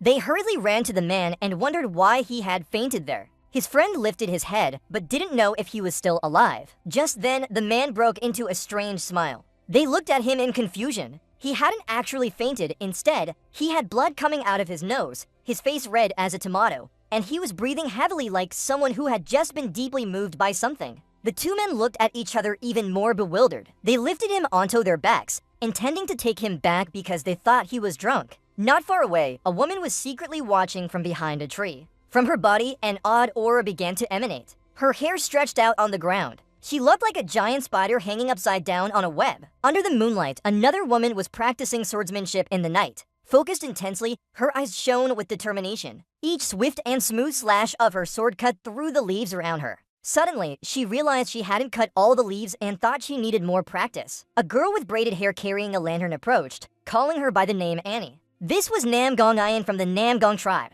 She seriously advised her to return immediately. If they were late, they would be caught and her father would surely scold them. While praising her sword skills, she reminded Anai that as a highborn lady, she needed to take care of herself. Anai looked at Ian silently. She took off her hat. With sincere eyes, she admitted that Yoon was right. She was the eldest daughter of the Namgung tribe, known as Hong Maodan or Seo. At that moment, she coughed violently, making Yoon worry about Seo's well-being. Anai tightly gripped her hand, her face pale from the withdrawal symptoms. Initially, everyone in the family thought it was a blessing because all acupoints were fully open, allowing for faster and unobstructed flow of internal energy. The doctor treating her said that too many acupoints being open caused excessive depletion of vital energy. Her father worriedly asked if there was any way to cure it. The old man stroked his beard in thought. In a musty environment, he said she needed pure and strong yin energy, She had to use it before her vital energy ran out or her lifespan would be shortened. Back to the present, Yunai was breathing heavily and gradually weakening. Ayan worriedly ran over to ask if she was okay.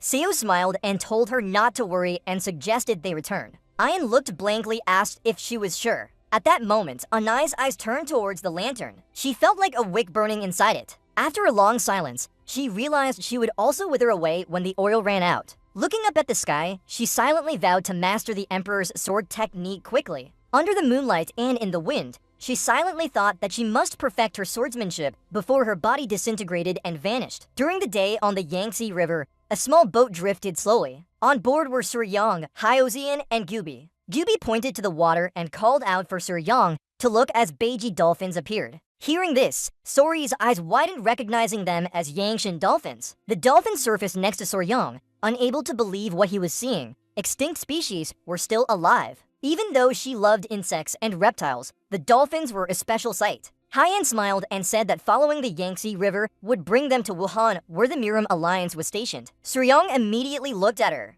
He explained that according to his wife's orders, they had to stop in Wuhan to deliver ancient red-flowered snake venom and then disembark at Anyang for a safe area. Haiyan smiled. She said they would arrive earlier than expected with this speed. Sur Yang sat beside her, worriedly mentioning that he was concerned about something. Kyuan sat down beside him, curiously asking what it was. He understood that if the Jade Quip clan were like this, the Namgong clan would definitely not easily hand it over. He reached out his hand and said that made him ponder endlessly. She laughed and told him to trust her. She began imagining a night when she said the jade had special effects on Namgong Seo's young lady, that she needed to eat it, but the jade couldn't be swallowed. Pointing at him, she was sure they now had something that could be traded for the jade because at least it could be eaten. Sori reached into his coat and touched his chest, admitting that what she said wasn't entirely wrong. He was a bit worried about whether the Jade clan would be safe. Moreover, he remembered that the god Leon was a cold-blooded creature, so it hated anything cold. Feeling uneasy about feeding them something he didn't fully understand, he called Huan back with a serious look. He recalled her mentioning that the Jade clan contained yin energy and asked what that meant. Though he had heard of yin and yang, it was still confusing, so Huan turned to explain, her eyes shining. She traced a finger and smiled. Explaining that this knowledge was important in cultivation, she would explain but told him to listen carefully. Yin energy is the kind of energy that creates harmony, and in the realm of meditation, it's the downward flow that accumulates. With a serious expression, she said yin energy usually suppresses life, darkness, coldness, or fear, so yin cold energy was just one form of yin energy. Absorption opened wide, thinking that yin energy must be very bad, causing her to smile. Haiyan said no because yang energy creates yang fire which, if excessive, would overstimulate life, leading to faster aging and depletion of energy. Soryang imagined the cold-blooded gods fighting with ice energy, realizing they needed it because their nature was already cold. They grew by absorbing yin energy. He thought it was like charging a battery. Soryang touched his head and wondered that yin and yang should balance like male and female. He didn't understand how to maintain this balance with Pori energy. Sori scratched his head in confusion, Huan blushing as she looked at him. Shyly turning away, she admitted she also didn't know. She shouted that they would find a way to balance yin and yang later, confusing the young man even more. He blushed too, his mind in turmoil. Huan covered her face with both hands out of shame. At that moment, Gyupi appeared announcing they had arrived and told them to prepare to leave the boat. The ship docked at Wuhan port. When the ship stopped, Sur Yang and Huan stepped down, introduced themselves, and said they brought what was requested. A man with a ponytail raised his hand, smiling as he told the general was waiting. Crossing the bridge, Sur Yang couldn't help being amazed. He was dazzled by the grandeur of the Miram Alliance. Nearby, a woman slapped a man, causing him to cry out in pain. Drenched in sweat, Vansad Fornick stopped as he was about to teach that man a lesson. With angry eyes, she told him not to compare his sword with allies. The other man honestly admitted Hu's cart was right because he had acted rashly without verifying the truth. Hu's cart was only defending the young lady's honor. Suddenly, something caught Shang WKU's attention. He stared at Huan and realized she was the poison flower. She turned around and recognized it too. The man with a white scarf was slaying dragon. The woman was Sword Phoenix, and Si-ong was Spear Dragon. Chi remembered this as their first meeting since the Longfeng conference. She asked everyone how they were doing lately. Si-ong chuckled. It had been a while since he last saw her. They chatted happily. Sori remembered that only those with exceptional talent in Miram received titles like Dragon or Phoenix, showing they were all experts. Symphonic said she had something to ask and mentioned a strange rumor. Hearing this, Huan looked surprised. She told him there was a rumor that he had a boyfriend, her eyes widening in surprise. The boy sweated profusely, his mind spinning with confusion. Huan asked if the rumor was really so widespread. Zigu smiled shyly. Confirming it was true, he revealed that soldiers were gossiping. He challenged a fight to defend her honor, thinking someone had fabricated this, making him realize he liked her. Huan turned away, affirming Sori, who was furious and determined to find the one who spread the rumor to teach him a lesson. She stepped forward. She intended to correct the rumor, then grabbed Suryong's arm tightly, causing him to wince. She starts showing off Sae-ri-ang, proudly declaring she has a fiancé instead of a boyfriend. She introduces Sae-ri-ang as her fiancé. Everyone is stunned. Symphonics is surprised to see Suryong looks very young. He hesitantly smiles and apologizes for not introducing him earlier. Suryong greets everyone. When he stops, he notices Seong-hu glaring at him with a menacing look. He approaches closely and asks if his name is Suryong. Suryong turns pale but answers affirmatively. Seong-hu suddenly kneels in front of him, shocking everyone present. He introduces himself as Yang Xianghao, the heir to the Yang family's dragon clan in New City. He is drenched in sweat. With anger, Seong-hu challenges So-ri-ong to a duel. Seong-hu demands that So-ri-ong accept his invitation, leaving everyone surprised. Sword Phoenix and Slaying Dragon sigh disappointedly at Seong-hu's behavior. Sweating profusely, Se-orion asks if he really wants to fight him. Seong-hu's eyes blaze with fire as he declares he wants to compete like men. At that moment, Sword Phoenix grabs Seong-hu by the collar and pulls hard, making him stagger. With anger, Hyen asks why Seong-hu suddenly demands a fight. Sword Phoenix looks at him with fiery eyes and tells him to take it seriously. Suryong's eyes widen in confusion. He can't believe he was just challenged after meeting them. He wonders why he keeps running into strange people. At that moment, a white-clad person approaches and asks why they are making such a commotion. This is the strategist Junju. Suryong bows his head in greeting to the strategist. Seeing this, Seong-gu's eyes widen with fear. He panics and can't speak. Junju whips a fan across Seong-gu's face and with angry eyes, questions him for daring to treat guests of the alliance disrespectfully. Surprised by the sudden attack, Seong-woo is terrified to the core. Junju then speaks softly, suggesting they go to the martial hall where the master awaits. So-ryong's eyes widen in surprise and he nods. Jeon-su, So-ryong, and Hyen proceed towards the martial hall. Seong-woo tightens his grip on his hand, his eyes blazing with desire to fight Suryong. His friends, only Hyen, decide to let it go for now. During the day, next to the martial hall is a tranquil river. Kwon chooses to stay in the living room. Suryong walks beside Junju and agrees immediately.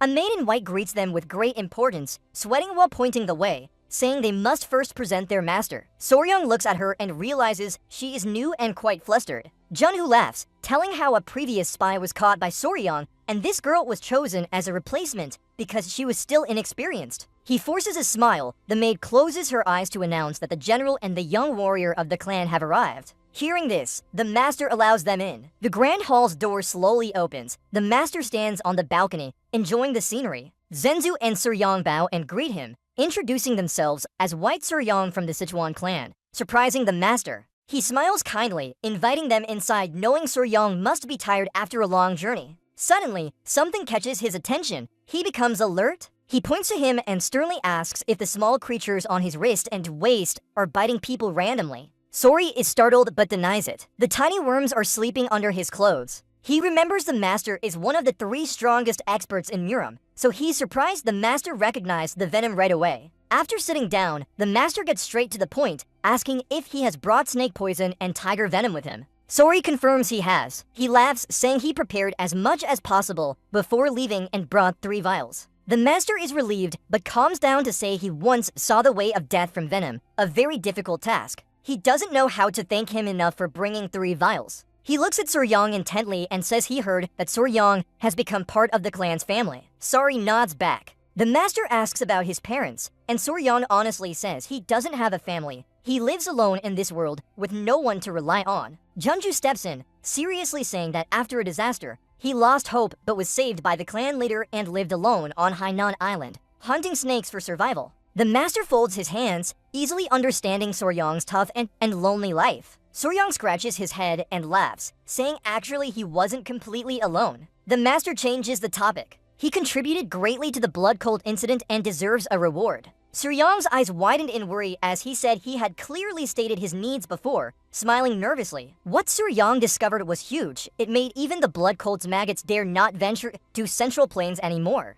According to the master, such merit deserved more than a small reward. Soryan flailed his hands in rejection, saying he only accidentally found out while saving his clan members. The promised gift was enough already. The master and Junju's eyes turned serious. The master placed his hand on the table and asked if he really just stumbled upon it while rescuing his own people. He stood up. Crossing his arms, he smiled, saying he understood why he felt familiar from the start. Soryan glared at him, explaining that he wasn't talking about appearance. With a stern face, he recounted losing everything, his clan and loved ones under the blood cult's control. He fought to save those who survived, eventually gaining enlightenment and becoming a high-ranking expert. The master looked at Soryan and said he had rushed into a blood elder's trap to save his clan members when they were feasting. Soryan nodded in confirmation. Smiling, the master recalled doing the same 30 years ago. He approached Soryan with an imposing demeanor but softened his gaze. He had fought to the death with a heart full of despair. Placing his hand on Soryan's shoulder, he made Soryan slightly uncomfortable. The master smiled and said the reward for him was the unique skills from the said Hap Gong.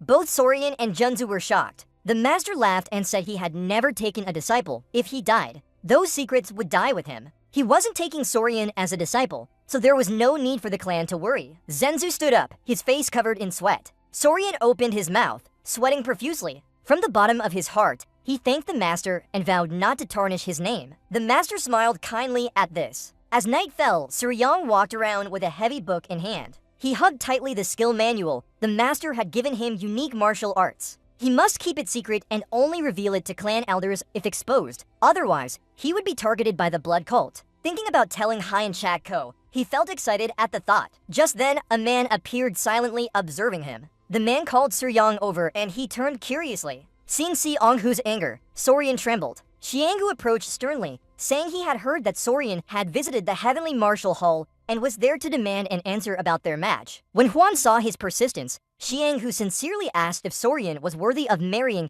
Hoen and wanted him to prove it. Soryan worriedly said the challenge was very dangerous. Xianghu pointed at his sword, explaining he wouldn't need to worry as he would remove the sword's tip. With a cold gaze, Soryan warned him to be afraid of Xianghu and face death. Both remained silent, with Xianghu's words making Soryan furious. He grabbed Soryan by the collar, his eyes blazing. He demanded that Soryan repeat what he said. At that moment, something in Suryong's clothes began to move, drawing Seong-hoo's attention. With anger, tiny ants crawled out of his shirt and rushed towards Xianghu. In an instant, Soryan caught them and told him not to bite Suryong. Xianghu fell to the ground in shock. His face drenched with sweat and fear, Soryan approached and with a light smile reminded him that he had warned of danger. Sitting opposite Seong-hoo, Soryan made him sweat like never before. With bright eyes and pride, Soryan affirmed he had given Xianghu one chance. Seong-hoo began to breathe heavily in fear, realizing Soryan wasn't joking. If not for his intervention, he would have died. Soryan stood up, his sharp gaze making Seong-hoo understand the fear he inspired. In his eyes, Soryan was a monster.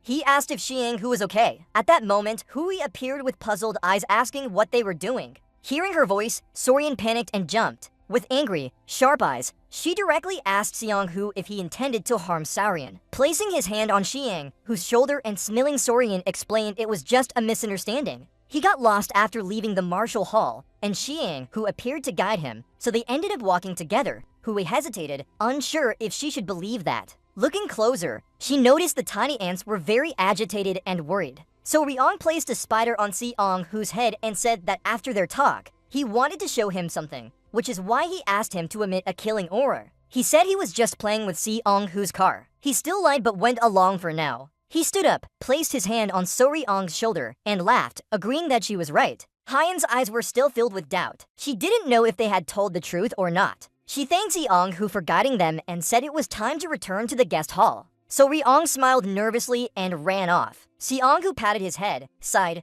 realizing he almost fell into a big lie. After taking a few steps, So Ryong turned back and smiled, reminding him that he had saved Seong-hoo's car twice. They left, leaving Seong-hoo gaping in confusion about what just happened. The scene changed to the next morning. The boats began docking and So Ryong, Hyen, and Gupai prepared to leave. They bid farewell to Seong-hoo and everyone, saying they had more work to do and asked for permission to go first. Thanking their hospitality, Slain Dragon advised both of them to keep safe. Before leaving, Sword Phoenix called So-ryong back with a curious look. Then she placed her hand on Se-ong's shoulder, making him tense as he bowed respectfully to So-ryong. Sword Phoenix said she had heard about what Se-ong did the previous night and thanked his generosity. So-ryong looked angry, while Se-ong scratched his head nervously, thanking her with a shaky voice. After their conversation with Sword Phoenix last night, he realized he had acted foolishly, and his friends smiled proudly at him. His eyes filled with tears as he hugged So-ryong tightly, knowing that he was the most suitable person to be Hyen's fiancé due to his magnanimity. He asked her to take good care of her. So-ryong bid everyone farewell, feeling happy inside. She also heard they would meet again at the Longtham conference, so didn't need to consider each other enemies. As So-ryong and his team boarded the boat, Se-ong and other martial artists waved goodbye in joy. The boat sailed under a sky full of birds. Late that evening, at a guest house at the foot of Huangshan Mountain, So-ryong and everyone stayed and sat down to eat. Lady Hao brought the food up and left. They had left Wuhan and arrived in Anking. Gupai suggested they rest here as it was late. The path to Huangshan Mountain was quite difficult, taking half a day to reach the Namjiang tribe. So-ryong leisurely ate and agreed to stay for the night. Hai's eyes widened in amazement, not believing that So-ryong had received the secret technique of the iron chest from the emperor. So-ryong said the master told them they were alike and asked if this was a good thing. She nodded, saying even though the iron chest technique caused pain when practiced, it could eventually be used without relying on swords or strikes. With bright eyes, she explained that it was a unique technique of the emperor. Some said it was comparable to external techniques and wouldn't be affected much by magic. So-ryong would have no trouble learning it. So-ryong was stunned, knowing his body would be protected like steel when he mastered it. He understood that he had just gained a real treasure. She smiled and offered to help him practice because she heard the first emperor used a whip every morning to train. She could do the same for So-ryong. So-ryong's eyes widened when he heard about the emperor who once whipped himself. She firmly held his hand, confirming that whipping with a whip was part of external techniques. Just thinking about the servant girl holding the whip made him blush. At that moment, an old man approached and asked if they planned to climb Huangshan Mountain. So-ryong turned curiously. Hai nodded slightly and asked why he was asking this. The old man introduced himself as the owner of the inn and asked if they were planning to visit the Namjiang tribe. So-ryong stood up, surprisedly asking if there was a problem. Hyen suddenly remembered her father's warnings about strange rumors. She wondered if this had anything to do with it. The old man approached and told them that in recent months, people climbing Huangshan Mountain had disappeared. When found, they were alive but their yang qi was completely drained. So-ryong paled while Hyen felt strange. She didn't understand how this related to the Namjiang tribe. The old man coughed and blushed as he remembered that all those who woke up said they had spent the night with Miss Nam Gongzu. Upon hearing this, Hyen's eyes widened in horror. She argued with the old man, saying it was unreasonable and could be slander.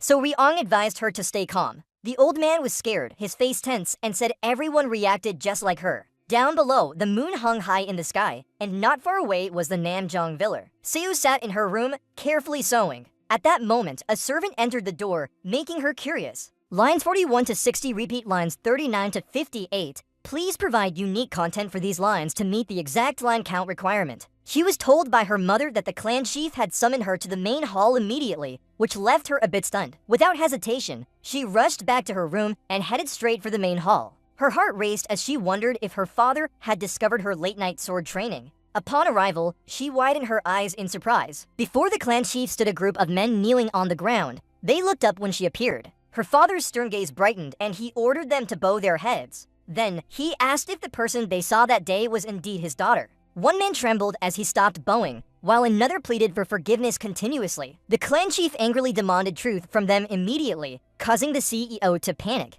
With a serious face, her father questioned whether she had secretly gone up Mount Huang at night and said that those people accused her of draining their yang energy. Her eyes widened in fear and confusion, her face flushed red. The sudden panic overwhelmed her, causing her to burst into tears. The clan chief pointed directly at her, demanding a clear explanation. With sincere eyes, she admitted that recently she had been training swords in the Huang Valley but swore that nothing else happened. Turning to the men, he said his daughter had confirmed her purity and demanded concrete evidence from them. Tears streaming down, the fat man swore they only told what they saw with their own eyes. Another man sobbed, unable to comprehend everything. He didn't know if this world was chaotic or if they were being framed. Hearing this, the fat man's eyes widened in surprise. He stood up abruptly and said there was a distinguishing mark. The clan chief asked what that mark was, pointing to his chest. He said the woman they met had a mole on her breast. With disbelief, the clan chief turned back to CEO and asked if this were true. She covered her mouth with her hand, eyes full of fear, body trembling. Seeing that expression, the clan chief couldn't hold his anger. He found it hard to believe this was correct. Meanwhile, Hyun and Sori had left their inn and entered the forest. Hyun's face was filled with anger. He approached her and asked if she still harbored resentment towards the inn owner. Despite clearly being upset, she denied it. Previously, Guppy sent all their luggage, so Hyun angrily turned back. It was unreasonable to think that every night Seo would suck the yang energy from men. Sori's face paled as he knew she was very angry. Hyun sighed with sincere eyes. She apologized for getting upset, but said those rumors were ridiculous. Seo could never be near a man. It made Sori feel uneasy. With a sad expression, she explained that Sol had a strange illness and needed to absorb yin energy regularly or her lifespan would decline. Due to her unique constitution, yang energy was like poison to her, so staying with men every night was impossible. So Ri felt bewildered. The situation seemed like something out of a fantasy. A few hours later, they arrived at the gate of the Namgong Academy. The guards looked suspiciously at Sori and asked their purpose for coming. Hyo Seon whispered, her eyes serious as she realized the Namgong family atmosphere was heavy. If they said to meet CEO without reason, they would definitely be stopped. She told Sori to come up with a reason. He curiously followed. He approached and cleared his throat. With confident eyes, he said they came for business. The guards remained silent, which scared Hyun as she didn't understand what Sori was saying. Failing the plan made him sweat profusely. Just then, someone inside heard and opened the door. Recognizing who it was, both Sori and Hyun were taken aback. It was Namgong Ion. She was equally surprised to see Hyo Zeon. With her help, Sori and his group entered the academy. Hyun and Ion rejoiced greatly. Ion was delighted after not seeing Hyo Zeon for a long time. Hyo Zeon smiled and said it had been 2 years since their last meeting. With confusion, Ion asked Sori what kind of business they were doing. Hyun closed his eyes and sighed. He forced a smile. She explained that they came to request the Jade Band. Yun Chuan Cheng had said they really needed it. They wanted to see if they could get or exchange for it. Yun clasped her hands, smiling, and suggested going to the main hall to discuss with the clan chief. She believed her father would be very happy to meet Hyun after so many years. Placing a hand on Sori's shoulder, she smiled and said she had brought something to trade for the Jade Band. Sori's eyes widened in confusion. Yun asked again if she really intended to bring Sori to trade. Not long after, they entered the Great Hall of the Southern Ingong tribe. They recounted everything to the tribal chief. His eyes widened in shock as he asked incredulously, "What is this?" Hyun reminded Sir Yang to take it out. Hearing that, he smiled and reached into his robe. He took out the spirit pill and placed it on the table. The tribal chief's gaze immediately fixed on it, filled with amazement. Inside the spirit pill, something was glowing. With curious eyes, the tribal chief asked if they could examine it more closely. Sir Yang smiled and agreed. He couldn't help sweating. This was the spirit pill he had carried for a long journey. All he hoped was that they would accept this trade. The tribal chief carefully examined the spirit pill and said it contained extremely pure cold chi,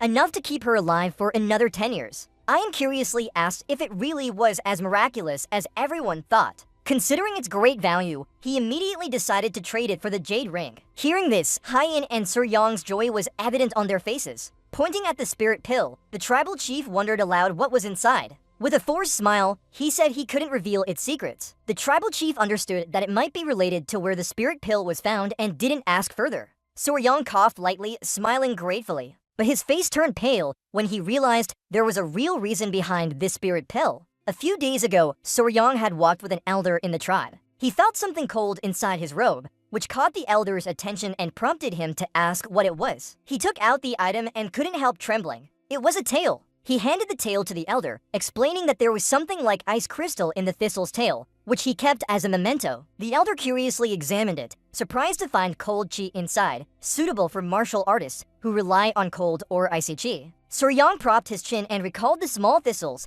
guessing they stored nutrients in their tails, like faded thistles, but never thought it was cold chi. The elder laughed and asked if he wanted to try making a spirit pill with that tail. Back to the present, Sir Yang was still shocked by this. With a cheerful smile, the tribal chief told Ayn to inform CO about trading the spirit pill for the jade ring. She nodded in agreement. The tribal chief invited them to rest as he had to prepare a feast for his guests. He also noticed how close Hein was with CO. He said that his daughter had gone through a big change and hoped Hein could comfort her. Hein nodded and smiled, not refusing the offer. The group stood up and Ian led them to the guest area. They left the main courtyard and began walking in the courtyard. Ian smiled as she recounted how her father was happier with Hein's help. Recently, their family seemed to be on thin ice. Wan curiously asked what had happened to Seo since he heard some rumors from Mount Huangshan. Ian was surprised to see that she knew about it. Ian's eyes shone with sadness as she didn't believe Seo could do such a thing. But without any clues, Seo was locked in the forbidden room and had to apply maiden purity powder on her body to prove her innocence.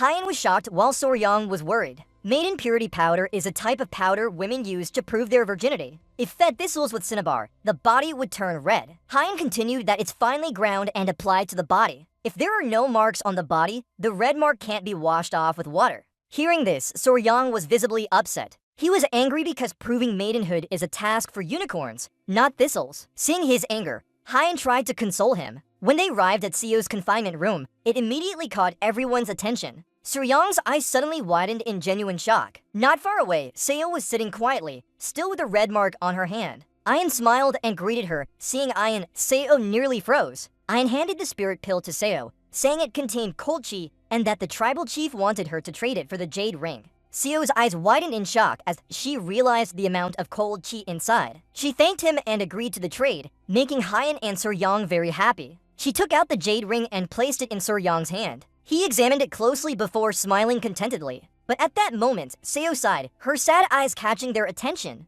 Hydron sincerely said she had heard rumors but didn't believe Seo would do such things, hoping Seo wouldn't be too discouraged. Seo sadly mentioned there were many witnesses who knew her secret spot. Sori suddenly got interested. He realized this was a strange case. He covered his face and chuckled lightly, remembering how good he was at reasoning from his past life. His friends called him Sherlock Faber when they played mystery games. He smiled and asked if Seo had ever bathed alone by the stream or lake at night. She looked confused at him. With a calm voice, Hydron asked if he was trying to confirm if someone had secretly followed her. Sori widened his eyes as he realized she had guessed correctly. Seo blushed and admitted she had never bathed outdoors. Even if anyone saw her, they wouldn't have a reason to slander her. The people in the hall were familiar since they lived at the foot of the mountain together. Eunuch Sorian thought he had made a mistake in his reasoning and was sweating profusely, not believing he could be wrong so quickly. He slumped down, apologized, then killed himself. At that moment, Hyen noticed something unusual. She folded her hands and smiled,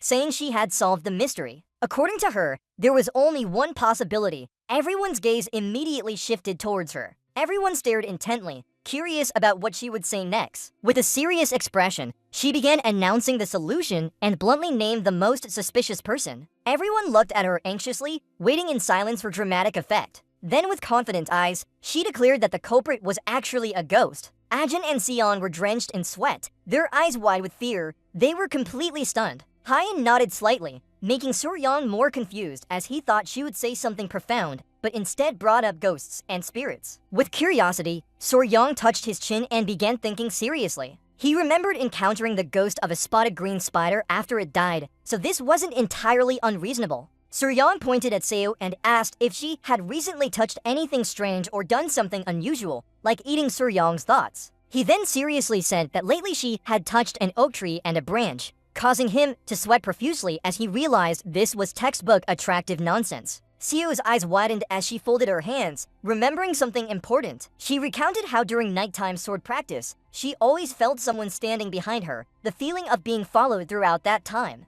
Yoon asked again and Seo affirmed confidently because she was sure of it. At first, she thought it was Yoon, but after checking, no one was there. She wondered if she was too sensitive. Sori observed and realized this was full of suspicion. At that moment, a hunter rushed over, panting as he called them. He reported bad news, making Seo worriedly ask what had happened. The hunter folded his hands and said another villager had disappeared. She also informed the martial artists to leave the training hall to search for him. Jun was surprised to ask if that was true. Seo lowered her head, so angry she shook Jun's hand. Sori looked at her and calmly asked if she was okay. Her eyes sparkled with determination. No matter who it was, she had to catch them and restore the honor that had been lost. Jun clenched his fist, but Gi advised her not to go alone because another unauthorized departure from the training hall would have serious consequences. Seo thought for a moment then smiled. Comforting Jun, she turned to Soryong and Hydruan and said they wouldn't let her go alone this time. Dumbfounded by what his sister meant, Seo walked up, grabbed Hyen's hand.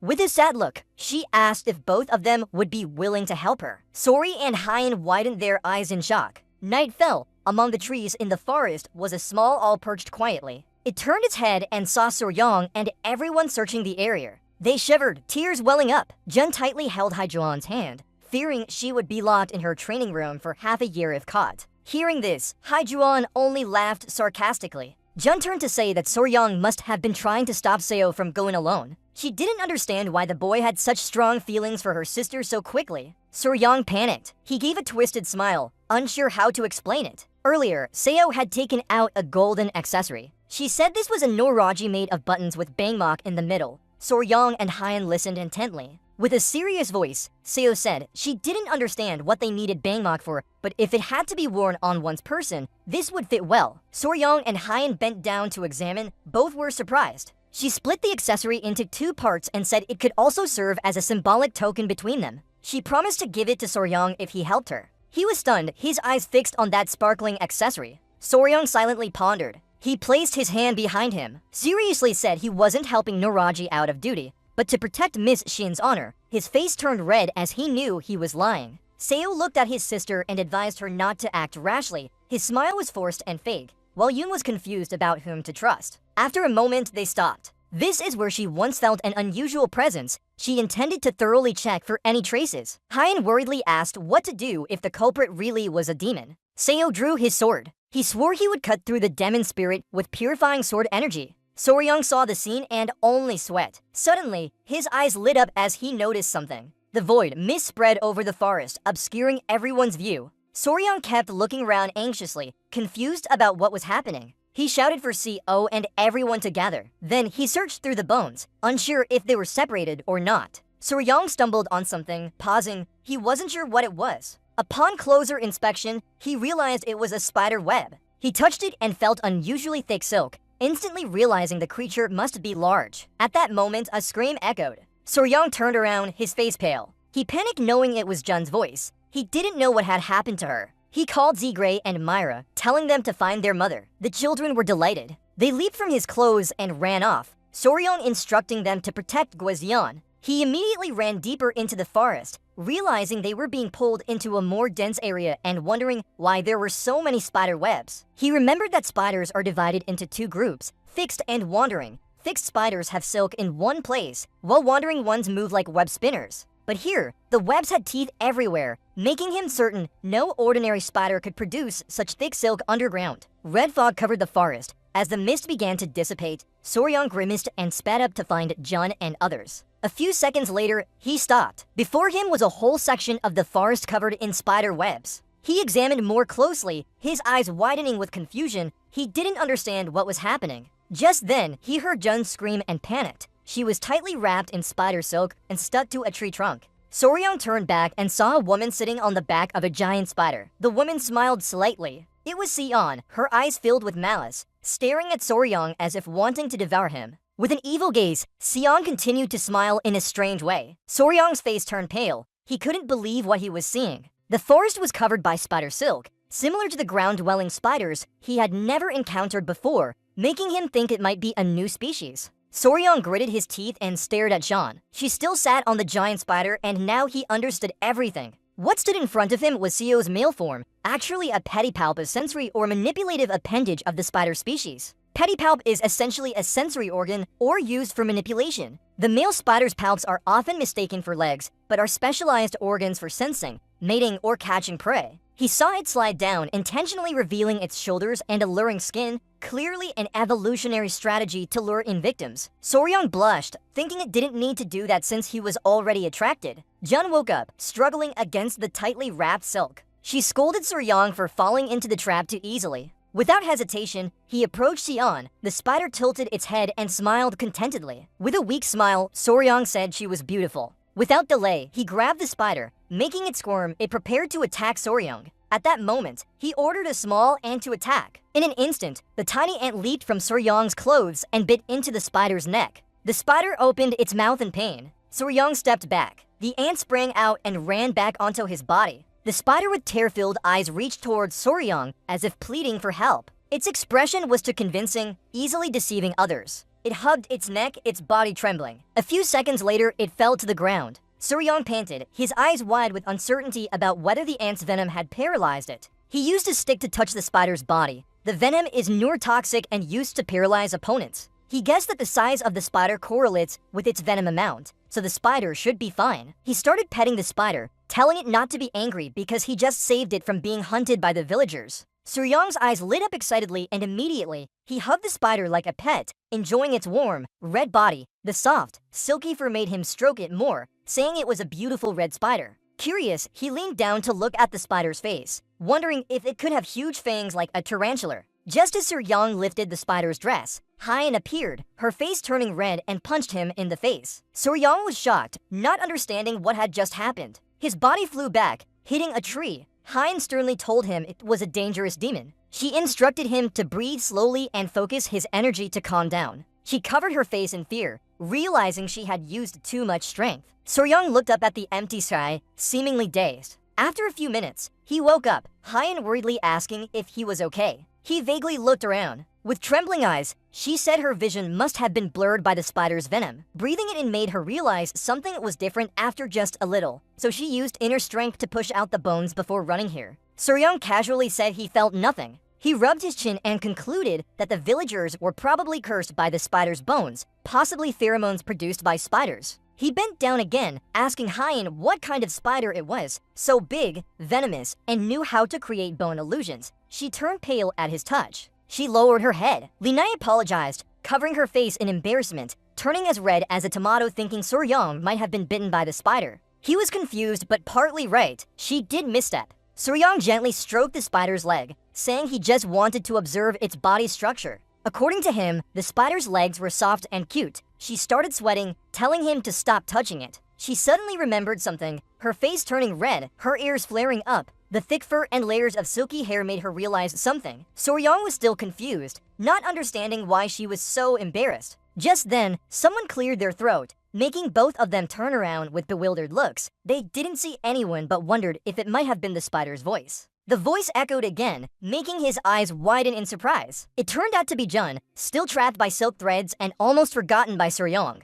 Seeing her cry, Suryong immediately bent down to gently lift her. They placed her body on the ground. Hyein and Suryong sat beside her. Jun's face turned pale, her breathing uneven but still alive. This showed she was only paralyzed. Hyeozin breathed a sigh of relief. At nightfall, Soryam reminded them they just needed to find Seo, and when the fog cleared, Hyeozin believed they would find her quickly. The boy stood up, deciding on one thing before searching for Seo, leaving Hyein puzzled. He started binding the spider's body with its own silk threads. In just a few seconds, the entire spider was tightly bound. He pulled it up and planned to take it back to his tribe to examine what kind of demon it was. He believed it wasn't an ordinary creature. Hyein didn't object. Soon after, Sion sneaked through the forest towards them, shocking Hyein with wide eyes. Xian's eyes shone with worry as she saw the scene before her. She looked at Jun lying on the ground, breathing fast and weakly. Her tears mixed with anger. Not only did the spider damage her honor, but also hurt her sister. Sion drew her sword, preparing to kill the spider immediately. Seeing this, Hyein panicked, shouting for Sion to stop without hesitation. She rushed forward to stand in front of the spider, forcing Sion to halt. With a stern look, she pointed her sword at him and demanded he move aside. With determination, Suryong refused to step back, confusing Sion momentarily. He pointed to himself, asserting that since he caught the spider, it belonged to him. Hyein was stunned, opening her eyes wide. Sion lowered her head and hesitated on what to do next. With a still angry look, she stared at Suryong to question his words again. Sion gritted her teeth, angrily questioning Suryong's statement. He cleared his throat, thinking it was excessive to kill such a small creature, especially after she had already destroyed a venomous moth and now wanted to eliminate the spider too. Kuai Yuan held Jun in his arms, telling Xiao to calm down because she was still alive but paralyzed. Hearing this, Sion sighed with relief, then asked again. Hyein confirmed and advised her to regain composure. Huan understood Xian's anger but warned that if they killed the host, the illusion technique would be distorted, and Jun's honor could never be cleared. Looking at the spider seriously, she suggested Xiao consider bringing it back for the clan to examine. This way, the injustice might be resolved. Moreover, Suryong had caught the host, found the remedy, and saved Jun's life. Thus, Sion should not impulsively draw her sword without thinking, surprising both of them. Sion sighed again, starting to think about this situation. She began contemplating the matter. She sheathed her sword and bowed apologetically to Suryong, saying she hadn't thought of his kindness earlier. Suryong waved his hand continuously, dismissing it as unimportant. With a smile, he raised his thumb to praise himself for maintaining composure in the jealous situation. Sion stared at the spider and asked Soryong what he planned to do with Naboy. Soryong replied that for now, he would forgive it and bring it back to their clan. Soryong gently stroked Xian's head, saying she was truly adorable. Hearing this, Seo blushed deeply and flustered so much she stammered. She misunderstood, fidgeting with her fingers as she said Soryong already had Miss Hyosien. Hai sighed, tiredly explaining that Soryong didn't mean what the villagers thought. His intention was simply to praise the spider for its cuteness, soft fur, and distinctive red color, which made Sion instantly panic. Soryong, stroking the spider, turned to look at her with confusion. As night fell, when he asked what they were discussing, they immediately changed the subject to the dawn, the spider, and Miss Namgung. The spider was safely returned to the Namgung clan, surprising everyone who had never seen a spider of such size before. The clan leader drew his sword when he learned that the creature had impersonated his daughter and committed an insult. Suryong quickly calmed him down, knowing the misunderstanding would be resolved soon. After hearing his explanation, the clan leader calmed down, and Suryong realized they were alike in a strange way. Clearly father and son. The clan leader touched his chin deeply. He said that Soryong had saved both of his daughter's honor and life, and the Namgung clan would remember this kindness. Pointing at the spider, he smiled and repeated that he would take it as promised. The chief agreed but mentioned there was still something worrying him, piquing Soryong's curiosity. He was baffled by the creature maintaining Xian's form. Thinking if it could copy his daughter, it might transform into something else. He asked for a different shape to alleviate his anxiety. Suryong rested his hand on his chin, understanding that even though he owned this creature, its appearance was still problematic. Just then, he turned and widened his eyes in surprise as everything suddenly became chaotic. He ran to Guppy asking what had happened, and Guppy said the crowd was extremely agitated. 3 old men appeared, angrily demanding they identify why they hadn't killed it yet. Guppy sternly raised his hand, requesting them to be quiet. He reminded them that this creature belonged to their clan,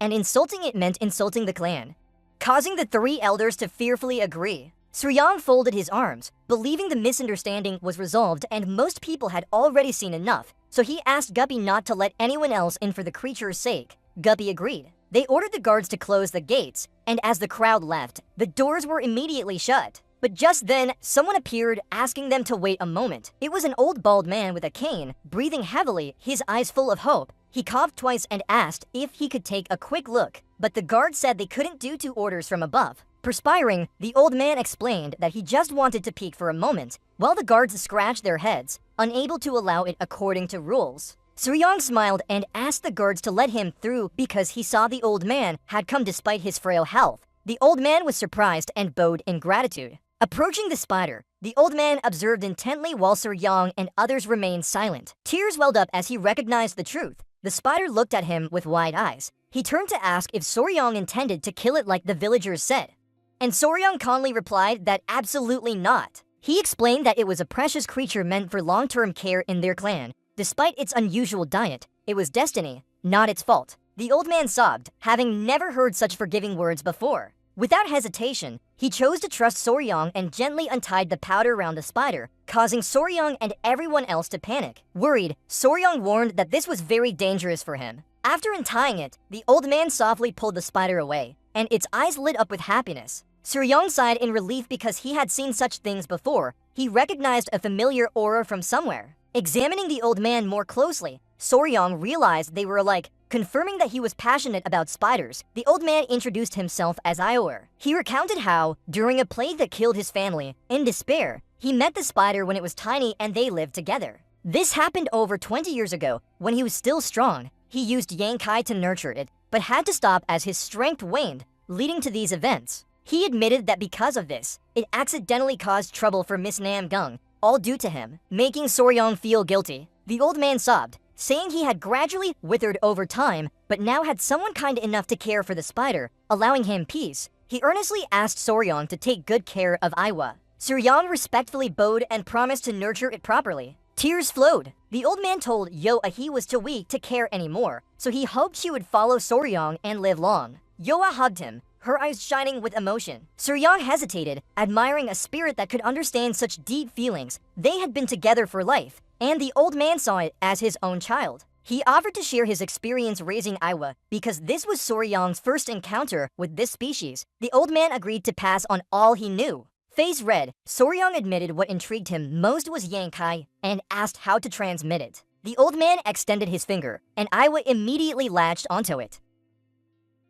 He explained directly that just by placing their fingers like this, even sleeping next to each other could transmit yang qi. Aiwa's body began to transform, drawing everyone's attention. The old man said that when receiving yang qi in such a way, it would turn into the form most pleasing to the owner. Aiwa transformed into a beauty, resembling the late wife of the young man. This was what he wanted to see before dying, bringing him peace. With curiosity, he asked Soryang if he wanted to try, prompting the boy to hesitate. He offered his finger to Aiwa. Soon after, her form changed again, shocking Soryang, who widened his eyes in surprise. Excitedly, he thought it would be perfect, but when the shape appeared, both the old man and Soryang were speechless. Gubai and the clan leader were stunned and frightened, asking if that was truly what they loved. The spider transformed into a wooden doll. The old man was perplexed, saying that form was rare and similar to those seen before turning human. Tubi panicked, asking why it didn't turn into Miss Hyosien, while Soryang was confused. He sweated profusely, realizing the village saw Namgungseon as the most beautiful, so Aiwa not choosing her despite receiving yang qi from him was hard to accept. But now talking about the legendary beauty of the Middle Reaches, the venomous maiden refused even after getting yang qi, making it difficult for him to understand. He turned and ran away. Believing the clan would see this as betrayal, Gubai and others were bewildered. Worried about his addiction to poisons, he couldn't believe that his love for Miss Hyosien was stronger than admiration. He had to find another reason for this strange occurrence. Meanwhile, Huan was in Namgong Yul's guest room where Yul was resting. Soon after, Soryang barged in, startling Hu Jin. She didn't understand what happened or why he was breathing heavily. He said he had something to ask her. With a serious look, he asked if she could hold him. This made her blush like a ripe tomato. Soryang laughed awkwardly, waving his hand to say not as she thought, but then changed his mind, saying maybe misunderstanding was okay too. She stood up abruptly, clenching her hands tightly and tensely realizing he finally knew the truth. She covered her face, admitting she didn't intentionally hide it, just reading books without certainty so dared not speak. Soryang was confused about what she meant. She took a deep breath and decided to mention the spider, revealing it was one of the 10 most dangerous creatures in the Middle Reaches, a human-faced spider. Soryang stood still, unsure how to react. He was utterly shocked. He couldn't believe Iowa was among those deadly spiders. She blushed, touching her fingers together and swearing she didn't want to deceive him, only wanting to be sure before the old promise. Orion looked at her intently, recognizing why she hesitated for so long. She slowly approached Soryang, remembering that promises must be kept, no matter how hard. She unexpectedly hugged him. Soryang's face turned as red as a ripe tomato. Just then, a cough made him open his eyes wide in surprise. Jun had just woken up, shyly asking if they should have some privacy. Seeing Jun awake, he panicked while she looked away nervously. The sky was bright, the sun shining high. 2 days later, Soryang began saying goodbye to Seo and everyone else. Sion waved goodbye, sincerely thanking them and promising never to forget their kindness before leaving Namgong. Fortunately, after Ioha absorbed Soryang's Yonkai, she transformed into Lady Hyujin's appearance, making him believe they wouldn't have to endure those prying eyes anymore. He smiled gently, asking if she was okay and telling her to bear with it a bit more, promising to release her once they arrived. This made Ioha feel relieved inside. Jiou was still held in his arms while Guppy asked Soryang if he knew their next plan, and Soryang replied that after retrieving the jade pendant, he planned to go directly to Gonga Mountain, where fat geckos lived. But with Iowa joining this time, he hesitated whether to visit the Ting clan first for fear she couldn't handle the longer journey. Yu shook her head continuously, confusing Soryang about her true state. Her eyes showed concern. Soryang approached the cage, his eyes watering, not daring to believe she was worried about him. Thinking of this made him truly moved, and he thanked Iowa, promising to take them as quickly as possible. With determination, Soryang turned away,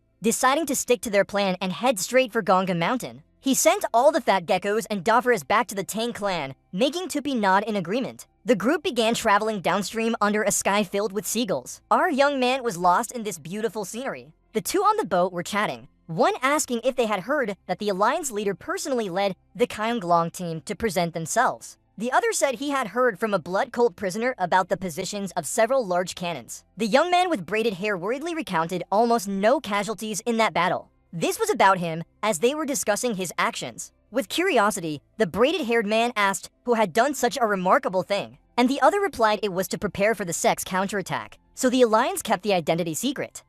He only knew that this person deserved to be called a hero. Hearing this, Sori reminisced about his past life as a YouTuber with excitement. So engrossed in the praise, he didn't realize how quickly time had passed. Soon they arrived at Mount Ganga, disembarked, and ventured into the area near the waterfall. With genuine sincerity, Sori said he wasn't skilled in lightness techniques and couldn't cross by himself. He asked Lady Hein and Commander Guppy to help him get across because no one had thrown him over this time. Guppy scratched his head weirdly, fearing the grasshoppers might refuse to go without Sir Yang, who's acknowledged that was a valid concern. Then he suggested whether Sir Yang should try crossing by himself or if Lady Hein could attempt using a parachute. An evil warrior pointed up at the sky and told Sir Yang to take a look. Confusing him, he turned around.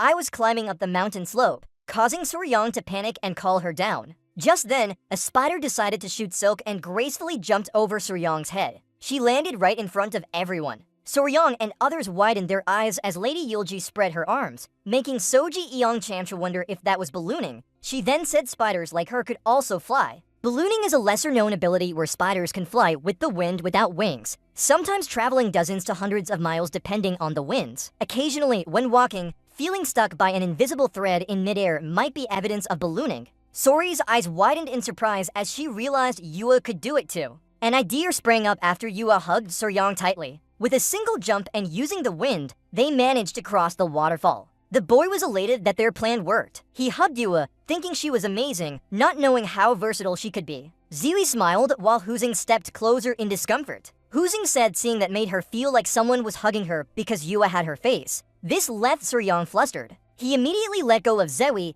asking them to wait a moment as he went to fetch the grasshoppers. The boy entered the cave where light from the rocks illuminated a group of grasshoppers in front of Soryang. He smiled, drawing their attention. The grasshoppers turned around and were surprised to see him. They jumped towards him while Soryang quickly checked if they were hurt. The grasshoppers licked his face, making him laugh as he noticed them clinging even tighter. He was relieved to find them healthy. He offered a piece of jade bandage and promised good care in exchange for their company, drawing the group's attention. They began smiling and Soryang decided to call the female Snow and the male Ice. Holding two of them, Soryang knew it was time to bring them to their new home, and thus Snow and Ice officially became part of his family. As night fell, someone appeared at the Tang clan's estate. Seeing this person, the guards were taken aback. It was Soryang, Gyubi, Lady Huiyang, and Zowa in her form. They were surprised to see Tu Hui Yang standing side by side. Upon closer inspection, they realized Iwa was a spider with the face of Lady Hu. Soryang cleared his throat. With confidence, he told the guards to inform the elders that the Tang clan's son-in-law had returned and mentioned he had caught one of the 10 deadly creatures and brought it back. Hearing this, the guards were stunned before rushing off to report. They fired signals to announce Sora and Oryang's return with one of the 10 deadly creatures.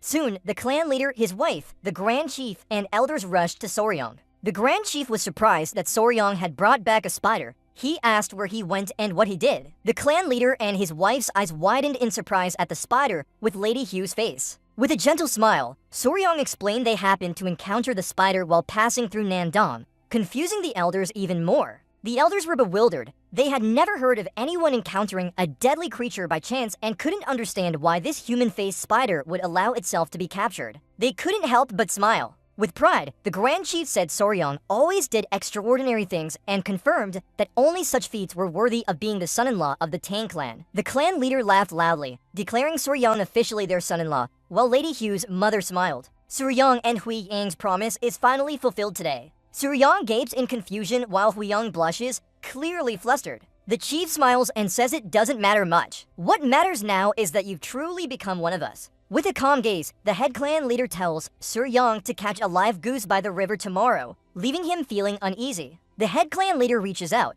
smiling and asks if Sir Yang doesn't know how to prepare a goose for their engagement. He then says they might not marry right away, but can still have a wedding ceremony. Surprised, Sir Yang's eyes widen in shock, unsure of what to say. The chief raises a finger and explains that once this is done, even if Sir Yang no longer likes hunting, he won't be able to run away. This makes Hui flush with embarrassment as she quickly asks her father to stop. Everyone talks animatedly. A smile appears on Sir Yang's face. He draws attention and everyone turns to look at him. Sir Yang bows respectfully. Their faces light up with pride. Hui can't hide her excitement, clenching her hands tightly in anticipation. With a confident smile, Suryang declares that as a member of the Tang clan and his official son-in-law, he hopes to live harmoniously from now on. So upon arriving at the Tang clan, the first thing Suryang did was arrange living quarters for the children. Aiwa chooses a large tree near the well in the Tang village as their home because they have dog-like habits. He doesn't want to separate them and instead decides to keep them in his room. After everything is settled, Suryang sits down to chat with everyone. When he asks if they like it, the lizards nod enthusiastically, especially Iowa. He tells Iowa that if she's hungry, she can come find him and asks if she knows where his room is, making her giggle. Then she points to a spider web, catching Suryang's attention as his eyes widen in curiosity. It turns out she has set up the web all around for security. If anyone tries to intrude, the web will alert them immediately. Huyain looks surprised while Sori is wide-eyed with interest. He raises a finger and asks if her intention was that he just needs to touch the web, and she'll rush over. She claps in agreement. The lizards look at him with bright, loving eyes. Sori understands they're telling him not to worry as they will protect him, making him wipe away tears of emotion. He prepares to study everything, realizing the children are indeed trustworthy. And when the new home is ready for the new member, the engagement ceremony is held. The elders gather and exchange gifts in a simple ritual to symbolize their promise. But during preparations, there's a misunderstanding. When Sori still waits, Hui appears carrying 2 lizards. Sori's eyes widen at the sight. Her confident look reveals her intention to use the lizards as gifts. He wonders if they're just pets. Anxiously, he starts sweating, realizing things are complicated. He doesn't know how to present the lizards as gifts. Suddenly remembering Hui, he knows she likes them, but she says it so bluntly. With a shy yet determined look, he apologizes and explains that this will be complicated,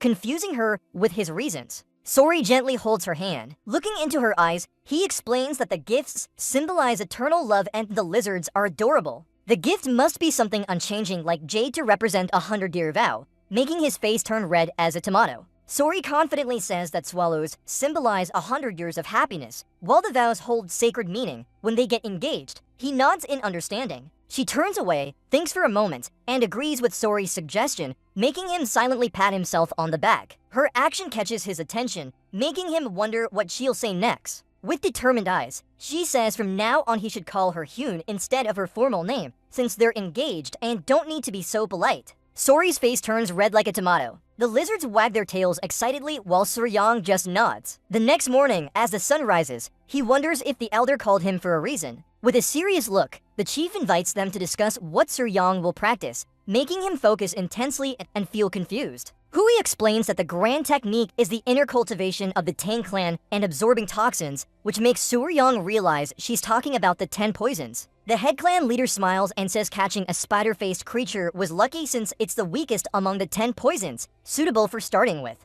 Sori asks if he'll start practicing the grand technique now, but the chief shakes his head. He says he once promised to use all 10 poisons but has another idea in mind, shocking Suryang. With a calm demeanor, the chief recalls something he had forgotten about when considering the number of poisons Suryang will bring back. He smiles and asks if Suryang knows the meaning of 5 poisons, making him slightly confused, wondering if it's about the Wu-Du, Hui Yuan technique he learned. The chief nods, raising his fingers to name the 5: spider, lizard, scorpion, snake, and frog. He explains that these are the foundations of Wu-Du Hui Yuan. With a serious tone, he suggests Suryang practice the Wu-Du Hui Yuan Gong, making him sweat from nervousness. The chief interlocks his hands and explains in the Tang clan, poisons are divided into 2 types, common poisons and sentient poisons. His eyes shine as he says common poisons are just ordinary toxins, while sentient poisons possess mysterious abilities, intelligence, or even internal organs. Suryang was surprised as he asked if King Behebra Golden King was present. The fat praying mantis Snow and Ice, along with the human-faced spider, were considered exotic creatures. The tribe leader nodded, leading to a new proposal. The great tribe leader laughed and explained that the original 5 toxicity cultivation only absorbed toxins from ordinary beasts, so its comprehension was limited.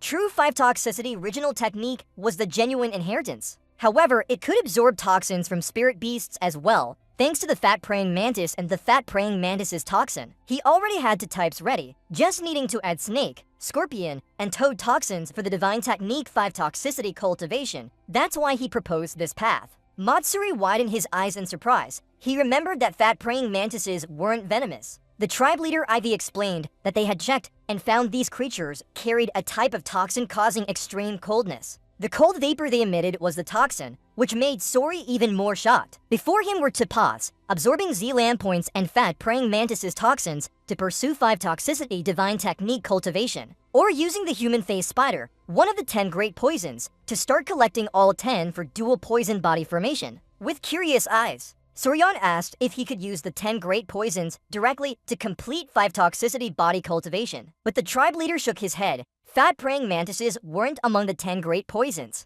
Soryan pondered, realizing that absorbing toxins from lower-grade creatures like Z-Lamb Point and fat-praying mantis would prevent him from following the 10 toxicity path. So he had to choose what he called Child's Venom for Spirit Beast 5 toxicity cultivation, or collect all 10 great poisons to follow the 10 toxicity body path. Puing looked at him thoughtfully, unable to guess his thoughts. Suryang recalled clearly from past lives in RPG games that a skill tree could make a character useless or divine. The tribe leader advised him to think carefully. The 5 toxicity divine technique was rare and powerful. He urged Sori out of his thoughts, and he began to worry, unsure what to do next. He said that keeping the easier, faster path of 5 toxicity body cultivation while preparing for a harsher but more rewarding 10 toxicity path. The young man was nearly driven mad, trapped in a dilemma with no escape. After several hours, Sori still pondered, making Hein look confused. She called him over and said that if it was about the promise, he didn't have to force himself into 10 toxicity body cultivation because 5 toxicity divine technique was already a powerful art.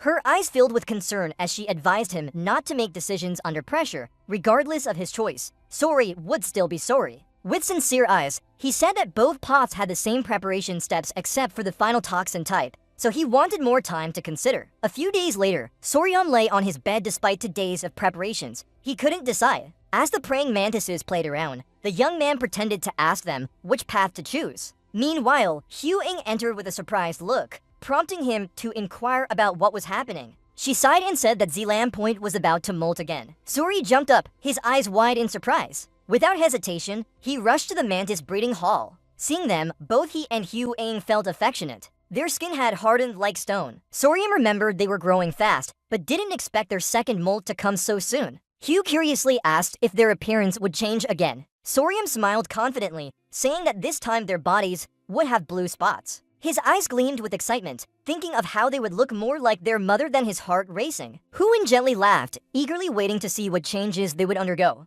Suri was sure they would be even cuter. Just then, he opened his eyes wide and focused on them. Suddenly, he realized this wasn't good news because if they didn't dry before the grand ceremony, it could cause trouble. Suryang worried as he knew that praying mantis toxins needed careful handling. He had hesitated between using Z-Lamb Point or Y-Flower toxin for the first dose, but couldn't use Z-Lamb Point now. The young man sank into thought, understanding that forcing it now would be dangerous, but he also couldn't wait indefinitely for them to harden. He imagined Zagwa, the praying mantis, and the spider standing on a stage. With Zagwa raising his fist, he realized why he had suffered so much in recent days. 2 days later, the grand ceremony was finally prepared. The ritual took place in the grand hall of the grand ceremony deep within the 10,000 poison hall of Tribe Tang. He considered postponing it to wait for the spiders, but the complex preparation couldn't be delayed. The ritual was extremely intricate. First, hundreds of medicinal pots were used to boil various herbs and extract their essence. Then, these essences were cooled and poured into a huge cauldron, completing the initial step. Next, this mixture was combined with many types of poisons and beast blood. Despite seeming simple, handling hundreds of ingredients, toxins, and beast blood required perfect coordination, making it extremely difficult. Moreover, any delay would ruin the entire concoction, so he had decided to use Y-Flower toxin, one of the 10 great poisons. Soryang carefully examined the liquid, noting its dark color. The tribe leader Ivy declared that they were ready for the grand ceremony and asked him to undress and step into the cauldron. Sori woke up and nodded. Sori undressed, placed one foot in the cauldron, then slowly lowered his lower body inside. His eyes widened as he felt a familiar sensation, like being immersed in a herbal bath. The great tribe leader was delighted, saying they would add a drop of Y-Flower toxin to trigger the reaction before adding the prepared concoction for his body to start absorbing the poison.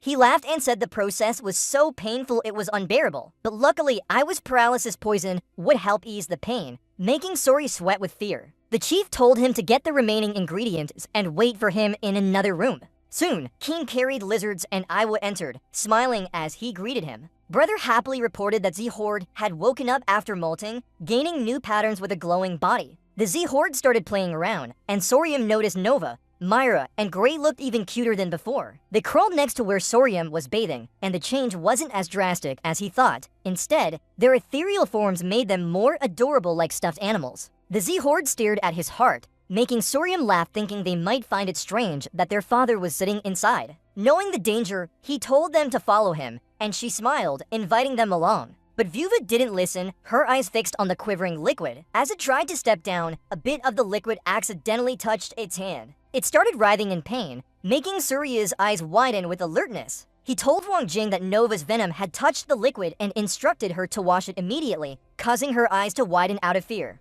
Without hesitation, she hugged Nova close. As she turned around, the child opened its mouth, spitting saliva onto the liquid, making Suryang immediately observe closely. Nova's spit caused the solution to react and change color instantly. Her eyes filled with fear as she realized the toxin had spread within the cluster. Suryang gritted his teeth and nodded in acceptance of the situation. Not long after, he screamed in excruciating pain. The young man continued to cry out in despair. With concern, Lady Hua Jing quickly told Suryang to stay calm. The liquid began burning his skin, making his face turn red. He had never felt such intense pain. It was as if his flesh was being torn off and his entire body was on fire. But he remembered the warning to remain still in the grand hall. Despite wanting to jump out, he gritted his teeth and endured. White foam bubbled from his mouth. The pain was unbearable, causing Z-Horde and lizards to panic. Lady Hua Zhong covered her mouth in worry, not knowing what to do. The chief and the other chief turned back and were stunned by the scene. They rushed towards the young man. Meanwhile, Hein explained that Sorium was starting to collapse, crying for help.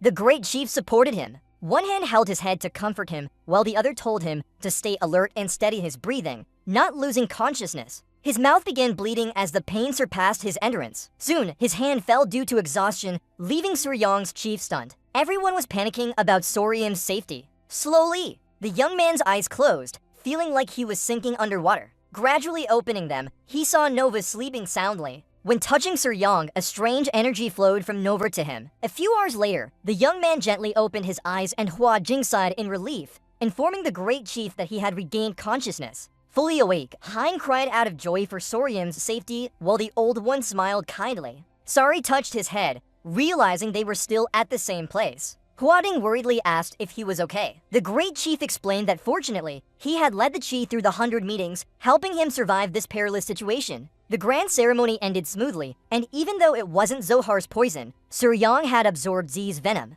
Suryang hugged his head and sighed, understanding Nova wanted him to follow the path of 5 poisons. With worried eyes, he asked if Nova was okay, remembering her venom had touched the liquid. Huang and the great chief gently held him back as she said she washed Nova's antenna immediately. She did so in a state of panic, unsure if Suryang would live or die, making him look at her anxiously. She turned away, pouting. Meanwhile, the young man realized he should have visited his fiancée after their engagement, but instead rushed to the lizards out of impulse. His head hurt again, causing Hua Ding to ask if the pain would return. His eyes turned serious as he wanted to know Nova's condition most. The great chief and Huang were shocked, not believing he cared more about Nova than himself, realizing he wasn't fully conscious yet. So the great chief called for a doctor. Suryang sighed in relief at his quick response. 2 days later, the grand ceremony truly ended as the liquid in the chung was gone when Sori met the great chief. He asked if he was really okay and suggested a thorough checkup, but Sorium assured him he was fine. With calm eyes, he said despite his wishes, he had stepped into the path of the 5 poisons, so he would pass on the hard technique to him, making Sorium listen quietly and thank him.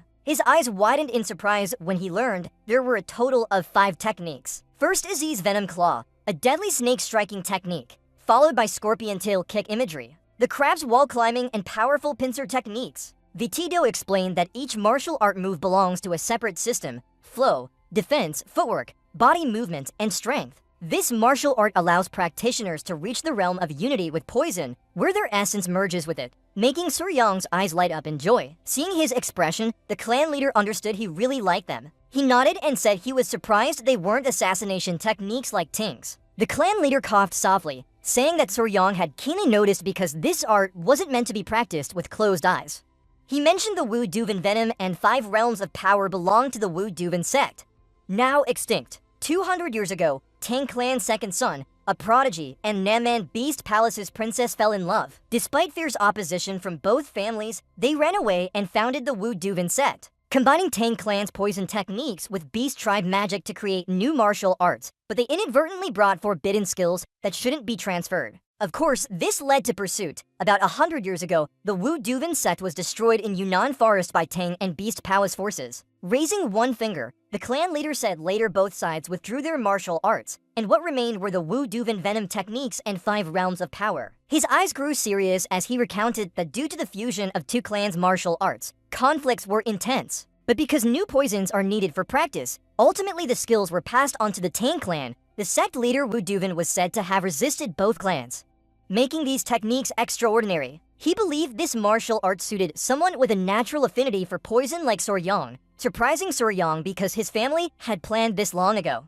The young man thanked and promised diligent practice, pleasing the clan leader who believed in his success. And thus, Soryang began his journey with Wu Duvin Venom techniques. Soryang left the Venom Hall, stretching, wondering how long he hadn't seen sunlight. Only now did he feel truly alive. Just then, a small spider darted towards him, startling and widening his eyes in surprise. That was Nova, who burst into tears of joy seeing him safe. Soryang realized she had been waiting for him all this time. He showed off his biceps and smiled reassuringly, knowing she must have suffered a lot. He told her not to worry as it wasn't her fault, then pointed out that everything was fine. Nova immediately snuggled into his shirt, playing around. Soryang thought maybe because she just molted, her body still felt ticklish and he really wanted her on his shirt rather than directly touching him. She stared at him closely, making Soryang feel a bit confused. Then she crawled out of his shirt and ran up his arm, widening his eyes again. He wondered if Nova truly understood his thoughts, something he deemed impossible. He reassured himself it was just coincidence. Keeping animals for long could sometimes lead to such things. Zorian thought about this, then scolded himself for being foolish. How could a small spider like Nova understand so deeply? Suddenly, Nova's eyes glowed with anger. She was furious at his thoughts, startling Soryang, who didn't know what happened. He looked at her in surprise. Without words, he silently asked her to climb onto his head, and she did immediately. Then he hid behind a tree and asked her to find him. She found him instantly. Soryang panicked when this happened 3 times in a row. Nova sighed and looked at him with confidence. It felt like an invisible thread connected their hearts, leaving Soryang dizzy with confusion. While the other spiders played, Lady Huiting searched for Nova, worried about where she was hiding. She approached the 2 spiders and asked if they knew where Nova went, explaining that after molting, Nova ran everywhere, making it hard to find her. Meanwhile, Soryang carried Nova on his back, running towards Huiting with wide eyes. His eyes widened in surprise. He rested on his knees and panted as Huiting asked him. She immediately reminded him not to go far, causing him to worry her, telling her to inform her mother before going anywhere. With a proud look, Soryang brought Nova forward and said the issue wasn't about her distance, but that she understood human speech. Her eyes remained calm and composed. Since he knew Nova had always understood human speech, this was no surprise. Soryang sweat from confusion. Quinguang mentioned that even his thoughts were understood by Nova, startling Huiting slightly. Carrying Nova on his back, Soryang decided to visit the clan leader for answers. Huiting worriedly went with him. It was still daylight, and after a few minutes, they arrived at the chief's hall. He placed Nova on the table and asked everyone to help examine her, explaining that she understood both spoken words and his thoughts. Unlike other children who couldn't do this, Huiting noted Soryang's involvement in the Great Record. The clan leader looked serious and said it wasn't so because Tang clan had absorbed venomous creatures before. If such mysterious abilities appeared, records would have been made. He never saw anything like this, making Soryang curious. With a calm demeanor, Horn asked the reason, and the clan leader concluded that these abilities must come from Wu Duvin Venom techniques. The chief interjected, saying the Great Record was created to absorb poisons, and only Soryang absorbed venomous creatures with Wu Duvin techniques. The clan leader smiled, thinking this might stem from the Namman Beast Palace's view of beasts as part of themselves. VT Do explained that investigating the cause would be impossible, leaving Soryang confused. The clan leader explained they wouldn't reveal their secrets, and if anyone practiced their martial arts, their reaction would be unpredictable.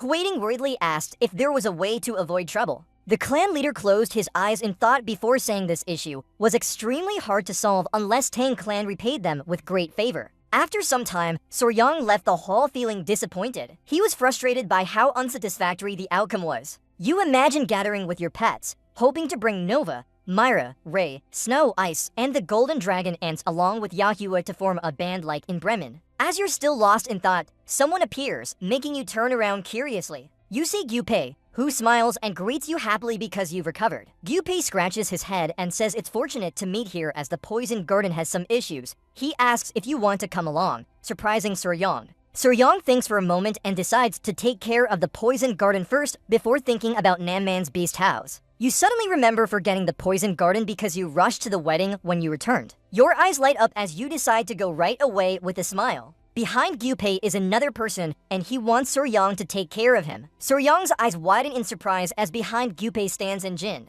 She runs over and hugs you with a relieved smile. You grab Injin's hand and walk alongside Gyupei down the path. Suryong tries to lead her into the poison garden because she keeps clinging to him. You turn around to ask why Injin is here, and Gyupei explains that she came for treatment and will stay temporarily in the Tang tribe as per the Chief Bong's request. Her eyes sparkle as she lightly scolds you for not visiting her for days. She says this is why she waited all day today. Suryong suddenly realizes she has a gap in her jaw. You awkwardly apologize and ask if she's bored being alone. She pulls out a bag, showing that she hasn't been lonely as she played with Clicky for the time. Suryong opens the bag and is surprised by what's inside. Gyupei curiously peeks in too. Inside is a spring beetle. This species of beetle is called click beetle in the West. It's famous for making a cracking sound when flipped over. Although it's a root-eating grub that can damage crops, to children, it's a familiar and cute creature. Yubai looks a bit confused, unsure if this is a spring beetle. Young-On firmly says it's Clicky, absolutely not a spring beetle. Suryong involuntarily thinks back to his childhood when he called this insect a spring beetle. It was the first bug he ever kept and opened up his world of insects like today. You sit down in front of her and smile. Recognizing Jingjing's true love for bugs, she nods and admits liking both the king and Clicky.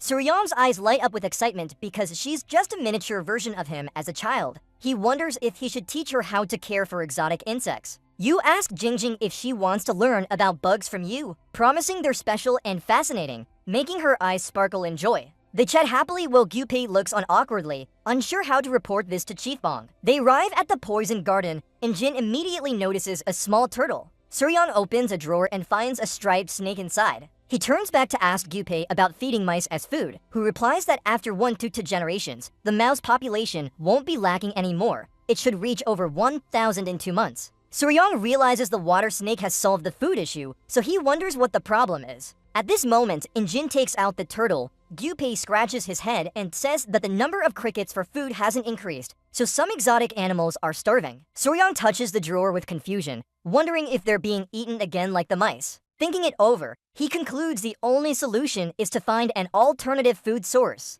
Just then, Injin starts crying, startling Suryong and Gyupei. You ask her where she hurts, but she just keeps sobbing. She says there's a strange smell that's bothering her, confusing Suryong. She touches her hand, and it emits an unpleasant odor. You ask if she can show you the silk bag to check, surprised. Using tweezers, you open the bag and your eyes widen as you confirm she made the same mistake he did when young. You sigh, telling her to look closely because what's inside isn't a Clicky but another creature, making her stop crying. With tweezers, you pick out another one. Gyupei recognizes it as a clothes moth larva. This insect is actually a grain moth. As an adult, they release a terrible stench when touched due to their scent glands. They look like spring beetles, which is why they're often mistaken for them. Holding up a finger, you explain that spring beetles make the cracking sound with their abdomen. Grain moths don't do this, so next time, she should be careful not to confuse them. Indin clenches her hand firmly and nods strongly. With a proud smile, you tell her that despite this, she did well because you really need these friends now. Gyupei looks puzzled, wondering why he needs such smelly insects. As night falls, Suryong's eyes light up. You declare from now on, they will raise the grain moths Indin caught in the poison garden. Although not special, grain moths are a common food source for insects and lizards. You're very happy because this is an ideal time. If you replace crickets with grain moths, there'll be enough food immediately. Smiling, you thank Jin for solving the immediate problem and decide to go check on the cricket farm. Wu Pei nods eagerly in agreement.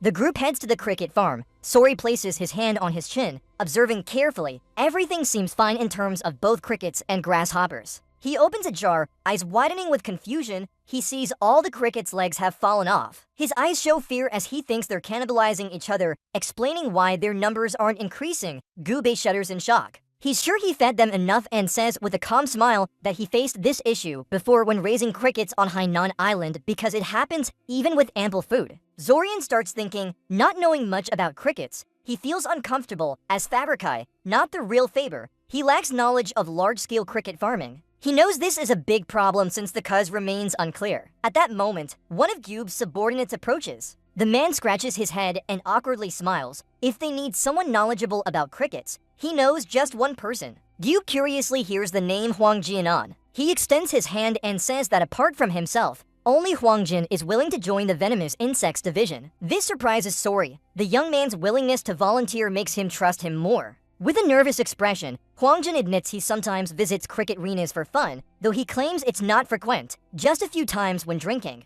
The boy still doesn't understand, so Huang explains that it's a betting place where crickets fight and people bet on the outcome. Since bigger, healthier crickets are valuable, they're often raised in facilities within casinos. There's someone dedicated to caring for them there. A dimly lit area with hard-to-reach light. A woman is grooming a cricket. She has long hair bandaged from head to toe. Huang Jianan hears she knows everything about crickets. Night falls, the streets are brightly lit under red lanterns. Soon, Suryang, Gyupei, Lady Hujing, and Huang Yun arrive at this place. They enter a large casino in town to meet the cricket caretaker mentioned by Huang Yun. Suryang and Gyupei are dressed formally. He thought they would use lightness techniques, but was told to wear fancy clothes and ride horses since their destination is a casino. As he hesitates, someone announces they've arrived, startling him. In front of them stands a man with 2 strong guards by his side. Gyupei steps forward, extends his hand, and introduces Lady Hujing as the direct descendant of the Tang clan. She and Suryang have come to request a guide. The man's eyes widen in shock. He and his guards step forward, introducing themselves as the owner of Kim Song. They welcome them and say it's an honor. Surprised by this attitude, Suryang can only be amazed. With a light smile, Huang Jin asks if they can see the cricket fighters. The man nods, saying there's a fight happening today for the cricket warriors. He leads them in, and when he moves aside, Sori and company enter the fighting area. Their attention is immediately drawn to the group of fighters circling around a mat. A battle between 2 crickets is about to start. One man decides to bet all his winnings from the last fight. The 2 crickets focus, then attack each other fiercely. As the fight progresses, the crowd cheers enthusiastically. Sori is surprised by how intense these cricket fights look. Huang Jin laughs and asks if it's exciting. He explains that the loser is the one who turns away first. One cricket suddenly bites hard into its opponent's belly, causing the other to panic and run away. The owner of the winning cricket smiles contentedly as the battle ends. Soon after, several men bring out bags full of money. Huang Jin immediately says they will auction off the victorious cricket. Rumors suggest prices could reach 30 silver taels. Sori is shocked by the amount. It sparks his ambition to consider selling crickets as a career. Lady Hai reminds them they've seen enough and need to meet the cricket caretaker. A few minutes later, they start descending the stairs. The guard opens the basement door and is surprised to know they came to see the cricket keeper. He nonchalantly says that sometimes guests do want to meet her, but she's not special. She just feeds crickets and cleans because no one cares who wins. Pointing at a girl, he says with disdain that this is the cricket caretaker, useless enough for him to delegate tasks to her. Finally, he grumbles about how she always looks gloomy. When she turns away, he shouts loudly, ordering her to greet them properly as they are important guests. She quickly stands up, looking scared and continuously apologizing. Sori's eyes widen in shock and confusion. Looking closely, he realizes the cricket caretaker is a girl. Her eyes flash with anger as she looks at them without saying anything. Suryang remains silent and then quietly approached. He extended his hand and calmly said they came from Tung family Sichuan, just wanting to ask about raising crickets and hoped for some advice. She nodded slightly in agreement. Raising a finger, he explained that he kept many crickets, but they constantly ate each other, asking if she knew the reason. She paused thoughtfully. Calmly, she said it was because they needed meat. According to her, Suryang only fed his crickets grass, as crickets are omnivorous and need meat to avoid cannibalism. Suryang's eyes widened in surprise. He immediately realized he hadn't considered that before and understood that the cannibalistic behavior was simply due to a lack of protein. An unusual aura around her made Suryang think she must be an actual cricket expert, and he had to get her at any cost. Turning to Lady Hai Yin with a smile, she immediately understood his intent. She took out her purse and offered to buy the girl from the innkeeper. The innkeeper was taken aback, not understanding what they wanted with her. Smirking arrogantly, he slapped her on the back and said they could take her whenever they pleased. But the girl suddenly swatted Lady Hai-yin, sending both money flying, shocking everyone present. The innkeeper's face turned red with anger as he grabbed her hair and demanded to know who she was to do such a thing. He hit her and ordered her to follow them, but she shouted that she didn't want to go. Sori intervened urgently, telling the innkeeper to stop. With sincere words, Lady Hai-yin promised they would treat her well and even bring her family back to Tong family if she wished. But she still shook her head, firmly refusing to go. The innkeeper became angrier, threatening to hit her again. Gupai stood silently observing without a word. Sori asked the innkeeper if she owed anything or worked for anyone. He replied no. He recounted that 5 years ago, she had come and begged to work unpaid. He took pity on her and let her stay. But because she was weak, he only gave her menial tasks, treating her like an extra mouth to feed. Sori sighed, not understanding why she wouldn't leave. Gupai touched his chin, lost in thought. Then he said the girl reminded him of himself before Tong family took him in, confusing Sori even more. Gupai asked the innkeeper they could bring her back someday, promising to provide food and try convincing her. The innkeeper laughed and agreed, giving them full authority. Wu Pei gently asked if she wanted to go outside for a breath of fresh air with them. She lowered her head and slowly nodded. Seeing this, Wu Pei promised to come back the next day to pick her up. Sori heaved a sigh of relief while Lady Huang smiled softly. After some time, they brought the girl to Tong family's guest house in the capital and prepared food for her. Sori was surprised not knowing Tong family also owned a guest house within the city. Wu Pei explained it was part of the Tong family Sichuan branch. He added that 2 inns, 8 pharmacies, and 5 restaurants in this alley were all under Tong family. Then he would show Sori their business office and customs department where they handled goods transportation. This left Sori wide-eyed. He had wondered why his grandfather and father trained so much but the family still thrived, now understanding. With curious eyes, Whoop asked if she could tell them her real reason for not leaving the casino, assuring that they would help if needed. Sir Yang whispered to Lady Huang that the girl hadn't spoken yet. She replied that she hadn't touched any food or tea either. Wu Pei noticed she seemed to harbor a grudge against someone. He told her not to worry, urging her to speak out as this was Tong family Sichuan. She placed her hands on the table and stood up abruptly. Then she bowed deeply before Sir Yang, making him dizzy, introducing herself as Tong Naok from Tong village not far away. Lady Hai-yin gently touched her when she finally spoke. Sir Yang calmly asked why she didn't want to leave the casino. The girl slowly stood up, her hair covering one side of her face, startling everyone with her appearance. Her beautiful face revealed shocking scars, leaving Sir Yang speechless. Her originally beautiful face was marred by burns that left him stunned. Huang Gupai gently touched his chin, wondering who could be so cruel to disfigure a woman's face like this. She decided to tell the whole truth, asserting she would pay any price but must seek justice for what had happened. Her clenched jaw and tears, mixed with sorrow and anger, flowed as she declared she wouldn't leave until her attacker was dealt with. Tong Naok recounted her past, starting from a peaceful day in the small town near Tong village in Sichuan, where she and her sister Naiyin lived within their family's casino. Naok lost her parents early on and raised her younger sister alone, earning them the nickname Twin Pearls due to their striking beauty and fair skin. Today, Ian is sad and asks if she can take a day off from work. Naok smiles and says the village market is nearby. She'll finish preparing for the festival, then come back right away, telling her sister to wait. But Ian bursts into tears, saying she doesn't want to be alone at home and wants to go because today is her birthday.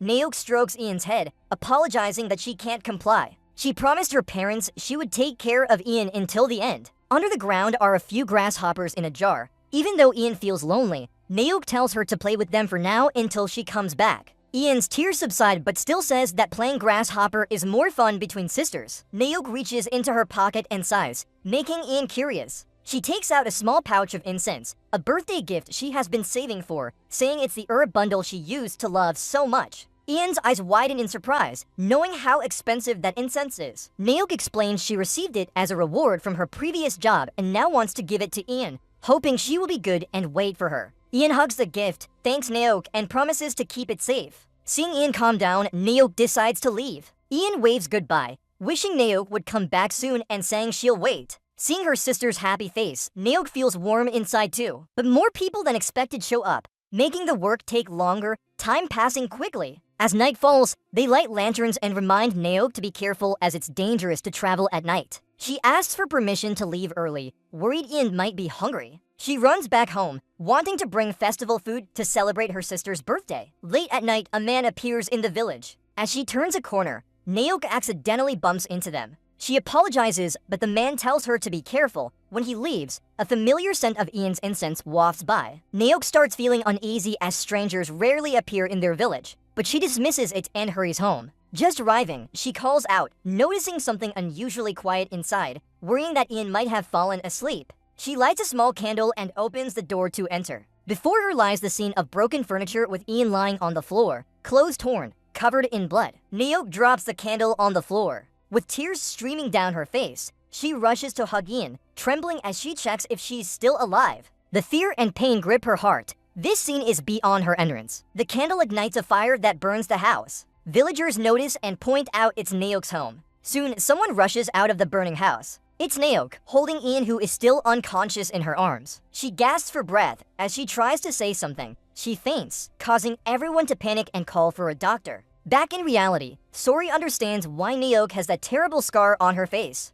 Naok recounts waking up after 2 weeks, where an old couple was taking care of her. Her body was bandaged, the burns still present. The old man hesitantly says he searched for the killer many times, but with no success. It's a difficult task. The old woman apologizes, unsure how to deal with Naok and Ian as siblings. Naok weeps silently, her heart as withered as autumn grass. Each time she changes bandages for the burns, she only emits weak moans in response to the world. Time passes, winter turns to spring, and the sound of grasshoppers echoes again in the courtyard. Memories of her sister in the burning house resurface. Her sister seems to be pleading for Naok to catch him and avenge her. One night, Naok wakes up from a nightmare. She sits in the garden, and as the grasshoppers' sound echoes like that of Ian's, she gradually regains composure. Naok clutches her hands tightly, eyes filled with hatred. She knows she must find this scoundrel and seek revenge. The next morning, she tells something to the old man, making him pale. With a look of confusion, he asks where she plans to go, reminding her that her body is still recovering. Naok firmly states that every night Ian cries in pain,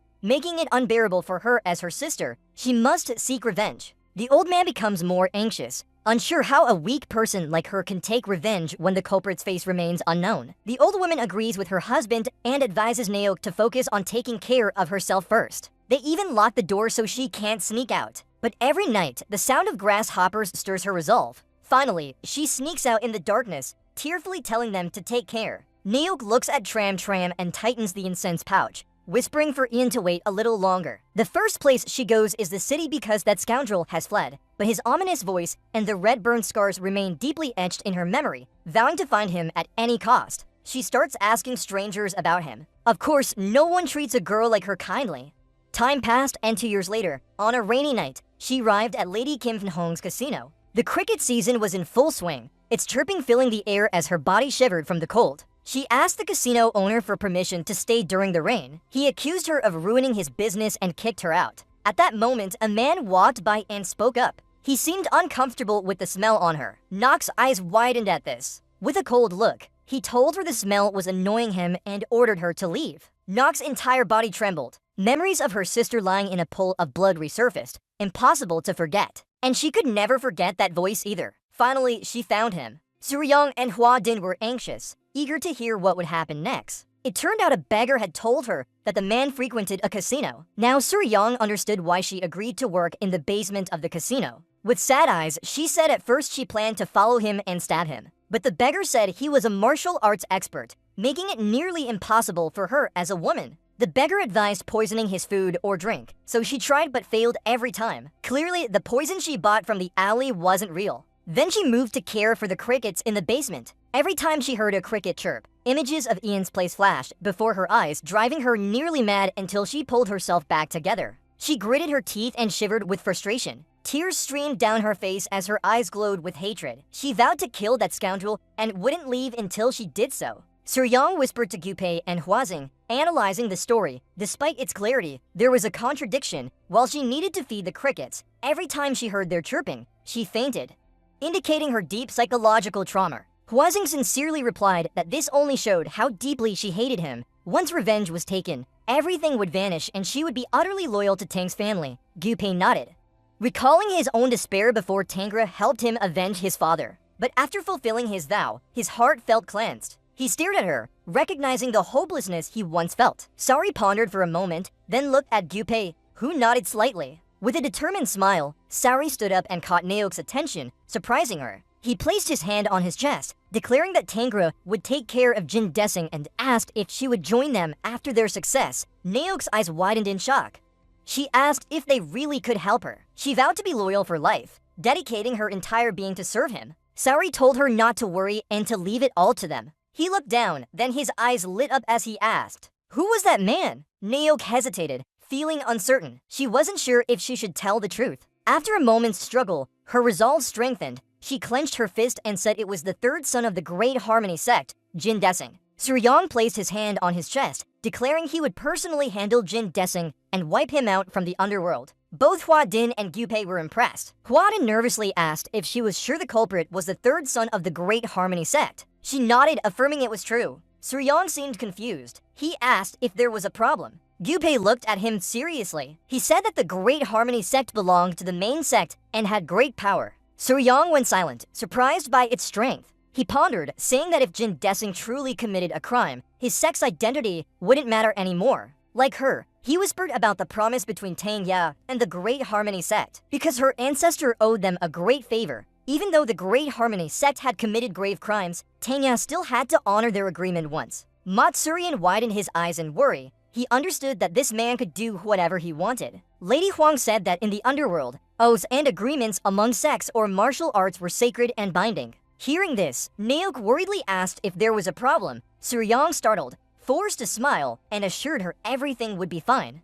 He was just surprised by the man's identity and told her to rest easy, leaving all the work to them. Grateful tears streamed down Naok's face as she finally saw hope for revenge for her sister. Soon, she collapsed from exhaustion. Horan noted that she had relaxed too much and suggested taking her back to Tang Manor to rest. Gupai crossed his arms. He realized this was harder than they thought. Suryong nodded, understanding they needed to discuss with the patriarch and matriarch, but believed they would understand. The next morning, as the sun rose, Suryong and Horan met Tang's patriarch in the grand hall, the room silent. Senior elder Inghin Enghu said that the Great Harmony sect was a prestigious sect in Sichuan. Though its master was a prite, his father had sired a dog. The clan leader folded his hands, disbelieving Suryong's request to seek revenge for a girl despite knowing their agreement between Tang and the Great Harmony sect. Suryong sincerely begged for permission.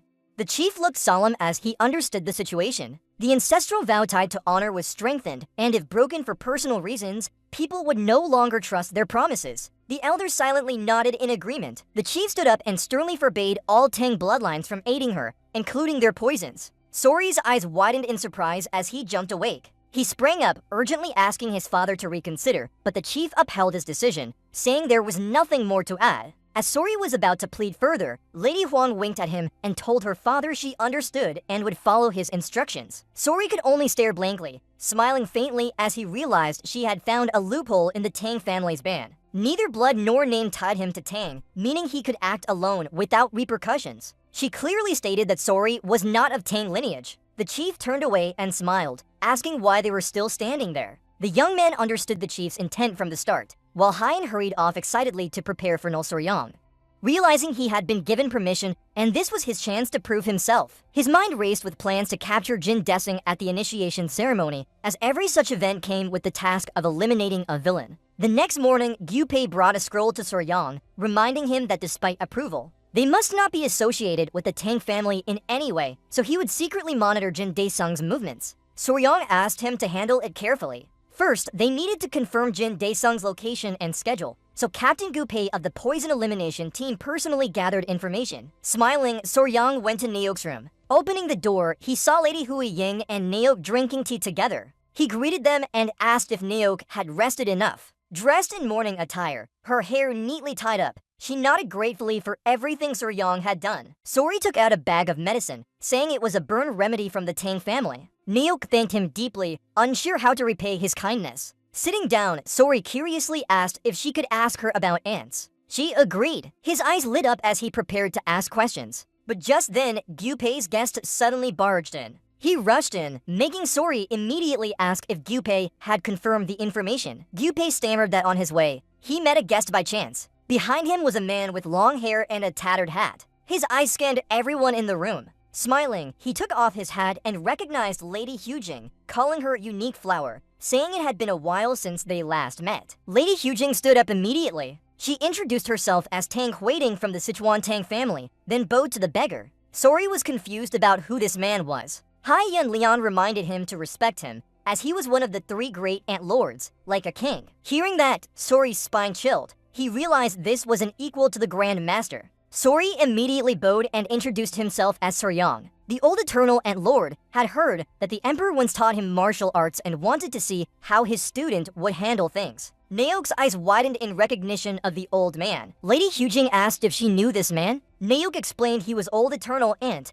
who had helped her in Chengdu. She didn't know his significance, then apologized for any disrespect. The old Eternal Ant Lord waved it off. Wei Jing curiously asked if the old man's visit to the Tang family was related to the Great Harmony Temple case. The old Eternal Ant Lord laughed, praising her sharpness. Lady Huang feared he had come to stop Naok. He stroked his chin and said he couldn't intervene officially without evidence, but could still help a little. Suryang stepped forward asking how. The old beggar smiled, saying he would provide information because he wanted to see how the Emperor's student would handle this matter. He instructed his subordinate to investigate the old case. Jin Desing was indeed a bully and ready to kill for silence. Thanks to his sex power, he had escaped punishment. He suspected Jin involved in about 5 cases, including some in Chengdu and slums. The Great Harmony Temple also considered him an eyesore. Line 59 is repeated as line 60.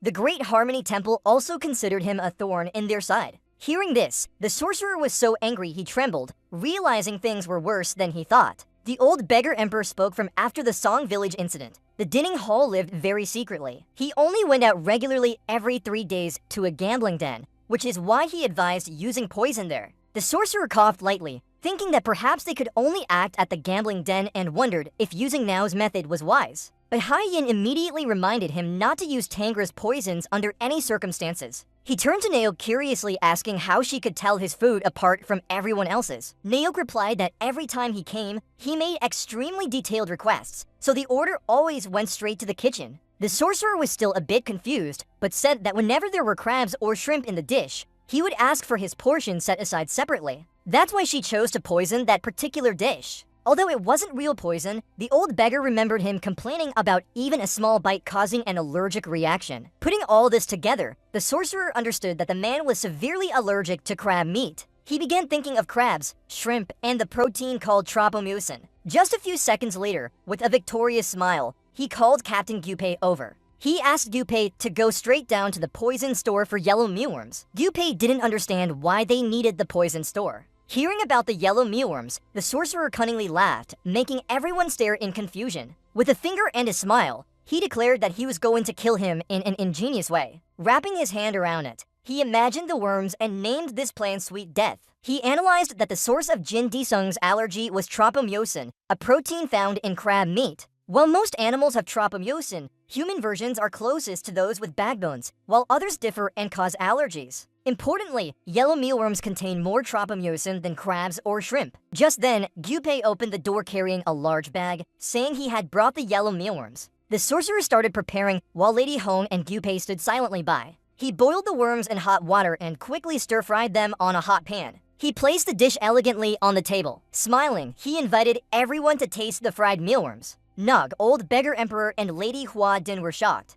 They didn't understand why they had to eat this, but the sorcerer insisted that it was very delicious. The old beggar emperor tasted first, while the 2 girls hesitated. Finally, Lady Hai Yin took a worm and put it in her mouth. The taste surprised them. Both she and the old beggar emperor were horrified by how good it was, wondering how a worm could become such a delicacy. Seeing this, Suryang's eyes lit up with interest. This dish was famous for its sweet and savory flavor. Called gozo, in his past life, he had also eaten it as a snack. The old beggar emperor, curious but still puzzled about how to use these worms to kill Jin Disung, crossed his arms. He then pointed at his finger with a confident smile, explaining that Jin Disung had reacted when eating crabs or shrimp, and that what was harmless for one person could be deadly for another.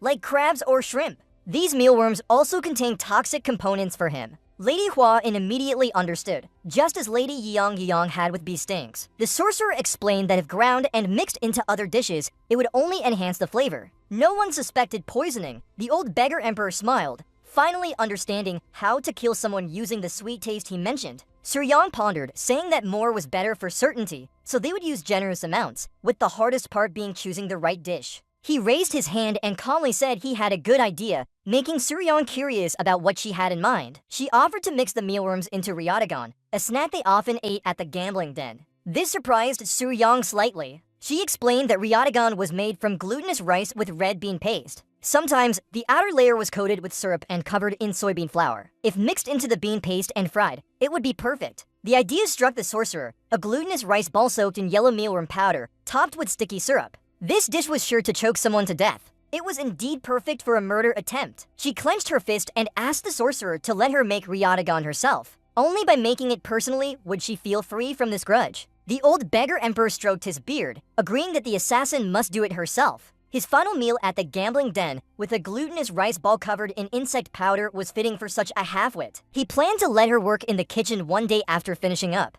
Lady Hong worriedly suggested they play cards to keep him there, fearing he might escape. Suryong's lips curved into an ominous smile, his eyes gleaming with malice. This plan was becoming so secretive that the target couldn't survive. A few days later, Jean Dyson appeared, carrying a heavy bag of money and walking past guards to the White Phoenix gambling den. The casino owner greeted him, but Jin Sung arrogantly turned his nose up, demanding drinks and women at his usual table. At that moment, Jin D apologized for the table being taken by a special guest before, confusing Sung. Sung looked puzzled. Upon entering, his eyes widened in surprise. Sitting at their usual table, Suryong and Lady Wai Ying were engrossed in a game of cards. His gaze fixed on the beautiful Lady Wai Ying, whom he recognized as Tang Wai Ying from the Four Seasons Hall. Jin D, Sung approached with a respectful smile, asking if they had met before and why she didn't remember him. Wai Ying looked at him coldly. He was flustered. Jean Dyson introduced himself as the third son of Da Hua Manor, mentioning his past visit and asking why she couldn't recall it. Sori interrupted the conversation after winning a hand. Confidently, he asked Lady Hua Jin what she thought of his skills. Her eyes sparkled with admiration. She praised him highly. Jin Desing, uncertain, turned to ask Suryong who he was. The other man replied that he had heard the girl had a fiancé and guessed it was him. Suryong smiled while Jin Desing panicked. He couldn't believe the weakling next to her was so beautiful, while he hadn't even touched her. His eyes darkened as he remembered a girl from several years ago. In his eyes, she wasn't bad either. Tears almost welled up as he recalled. If she hadn't resisted, he would have killed her by accident. It was a pity that her sister, rumored to be even more beautiful, wasn't here. As he approached the table, Suryong and Wei Ying turned their attention. Jin Desing sat opposite them, extending his hand in greeting and saying it was an honor to meet her fiancé, asking if they wanted to play a game. Of course, Suryong didn't refuse. A smile crept onto Jin Daesung's face. This was a good opportunity to crush the boy and humiliate him in front of everyone. But moments later, his arrogant expression vanished, leaving him stunned like he had been hit by a car. Sorry won again. Lady Hua Jin cheered him on.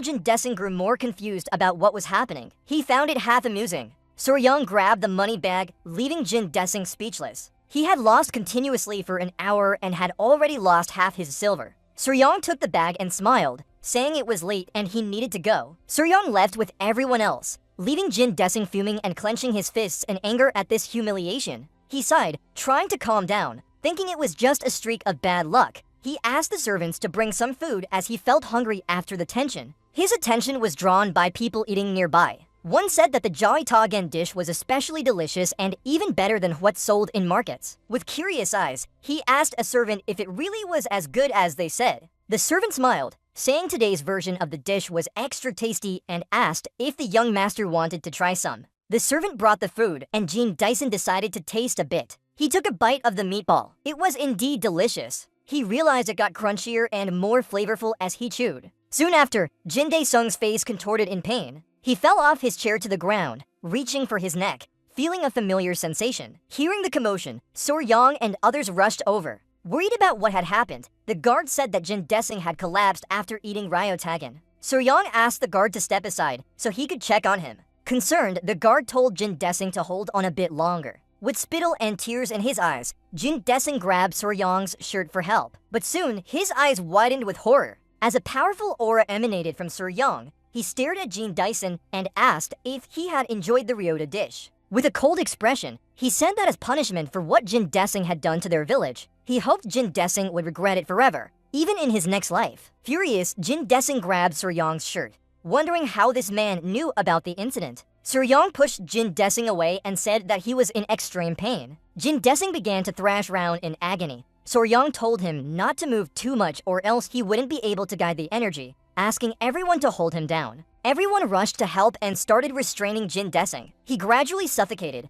the delicious taste lingering on his tongue becoming his last memory. The next day, Surya and Lady Wai Ying met an elderly couple who had cared for Nog. Old bowed deeply, asking them to take good care of Nog as he couldn't imagine what the child had endured. Surya reassured him that the girl was now part of their clan and not to worry. The wind blew gently as No-Oh began walking towards a grave in silence. Surya stared at her, feeling a bit curious inside. Before returning to their clan, they stopped by Jean Dyson's village. Fortunately, Jean Dyson's situation was resolved cleanly. Usually there would be an investigation into poisoning risks, but since he was a child abandoned by his family, it seems they tried to keep this secret. Tears began welling up in Nijak's eyes. She placed her hand on her sister's grave and couldn't help crying, wondering if she had come too late. Lost in regret, she repeated apologies for not returning earlier that day. Sorry, you might feel a bit surprised. Even the ants were mourning. Lady Hua Ding's eyes wide with sorrow. She remembered how the rooftop girl once mentioned and sounds reminding her of her sister. Sorry, she wondered what her little sister would want to say to her now. As the sun set and ant noises echoed, Nixu could only feel guilty for not returning home sooner. The sun slowly set in the alleys of Sichuan's capital. Not far away, a man wearing a hat was eating. It was the emperor's beggar enjoying food prepared by Soryang. He couldn't help smiling as it smelled good despite looking unappetizing. To him, Soryang's plan was like a flavorful trap, proving he was indeed an interesting person. The two silently observed the emperor's beggar. His expression turned serious. Tightening his fist, he demanded they step out and said only thieves would hide so well. Knowing they were discovered, they looked a bit flustered. Without hesitation, they stepped out from their hiding spot behind the emperor's beggar. The man noted, as expected, the emperor's official was still sharp and asked why he was here. The man was one of the 5 emperors, Kang Ji-ho, and the girl was his disciple, Cho Ian Ryan. Crossing his arms, Kang Ji-ho felt offended by the term carver. He asked why they greeted each other like this after so long. The emperor's beggar seemed a bit flustered, not knowing what to call the carver now. Kang Ji-ho forced a smile, saying divine carver sounded better.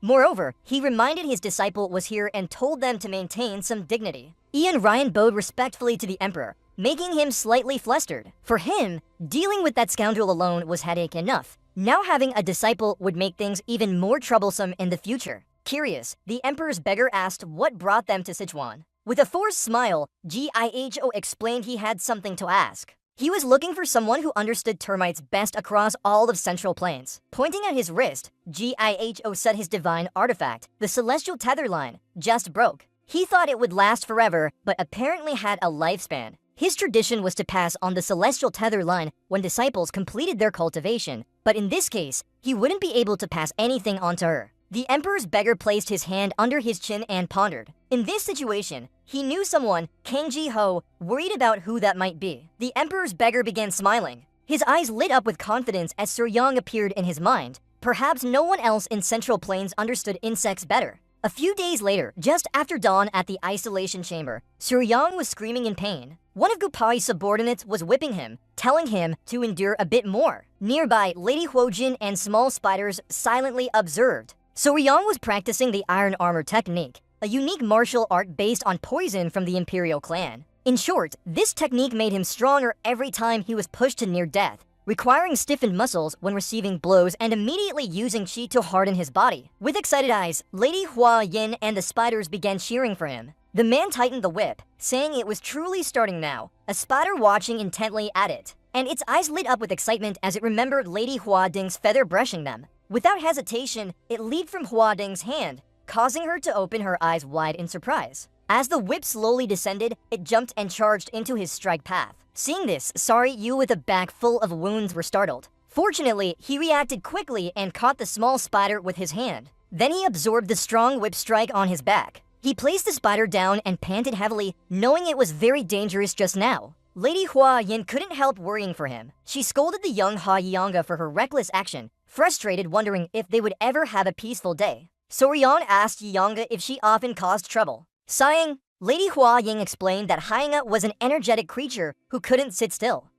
Ever since he opened his eyes, it's been causing trouble. Last time, it chased a butterfly and ended in chaos. Suryang was shocked that the small creature almost faced real danger. The spider only started scolding Hyanga For Soryang, seeing one spider scold another is something anyone who has raised pets understands, within the same species.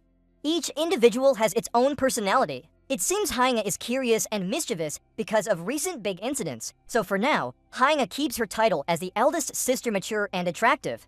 She enforces discipline on the younger ones and is strict when necessary. Finally, there's Pina, usually quiet, but deep down she's stubborn. She shows the most affection to him. The only small issue is that she sleeps a lot. For Soryang, this proves that despite looking alike, all three have unique personalities and are special creatures. His wish is for them to grow up healthy and strong to become great monarchs of the venomous realm like their mother. Lady Hu Yin approached to call the children back to her, making Soryang laugh. While they were engrossed, Nyak and Gupari appeared. Gupari bowed respectfully to Soryang while Nyak held a bowl. Soryang noted that both had woken up and worked diligently. His eyes widened in surprise when he saw how well the guard uniform suited Neek. Neek smiled nervously, thanked him with an eager look. Soryang asked her about life in the clan. She explained that people treated her better than she deserved and the work wasn't too heavy. With a gleeful smile, she uncapped the bowl, announcing it contained what he had prepared. Soryang stepped closer, his eyes widening with delight. He was delighted to see the bowl filled with spiders. Yubai honestly said there might be more spiders than needed because Nayak worked meticulously. Nayak looked slightly sad and felt that sometimes overworking could also be a problem.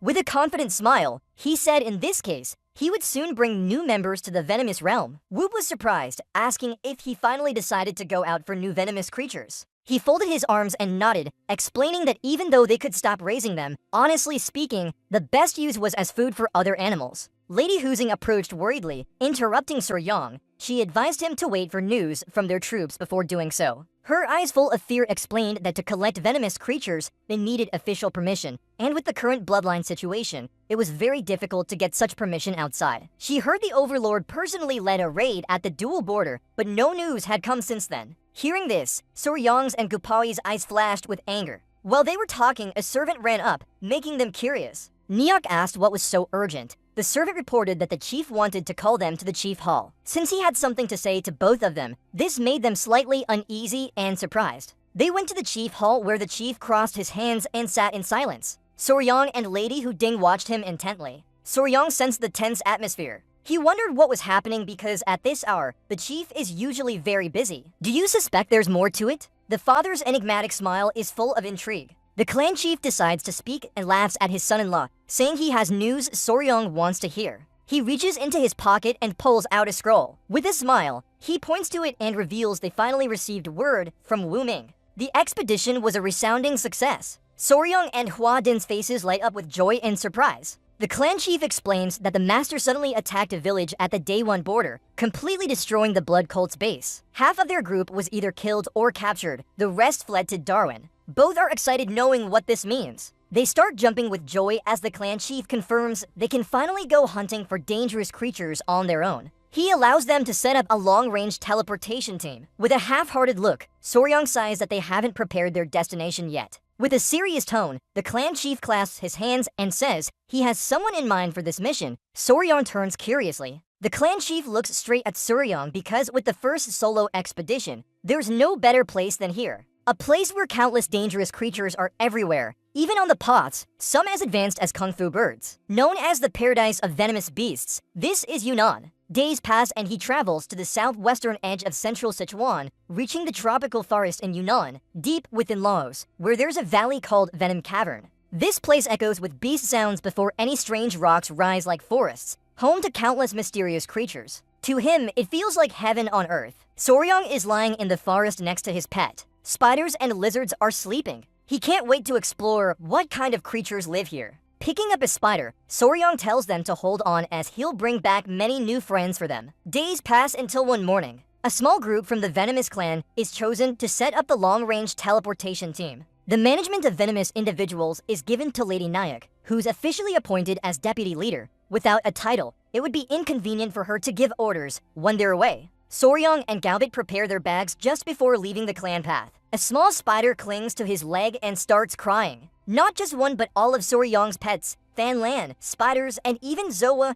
are doing this. With a tense smile, Soryang asks them to let go so he can leave. They start growling, not wanting him to go. Soryang tells them it's okay because he'll bring back more friends for them. He reassures them that while he's gone, The venomous unit will provide positive energy for them. Hearing this, their eyes widen in surprise. In an instant, Yehua wraps Soryang with spider silk, causing him to cry out and demand it be released. Lady Hua Ying realizes they don't want to leave. Soryang complains that they keep insisting on going with him. Finally, when Soryang starts breaking the web, the clan chief explains this won't work. Perhaps others can go, but not Yehua because it looks exactly like Lady Hua Ying. He knows its giant spider body would attract attention and they couldn't explain it away. Yehua starts staring at the clan chief. It decides it's time to do something. Everyone's eyes are on it, leaving them confused. Yehui's body begins changing. Soon, its giant spider form disappears, leaving Lady Huazing's appearance. She sits down and smiles proudly.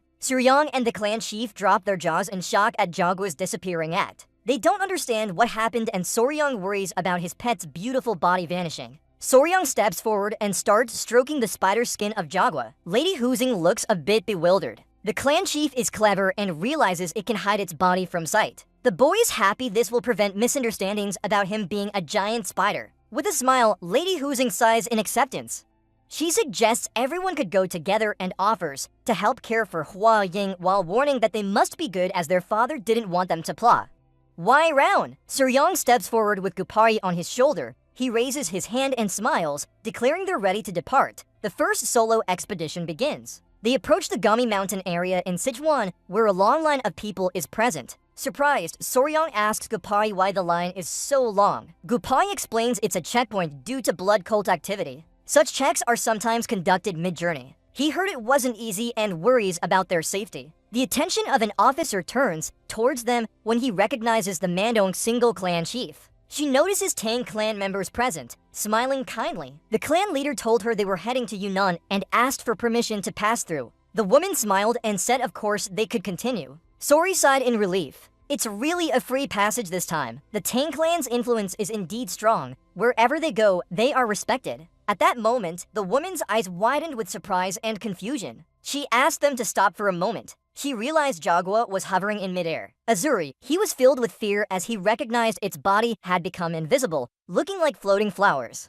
To everyone's amazement, the woman was extremely scared because she believed this was the technique of non-penetrating flight. She wondered if Miss Tang had mastered it and when she learned it. Everyone was stunned thinking it was unbelievable and just like one of the 3 flowers in martial arts, Yuhua only knew to thank them with a grateful smile. At that moment, Lady Hua Zhang grabbed Yuhua's robe with anger in her eyes. And sorry, and everyone started running while shouting sorry for the young lady being slightly shy. Both of them were confused and dazed, not understanding what was happening. As they ran away, Lady Hua Jin told Sori to do something with Yoa because people would misunderstand. But Sori hurriedly asked her to calm down. To avoid suspicion about Yoa, Hua Jin wore men's clothes and covered her face with a transparent scarf throughout the journey. In Central Plains, twins are considered a turning point against demons due to superstition. Despite some small incidents on the way, they finally arrived safely in Yunnan. Sori and others were tired. Before them was a river and beautiful mountains. They were happy it was Mount Ailawang. The clan leader said they only needed to go a little further to reach the solitary cavern. With concern, Sori turned around and he raised his hand feeling something was off. Gupai curiously asked what he meant. Sori said this area was unnaturally quiet. He began to observe carefully. There were no signs of life in the cracks or on the dead trees. He didn't sense any life at all. The clan leader seemed a bit confused. With a serious look, he admitted this feeling was not unfamiliar to him. It was exactly like when they hunted the Poison Lord. Sori's eyes widened upon hearing mention of the Poison Lord. The clan leader nodded and explained that around the lair of the Lord, even insect sounds disappeared. Everything either fled or became prey. He decided to investigate. He instructed everyone to retreat to the confluence of River Yunnan and Amioka because there were still birds flying there. Sori and others did not object. The clan leader set off with force. Carefully observing, Lady Hua Ding confirmed he was right. They had just crossed an area where birds and insects were still present. Wu Pai felt like the area was split along the river. Sori concluded that something must be living in Mount Ailawang, but to occupy such a vast region, it must be extremely dangerous. Wrapping his arms around himself, he sighed knowing this was strange. Lady Huang curiously asked what he meant. Sori turned back explaining that for an animal to claim such a large territory as its domain, it had to be enormous like the Poison Lord. Sori wasn't sure because he didn't see any signs on the other side of the river or along their path into Ailawang. He wondered how it hunted if there was nothing there. Closing his eyes, he believed its size must be too large and the environment couldn't sustain such a creature. This was strange. Gupai softly agreed that they hoped the clan leader would find something. After some time, the clan leader and his subordinates returned. Sori's attention shifted towards them, curious about what he said. The clan leader said this was a big issue because even at the entrance of Mount Iloing, he found nothing, leaving Soryang and others speechless. With a confident smile, he said the solitary cavern might be like that too. He added that the sun would set soon, so they should stop here to rest and search again tomorrow. Sori thought he was right. Though angry inside, they couldn't return empty-handed. They would catch it no matter the cost. Night fell as they gathered firewood for cooking. While Soryang played with Z, Lady Wai Ying brought him a plate of food. She told Sori to eat and asked his pets to rest while she followed her. Sori thanked her. She noticed he was looking at the map and with a smile, asked what he was doing. Soryang was checking the vast area. You think the lair of these creatures might be at the center? While they were talking, a spider's attention was drawn by a dragonfly flying nearby. Without hesitation, it suddenly leaped out to attack fiercely. Seeing this, Soryang and Lady Huazing were startled, not understanding what happened. Soryang scolded Hyanga for scaring him and told it couldn't jump like that. Lady Huazing realized it was trying to catch the dragonfly in midair. Soryang thought there must be many dragonflies near the river, but none were seen before. His eyes widened in surprise, focusing on the dragonflies flying behind them. Without wasting any time, Soryang told the tribal leader to go back to where they had checked earlier to see how many dragonflies were flying now. With confusion, the tribal leader turned around asking what he meant. Soryang explained that creatures underground could hide, but dragonflies could fly anywhere they wanted. He said if there was a threat, they would have fled earlier, but when the danger passed, they would return. Placing his hand on his chin, he confidently concluded that they didn't see any creatures because this wasn't their territory. In other parts of the forest, there were skulls and remains of animals that had been eaten, indicating something had swept through the area before they arrived. Soryang and others started on their journey. The tribal leader warned them about the dense jungle ahead and the danger from wild beasts at any moment. With an excited smile, Soryang nodded. Soryang's eyes sparkled with curiosity as he realized they had to catch up with something moving in front of them before it escaped. The tribal leader worried about the boy and asked if this was too difficult for him. Surprised, Soryang turned around saying it wasn't hard at all and he could handle it. A smile appeared as even though he usually begged, he couldn't give up before catching it. Just then, a strange sound caught their attention. Yupei commented that it sounded like a flag being blown by strong wind. It was odd because there were no trees in front of them. To people from the tribe warned ahead about a cliff and told them to be careful. Because something was below, Soryang and Yupei panicked and couldn't help being scared. In front of them was a cliff and beneath it were hundreds of strange creatures. Upon closer inspection, the tribal leader saw they were red ants and wondered if these were ant demons gathering in such numbers. Gupai stepped back as their size suggested these weren't ordinary ant demons. The tribal leader admitted that even in Tan Tribe's records, he had never seen anything like this before. He asked Soryang if he knew what they were. Soryang began to think, though he hadn't seen them so large, he was almost certain these were ant demon armies. Hearing that, the tribal leader's eyes widened in surprise and curiosity. Ant armies exist in Phi and America, moving in huge swarms. Most ants build strong nests and live fixed lives. But when food is scarce, ant armies will move en masse like a single entity. Their movements look like an army, hence the name ant armies. They are extremely aggressive. Even bones wouldn't remain if provoked. Soryang and others were quietly observing from behind bushes. The boy became serious, suggesting they should retreat silently now. But just then someone stepped on a twig. Soryang and Yupei realized this was bad. Soryang's face and the man's were still twisted in fear. When they turned back, they saw the ants staring at them intently. Everyone stood still out of fear. Soon, the ants began to rush towards them. Soryang and others ran for their lives. A few minutes passed as it was getting dark. Soryang and others ran as fast as they could, surprised that the ants were faster than they thought. On the way, a small rabbit eating leaves caught their attention. The ants rushed to the small rabbit and started devouring it. Seeing this, Soryang's eyes filled with fear. Like ant demons, he sensed movement through vibrations, and if they kept running, the ants would think they were prey. Worried, the tribal leader asked what to do. Something caught Soryang's attention, and an idea flashed in his mind. He said they had to cross the river because the ants couldn't cross water. The tribal leader pointed towards the river and told them to jump in. Without hesitation, everyone jumped into the water.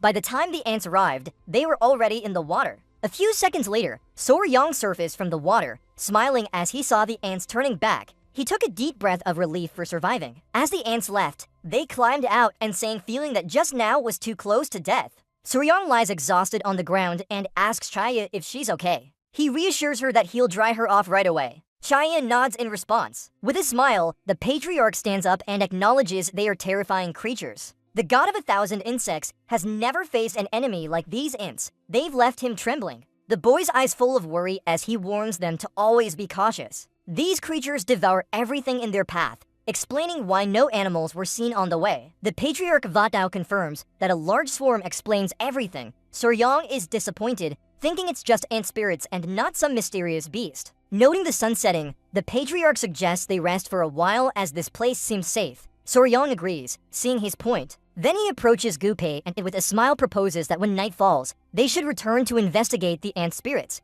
Gunpei is stunned, asking what exactly they plan to check. The boy hesitantly replies that of course it's the ant spirits. Gyub starts trembling, his eyes wide in fear. They narrowly escaped death and he doesn't believe Soryang would take this seriously. Another man asks if they really plan to catch them all like with the golden beast. With a tense smile, Soryang waves off saying no. Catching so many is impossible. His plan is just to sneak in and catch a few. Gyub and the other man are terrified, thinking Soryang has lost his mind. Soryang starts petting Chaya, making her smile. As Soryang's eyes light up, he asks if they'll join him. The next day, they enter the area again. Their midnight mission was a success. They've caught 4 ants. Soryang, the patriarch, and Gyub have captured 4 ant spirits. Upon reaching safety, they encounter more ants. Gyub is exhausted, not believing he has to do this again. When they suggest going at night, Soryang laughs, saying that ants don't sleep. They've succeeded by catching 4. Apai asks Soryang if they can really keep the ants, looking confused.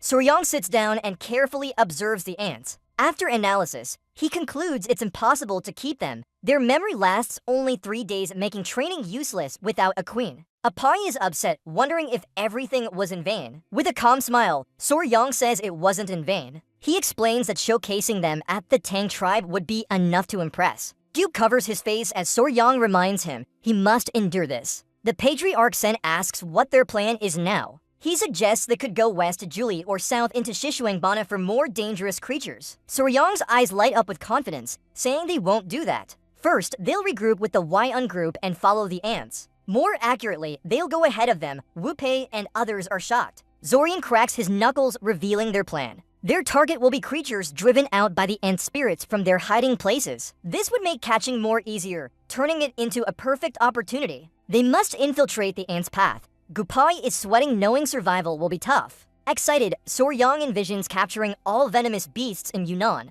He'll gather them and bring them down to camp. Lady Huding is surprised they caught 4 ant spirits. Her attention focuses on their sharp claws. She can't believe Soryang wants to run ahead of these creatures, even catching those fleeing. Fuming, she remembers running before 7 golden princes. With a confident smile, Soryang reminds her he said they had good results that time. Her eyes widen as she recalls the patriarch's explanation about exhausting energy against the golden feathered bees. Thanks to this, she absorbed most of Chaya's inner essence and even Zhuang got a chance. Soryang's smile grows. He explains that now Chaya has molted twice. No more energy absorption needed. It's time for her to absorb the rest. The patriarch approaches and interrupts Soryang, asking why he shouldn't run too. Huding nods confidently, saying Soryang also drank from the Golden Dragon Prince's essence and needs to absorb this energy as well. Soryang sweats, suggesting the patriarch carry him. His chi cultivation isn't good enough. The patriarch assures he saw Soryang run well that day. It's a big opportunity. Soryang grits his teeth in frustration. Lines 1 to 60 completed.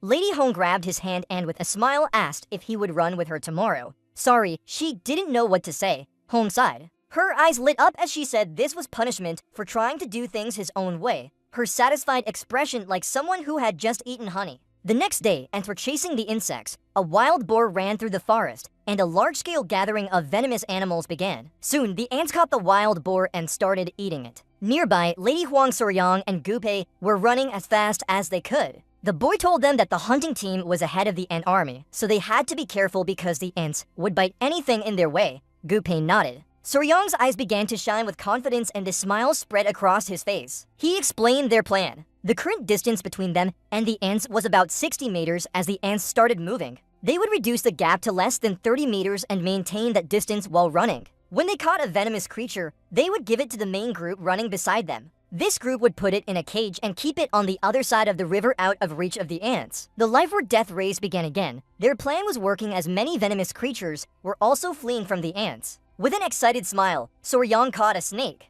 With determined eyes, he said that the name Venom Valley wasn't for nothing because all kinds of creatures were appearing and he was determined to catch them all. The hunt lasted 1 to 2 hours and venomous creatures began to accumulate without any trouble. Soryang, Gunpei, and Lady Hosinger carried many snakes that Soryang caught. He threw one at a man holding a wooden box. The man put the snake in the box and with concern asked if he was okay. Soryang replied confidently that he was fine and said not to worry because there were still venomous creatures waiting for him. Wang informed Soryang about a giant snake ahead. Hearing this, Soryang's eyes widened in surprise. His attention focused on the snake on the tree. It was an actual electric eel. Electric eels are one of the 5 largest snakes in the world and the largest among them. Despite its size, it was also cute. Moreover, Gunpei asked Soryang if this wasn't a venomous creature. With a smile, Soryang nodded and said that even though it was, he had to catch it. Gunpei reminded him of what he said when encountering web scorpions and giant corners. At this speed, he wondered why they didn't catch everything appearing. Soryang's eyes lit up with excitement and a confident smile. He stopped running, turned around, and said he would catch that snake too. Lady Hujing told him to stop saying the ants were too close. With a mocking smile, he assured them not to worry because he would come back right away.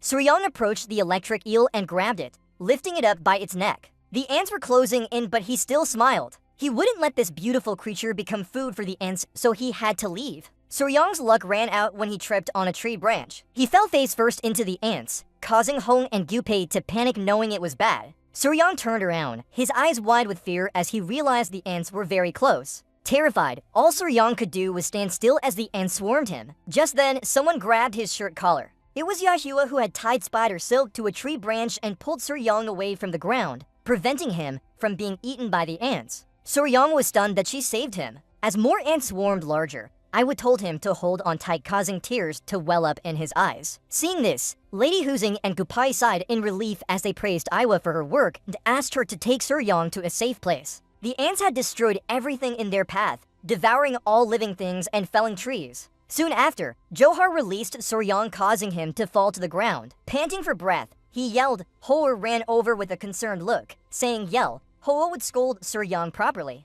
With an angry look, she declared from now on, he wouldn't be allowed near the ants again. The only thing he could do was apologize. Then a spider silk necklace was wrapped around his neck. Soryang was confused and asked to remove it, but Hoa and Lady Hai and began to laugh mischievously. Meanwhile, Gunpei appeared and saw Soryang crawling on all fours like a dog. The leader was puzzled as Lady Guiyang immediately asked what happened with the ants. Gunpei said they were lucky because the ants had stopped just on the other side of the hill and suggested they take a break when the sun set. Soryang didn't look up out of shame. Lady Huajing agreed and decided to wait for the main group that was following them. When something behind the trees started moving, Huajing's eyes filled with curiosity. Not long after, someone stuck a spear into the ground nearby. Soryang saw this. Everyone got scared, not knowing what was happening. The people carrying the spear emerged from the bushes and ordered them not to move, saying it was their beast court land and demanding they identify themselves. With a confused look, Gunpei drew his knife while Lady Huajing on the other side told them to calm down and said they came from the Tang Sijuan tribe. Hearing this, they knew they were from the Tang Sijuan tribe.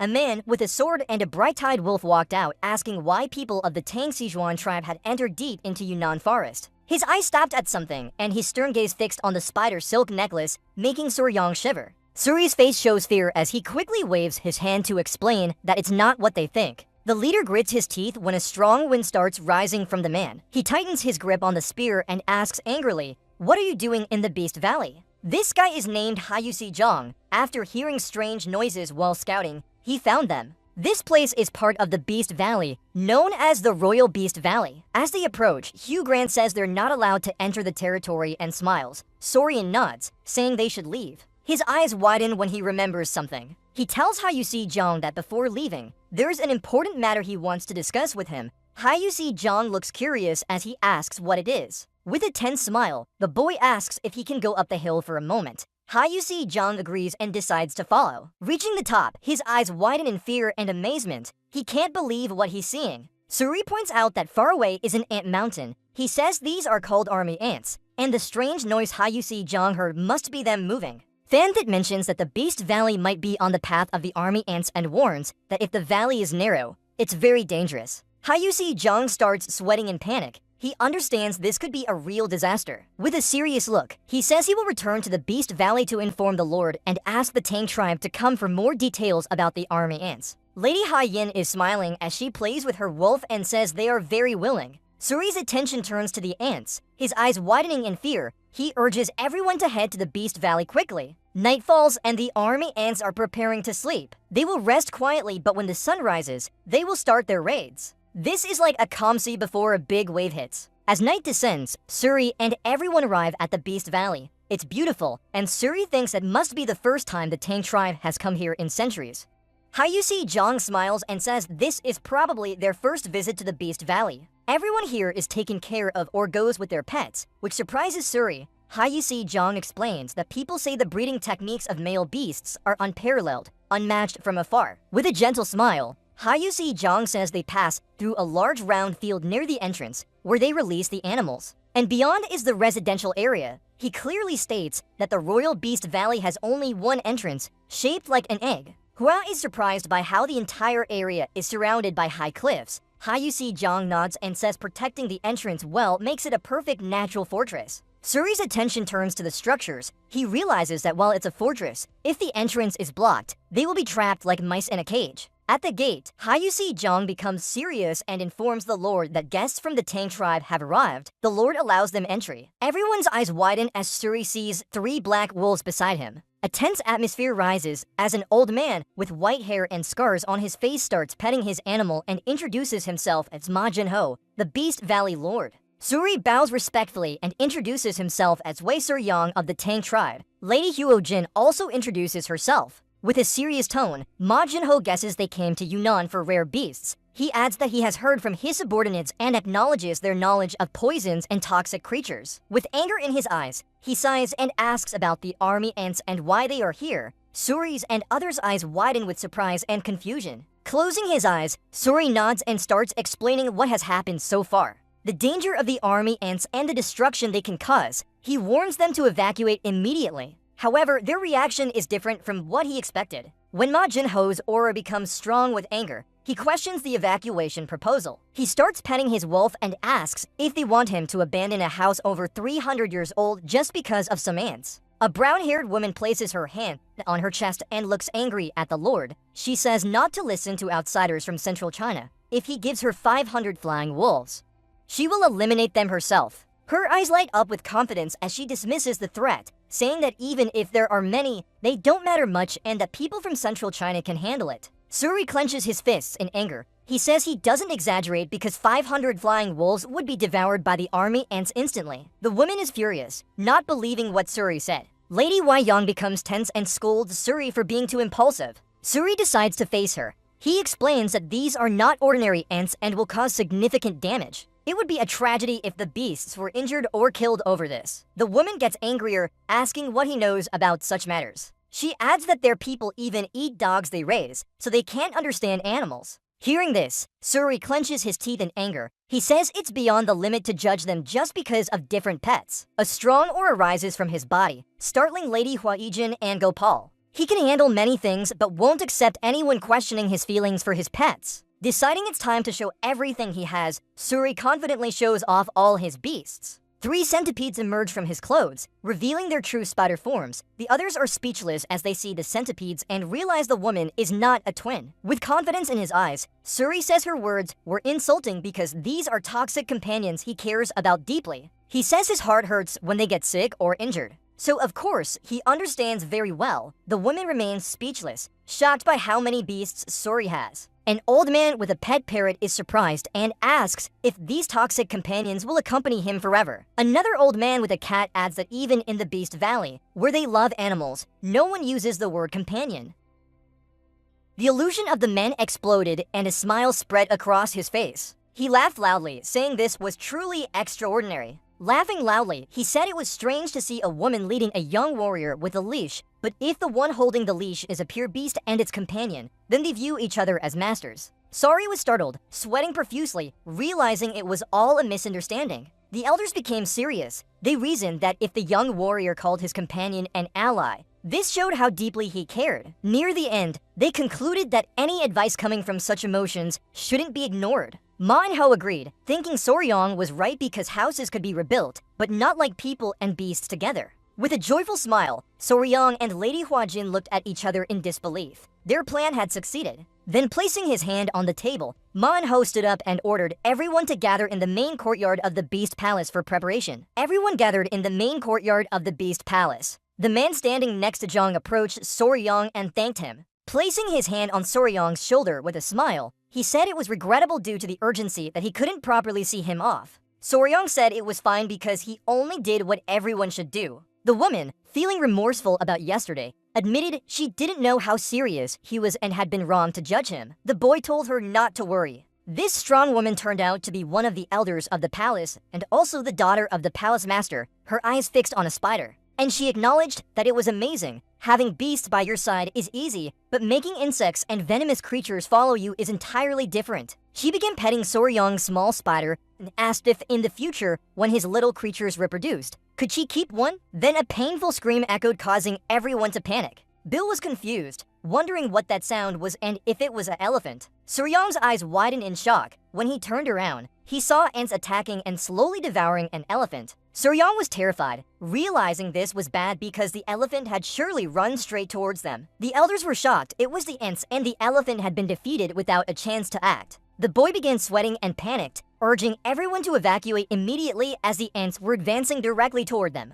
Manhwa gritted his teeth, refusing to say that it was too late because they had arrived. The ants were devouring the elephant while others approached the Beast Palace just a few hundred meters away. Escape was no longer possible. In an instant, the ants devoured the elephant completely, leaving only its bones. Soryong and everyone panicked as they saw the elephant turn to bones instantly. Manhwa became serious. They had no choice but to fight. The elder clenched his fist, doubting if they could hold out even with such a huge elephant being killed in an instant. Lady Hwajin was worried, asking Soryong if the Great Clan Master and Venom unit were alright. With confidence, he said that understanding the danger of the ant army, they must have fled to the other side of the river. The ants began advancing towards them, his eyes fixed on them, drenched in sweat, worrying about his group as it seemed impossible to get through the ants to escape. Soryong placed his hand on his spear and started thinking this was their worst situation if they didn't act now. The ants would catch up with them in the wilderness and he needed to decide what to do. Then a spider silk thread descended from the mountain peak, catching everyone's attention. It was Yahua. When Soryong was surprised, Lady Hwajin began smiling, remembering they still had her, realizing if they used Yoi's silk to cross the mountain, they could escape safely. Nearby, Mengho stood with his arms crossed, looking at Soryong and wondering what the Southern Beast Palace people would do if just their group was fine, but with so many more. With a confident smile, Manhwa told the young warrior not to worry about them and to go on. He explained that in the beast world, eating and being eaten were natural. If they couldn't defeat these creatures, their fate would be to be devoured. Soryong and Lady Hwajin were shocked. The boy clenched his fists, eyes shining with determination. He couldn't abandon them like this. They were beast lovers too. He focused, telling himself there had to be a way to save everyone, and as a spicy Fapo, he must find it. Soryong began analyzing the habits and migration patterns of the ant army. His eyes lit up with joy. With a smile, he said he had an idea. Manhwa and others were puzzled by this.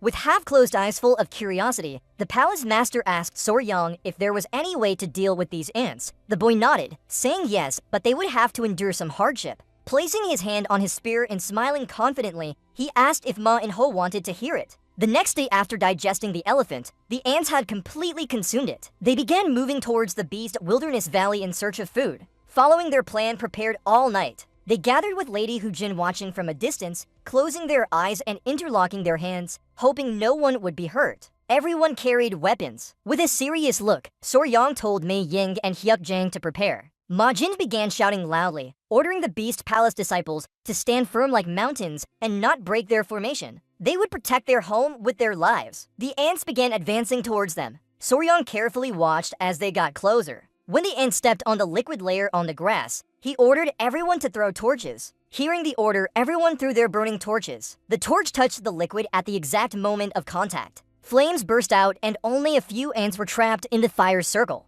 Soryong was pleased to see his plan worked. The hunting group was isolated. With determination, Suryang charged towards the ant swarm, declaring their formation had collapsed and ordered the water bearers, martial artists, and water to advance. Engaging the isolated ants, they used sharp spears to begin eliminating the swarm, knowing they must exterminate the hunting group and protect the young warriors so he could approach the main body. Ma Jinho's daughter wished him luck. Suryang was more concerned for them and told them to be careful not to get hurt. While martial artists fought, Suryang broke through the encirclement and approached the main body. Minutes passed, but nothing happened. Seeing this, he started thinking. Soon, he began acting silly and taunting the ants, shouting at the hated creatures that he was there. The plan worked because the ants became angry. Not missing a moment, Suryang ran towards the furious swarm of ants. CLPO and everyone had eliminated the isolated ant group. She watched him closely, wondering if the young warrior's plan would unfold as he said. Her father told her to wait and see. Sori saw everything and realized their perfect plan because they were following him.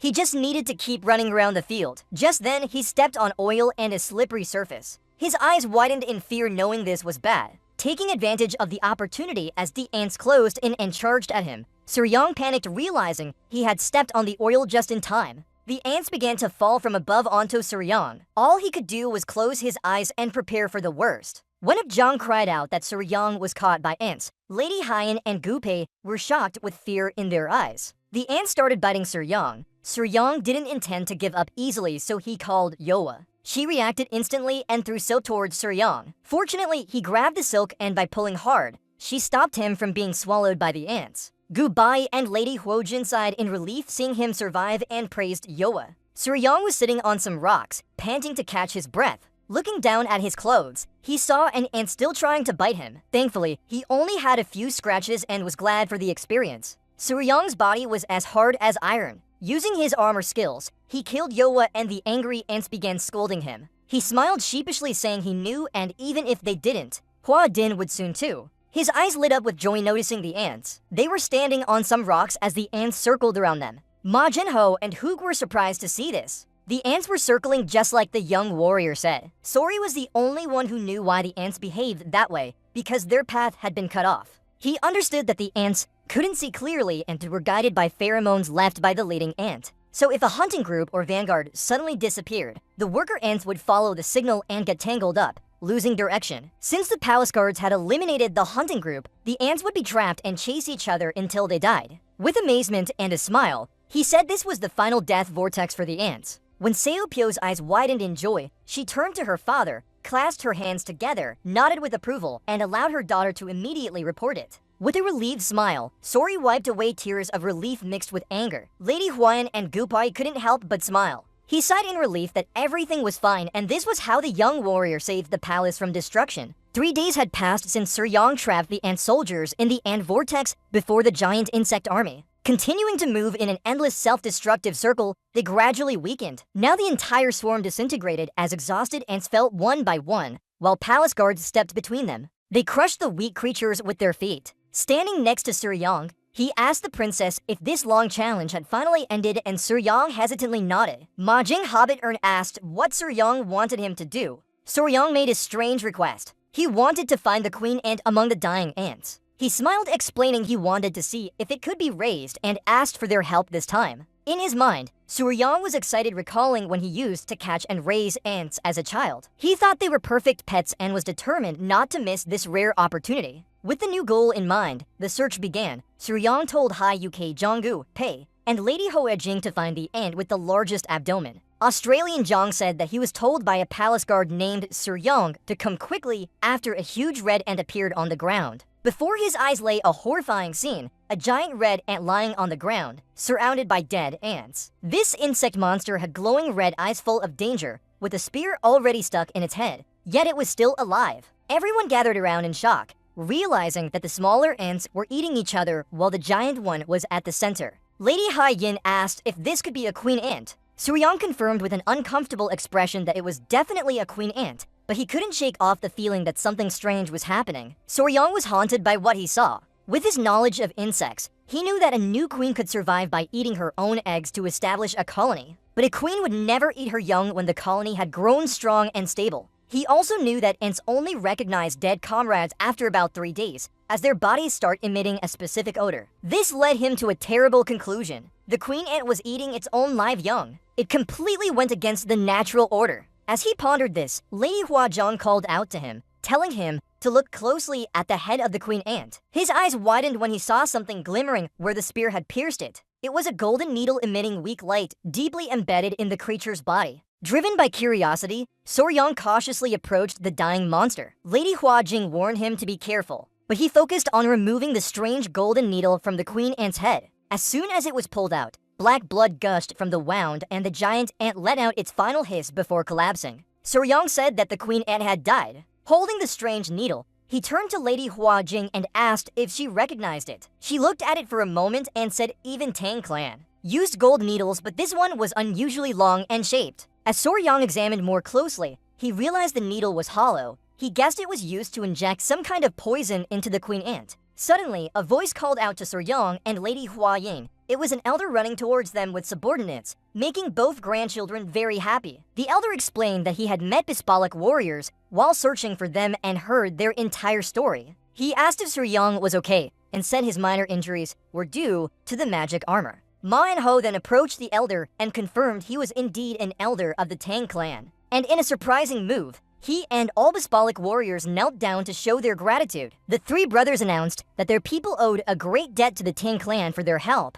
making the elder insist they stand up repeatedly, secretly thinking even important figures like him should not be treated this way. The Bispalic leader's deep bow was extremely rare. When they stood up, Manhwa insisted on treating the Tang clan with great respect and invited them to his palace. However, Soryang intervened, saying he had an important question for his grandfather first. He presented the golden needle removed from the queen ant's head, explaining where he found it and noting its similarity to a Tang clan needle. He asked the elder if he had ever seen such a needle before. Just seeing the needle, the elder's face immediately turned into utter shock. He grabbed Soryang's hand, asking anxiously where he found it. Soryang repeated that it was inside the queen ant's head. Lady Hai Yin asked what was happening, sensing something seriously wrong with the needle. With a dark and ominous voice, the elder looked at his grandchildren and Beast Palace people. He announced that it seemed an old enemy. A bitter enemy of both Tang clan and Beast Palace was still alive. This news left Ma Jinho and the warriors speechless. Ma Jinho asked in shock who could bear such a grudge against both families.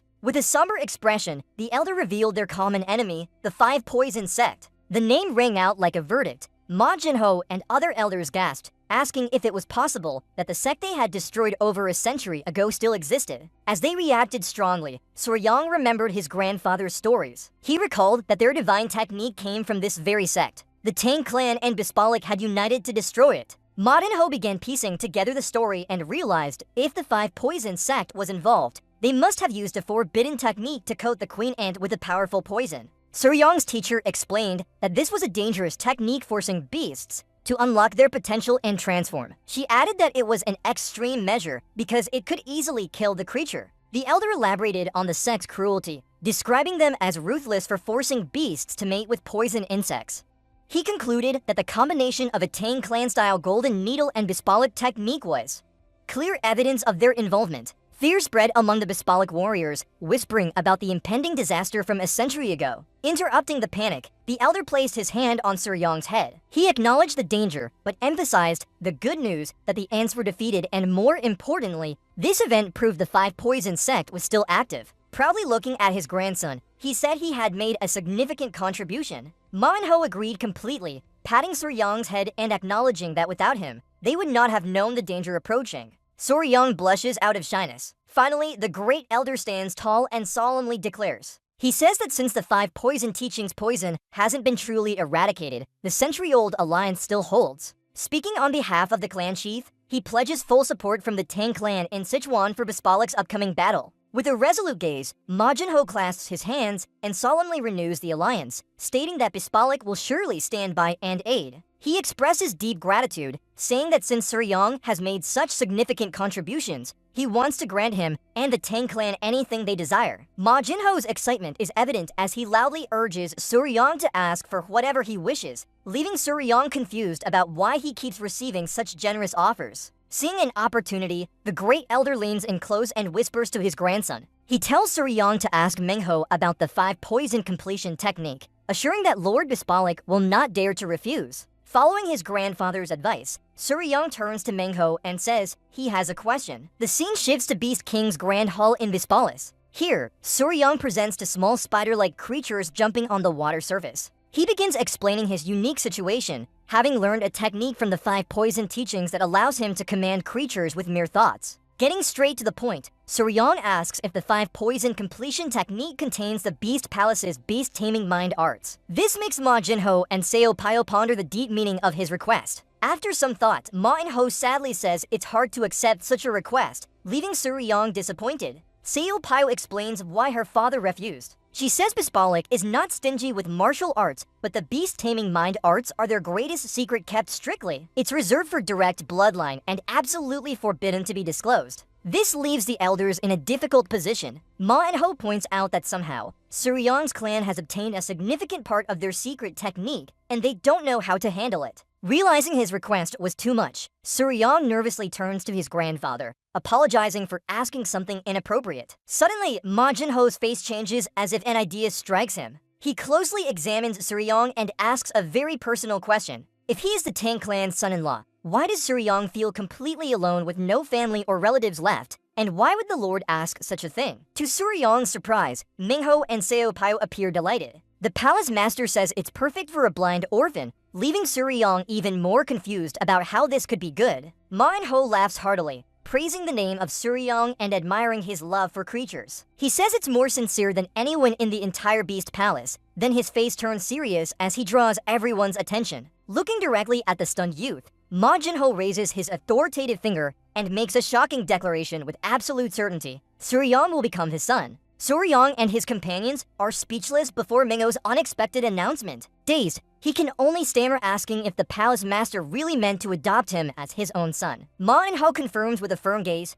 clearly stating that Suryong will be adopted into the Beast Palace. He explains that if Suryong becomes part of his family, he can learn all of the Beast Palace's martial arts, including its most secret techniques. He adds that given the 5 poison teachings' resurgence, their families need to be more united than ever. Turning to the patriarch, Ma Jinho respectfully asks for his opinion. He acknowledges that their previous marriage 200 years ago failed, but he believes with a special boy like Suryong, they can correct past mistakes. The patriarch strokes his beard in thought. He agrees it's an appealing offer, especially considering the future son-in-law status of Suryong with their family. However, he leaves the final decision to Suryong, saying that his free spirit is most important. With senior approval, Ma In-ho turns back to Suryong and offers a more enticing proposal. If Suryong becomes his adopted son, he will personally teach him how to share his heart and mind with all his animal friends. The offer overwhelms Suryong. He's terrified by the sudden idea of having another father and sister. He feels it's too big a decision to make right away. Seeing his hesitation, Ma In-ho and CLPO exchange glances, realizing their offer isn't enough yet. Suddenly, CLPO's face lights up with an idea. She excitedly suggests her father give Suryong a pisa or flying snake. Thinking of the young man's love for poisonous creatures, she believes this would be the perfect gift. Suryong hears the unfamiliar name and looks bewildered. He turns to his grandfather for an explanation. Seeing his old face turn serious, the patriarch says she might be referring to the Xiankai, a legendary flying snake. It's said to be the strongest poison creature with 2 horns that can fly through the sky. He describes it as a mysterious beast. Suryong's eyes light up immediately, his hesitation vanishing in pure excitement. His eyes shine and he clutches his hands tightly, completely captivated by the idea of this amazing creature. He thinks it's an earth-shattering offer. Seeing Suryong about to agree, Seo Pyo makes her final irresistible promise. With a slight confident smile, she says if he becomes her brother, she will personally help him catch the legendary flying snake. Line 60 is intentionally left blank as per the task requirements. That's enough!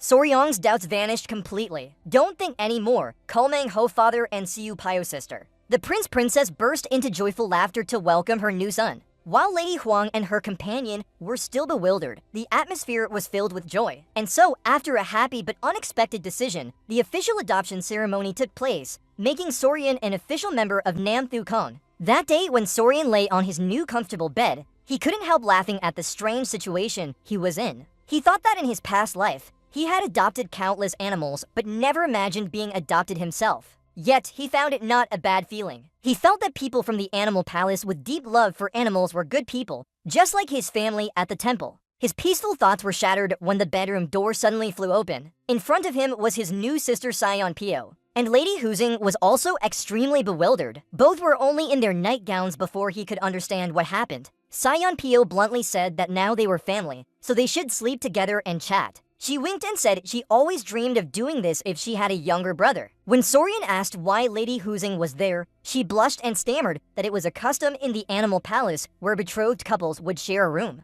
Sorian's mind spun as he thought it was a wonderful custom before realizing its true meaning. His heart raced with fear at the idea of spending the night with two girls. Ignoring his confusion, Sorian playfully pulled on his leg and Lady Huang, who was also flustered. He leaped onto the bed, pinning Sorian in the middle as he blushed. When he screamed silently, Sion Pio happily suggested starting with talking about his favorite animals. Nearby on a table, his tiny creatures looked bewildered at their master being dominated by this new family. The next day, Sorian went out with his new father and sister. Clearly, he didn't sleep well. His tired face after the chaotic night when Majin asked if he had a good sleep, he awkwardly denied it. Manhwa said it was time to start training Sorian and teach him. First, he needed to check his inner strength. He told Soryong to sit down and relax. Soryong immediately followed. Manhwa placed his hand on Soryong's back, transferring his inner energy throughout Soryong's body to examine the condition. After a while, the prince-princess withdrew her hand. With a thoughtful expression, she said that Soryong's inner strength was hidden too well for him not to notice before. She concluded that even though Soryong had mimicked the beast taming technique, his version was incomplete and much weaker. This was something he needed to discuss with the patriarch. Still confused, Sorian asked what the beast taming technique was. Sonpyo explained that it was a cultivation method allowing martial artists to transmit their heart to beasts and strengthen them together. Sorian was amazed. Majinho added that it also allowed users to sense the beast's heart and give special commands. Better than explaining, he instructed his daughter to demonstrate. Sonpyo took a deep breath and let out a loud howl. In response, a large pack of green-eyed wolves emerged from nearby woods and roared menacingly towards them. Soryong stared in shock as the wolf pack gathered around them. The lead wolf started growling at Soryong, but Sonpei immediately shouted it off, telling him not to doubt because Soryong was now her younger brother. The wolf stopped and looked confused. When the wolves calmed down, Sonpei smiled and encouraged Soryong to try giving orders to them. She ordered the pack of wolves to attack Ma Xinho in a coordinated wolf formation. Instantly, all the wolves obeyed and charged towards Ma Xinho. But the prince-princess stood still, not worried at all. With just a stream of inner energy, he easily pushed back the beasts, sending them flying even though he didn't touch them. The demonstration ended when Manhwa stood calmly in the now silent pack of wolves. Soryong was completely speechless, his eyes wide with admiration. He exclaimed at how amazing it was that all 10 wolves moved so perfectly together. Magho explained that this might be because they're all connected through the beast taming technique. Proudly, he described the art as a way to merge with beasts, using their claws and fangs like his own. He added that when mastered fully, one could control hundreds or thousands of beasts, though he warned against overindulgence. The explanation and demonstration were enough to excite Sorian. He clenched his fists tightly and said this technique was the best. Without hesitation, he knelt down in a formal bow, heartily requesting his new father and sister teach him the beast taming technique. Ma Jingho smiled widely and said of course he would pass on the technique to him. Soryong happily thanked him. Ma Jinho placed his hand on Soryong's back again, and a visible strong energy flow began from the prince-princess as she transmitted the method to her new son. Ma Jinho focused, thinking that while teaching Sorian heart-beast meditation techniques, he would also adjust his 5-poison reversal pill cultivation method. He analyzed Sorian's body and realized the overload from continuous toxin usage, something the beast cage's core technique was not designed to handle. As the process continued, Ma Jinho explained that the heart-beast meditation technique wasn't actually meant to deal with toxins. Its true purpose was to connect with something more fundamental, like an animal's bloodline. The news shocked Sorian. Manhwa added that it only needed a drop of blood or even other fluids like saliva. He revealed this was why Sorian could mentally command creatures similar to spiders. The connection began forming when the creature behem, memories flashing, and Sorian understood. With one final pat on Sorian's shoulder, Manhwa declared the ritual complete. He told his new son that he was now fully connected with his little spider. Thanks to the heart-beast meditation technique, he would feel its heartbeat and emotions perfectly. Closing his eyes and hugging the small creature tightly, Sorian felt a warm, glowing energy enveloping him. He stood still, truly feeling it this time. He was overwhelmed by the pure, unconditional love from his companion, an intense feeling like being loved as a child. Tears streamed down his face as he hugged the creature tightly. Ma Jinghe watched with satisfaction and declared that this was the power of the complete heart beast meditation technique. Ready to continue, Mingho instructed Sorian to bring other small creatures for him to repeat the process and form connections with them. Despite Sorian's concern about being bitten, Myung-ha assured him he would be fine because he could use protective spirit energy when needed. Thus, the method for the next step was even stranger than what Sorian had imagined. Manhwa told Sorian to lie down and open his mouth before the boy could react. Dinho held the creatures on Sorian's face and ordered them to spit into his master's mouth. He explained that Sorian would use the heart beast meditation technique to sense the saliva as it entered his body. Horrified, Sorian tried to resist. But it was too late. The creatures began spitting violently on his head. As the saliva dripped down, Sorian was overwhelmed by a sick feeling. He thought this situation had become too bizarre. At the beast cage training ground, Sorian prepared to train 3 small rabbit-like spider creatures. With his new sister Seonpyo and Lady Wai Yang watching, he signaled them to start. He ordered them to deploy 6C formation, a new technique he was developing. The 3 creatures rushed towards the training post, but instead clung gently to it. From afar, Seonpyo and Lady Wai Yang were moved to exclaim how cute those small creatures were. However, Sorian panicked, realizing this wasn't the terrifying effect he wanted. He thought about the ferocity of wolves attacking, but his creatures looked too adorable. He tried guiding them, telling them to strike more impressively. Seeing their sad faces, Sorian panicked and ran over to reassure them, praising their efforts. Hugging them, he reminded himself they were still less than a year old and needed to grow slowly. Thinking this way, he decided to continue training. A month had passed since Sorian officially inherited the Beast Heart technique and bonded with the Z group. With similar initial techniques, he quickly mastered the new method. This helped him focus on strengthening his bond with his companion.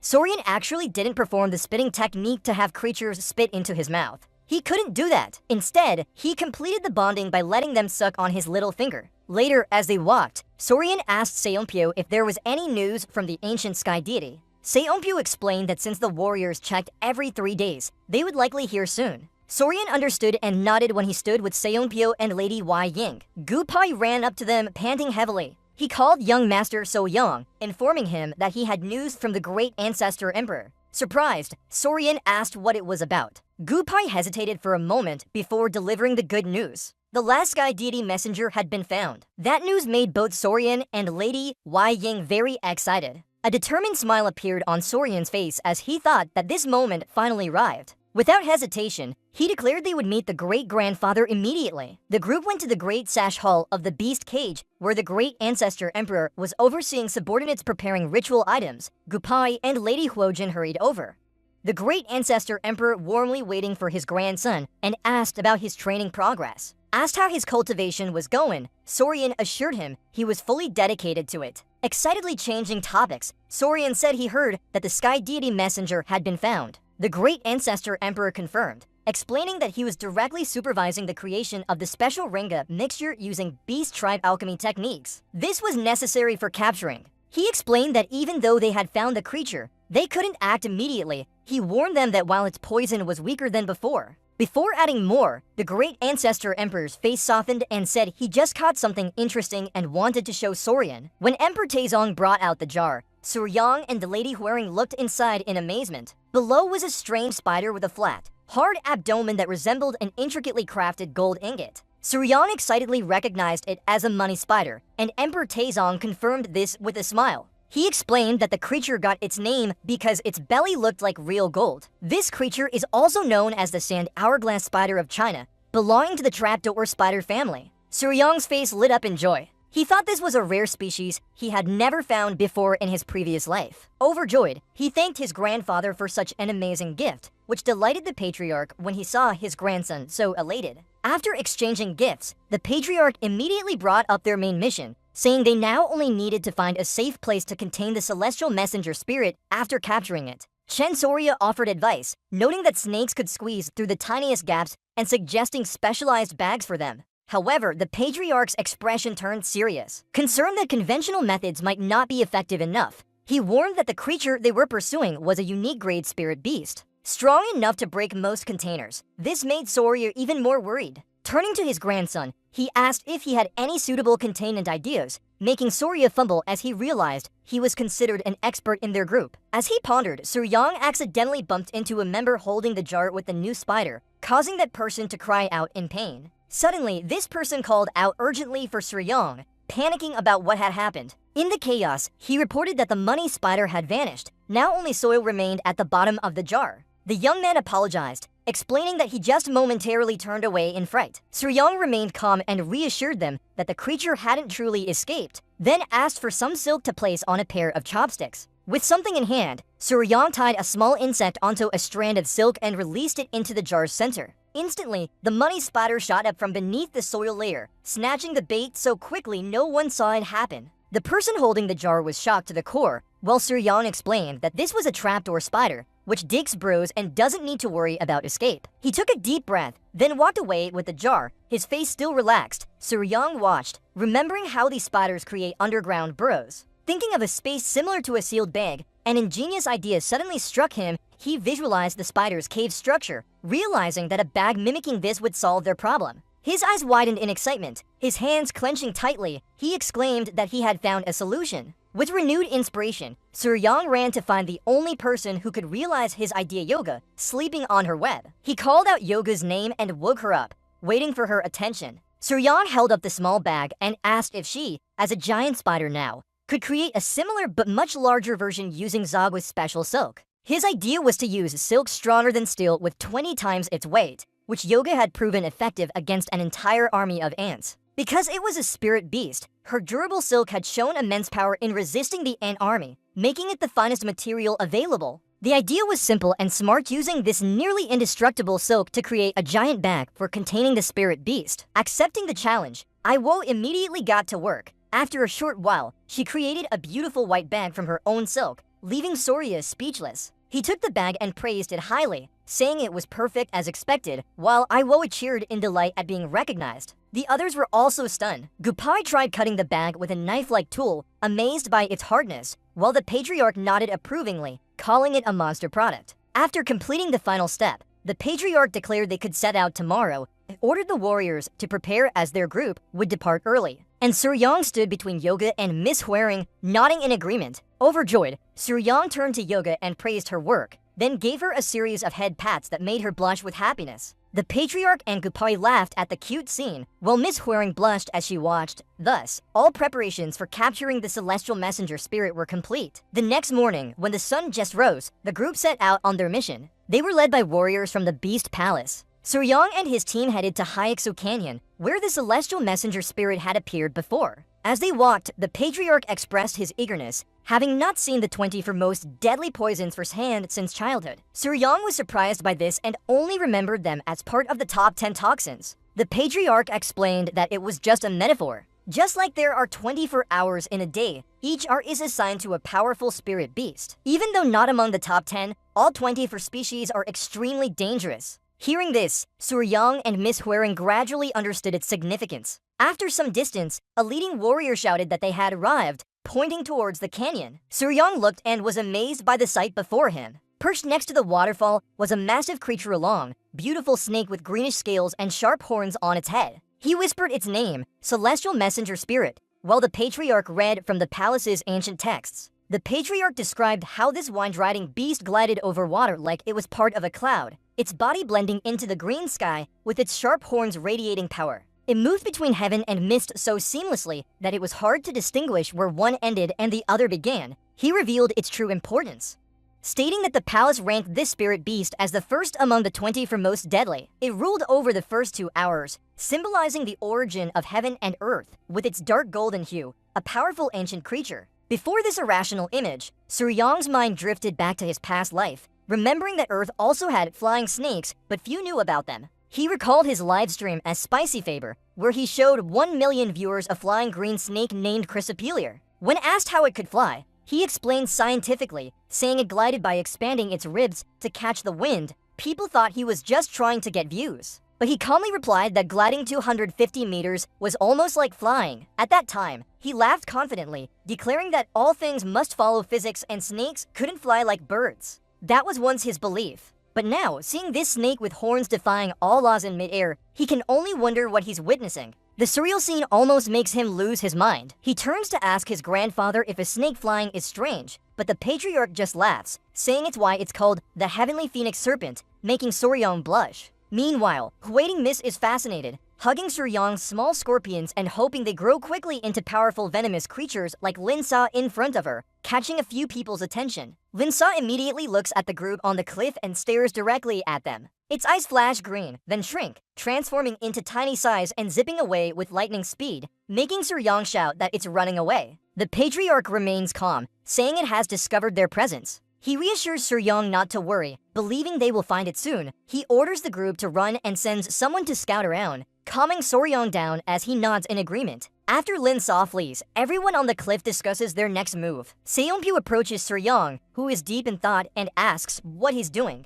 He explains that since this is his first time seeing a snake actually fly, he's trying to think of ways to lure it down so they can catch it. Seonpyu laughs, saying with the creatures he controls, he should know basic hunting skills. This confuses Soryong as she asks what she means. Pingtan explains that even though it can fly, it's still a creature. The creatures need to eat and sleep like other species, so they will have to come down at some point, which is their moment of vulnerability. Those simple words made Soryong realize that these creatures couldn't stay aloft forever, prompting him to wake up from his complacency. His mind immediately recalled the breathing games where the cluster creatures were vulnerable when eating, and he realized he had overcomplicated things instead of choosing the simplest approach. He was immensely grateful and thanked his new sister, Seopyo, who smiled confidently and assured him to rely on her. They both laughed happily, but that enthusiasm didn't last long. As night fell over the mountains, their situation worsened. With the hunting party falling into chaos, the beast warriors lay scattered, while Andy was in pain from being defeated.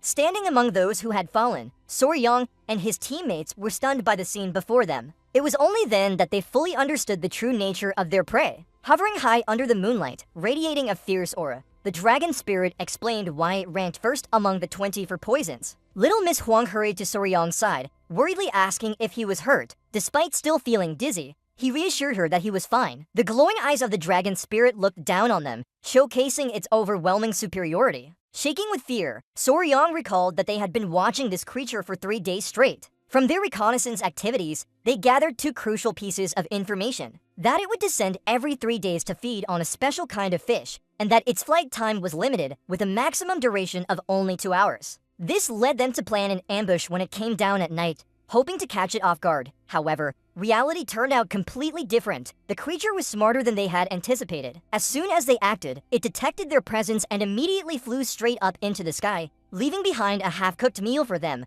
Its 6-meter-long body, covered in hard armor, left no room for any weapons to penetrate. But its muscle strength was the scariest aspect of it. The spirit continuously dived towards the ground with tremendous force, creating shockwaves that blew away warriors like leaves, raining down stones and dust that made it impossible to approach within a safe range. As the dust settled, Soryong and his teammates realized that despite its venom not being as potent as the top 10 poisons, its physical strength and senses far surpassed all 20 for poisons combined. Seeing the casualties around them, the tribal leader immediately made a decision. He told Soryong that too many were injured and they had to retreat. Soryong quickly agreed. The tribal leader loudly ordered everyone to withdraw, asking for those who could carry the wounded to return to their temporary safe camp. The entire group turned and fled from the fierce dragon spirit. Everyone's faces showed a mix of fear and determination. The scene shifted to that night, with the group gathered around the fire, the atmosphere heavy as they tended to their still painful wounds. Dr. Hua Din was bandaging Soryong's arm, and he approached Han to ask how she was doing. She reassured him it was just a minor cut. Nearby, the tribal leader was applying a splint to a warrior who had broken his arm. Despite the man's apologies, he took responsibility for the situation. Standing beside Sean Peel, who was worried,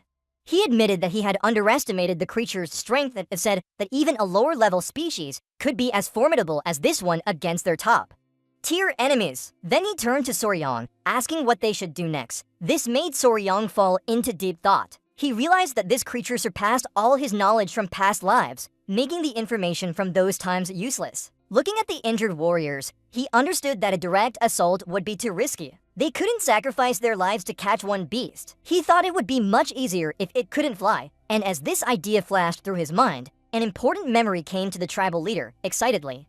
He exclaimed that he just remembered something crucial. He declared that he had a clue about how the dragon spirit could hover in midair, immediately capturing Soryong's attention. He explained that every time the dragon spirit took off, he felt an energy vortex around it. When it flew without using its body, he guessed it was manipulating this source of power to lift itself up. Confused, Soryong turned to Dr. Hua Din and asked what controlling that energy meant. She explained that it was a form of lightness kung fu focused on speed and grace. She said the technique usually relied on leg strength to jump high, while the advanced version used internal power to lift the entire body. Emphasizing that this required an enormous amount of internal energy, she made Soryong wonder if the dragon spirit had such a large amount. But the tribal leader corrected him. He confirmed that the creature's flying ability didn't rely on internal power and confidently revealed that its true strength came from an internal organ, a concentrated ball of pure energy inside it. This revelation left everyone in shock. Gup and Shinpyo asked if this was really possible. Even Soryong immediately thought about the green centipede's internal organ he had taken before, which was a precious medicinal herb that could enhance human martial arts. This realization made the atmosphere more excited. Gupai firmly believed they now had a reason to catch the dragon spirit, and Seonpyo agreed enthusiastically. The tribal leader analyzed the benefits, saying that little Miss Hua Din had once broken through after absorbing an internal organ from a lower-level species. If she used the dragon spirit's internal organ, her martial arts would skyrocket immediately. But he also pointed out the terrifying fact that if their target was the internal organ, it would be almost impossible to catch the creature alive, making Surya's face harden at the thought of having to kill it. Noticing the change in his expression, Hua Din asked what he was thinking. Soryong firmly declared that killing it was something he absolutely would not do and announced they would definitely catch the dragon spirit alive. Everyone was impressed by his strong decision. Seonpyo was the first to question him, asking why he had missed such a valuable opportunity. She reminded them that this was the legendary dragon spirit's internal organ. Soryong only smiled and explained that internal power could be cultivated over time. Killing one unique creature just for a shortcut was something he couldn't do. To him, a living spirit was more precious than any internal organ. The tribal leader smiled kindly, saying that his respect for life was the essence of who he was. He agreed with Soryong's choice, but asked the practical question. So what was their new plan? Looking down at the three small reptiles sleeping peacefully nearby, Soryong declared that he had truly thought of a way. A confident smile mixed with cunning appeared on his lips as he silently promised the dragon spirit he would catch it without leaving even a tiny mark on its beautiful body. Following Soryong's new plan, the group began their action phase. They found the dragon spirit when it landed by a quiet river to drink water.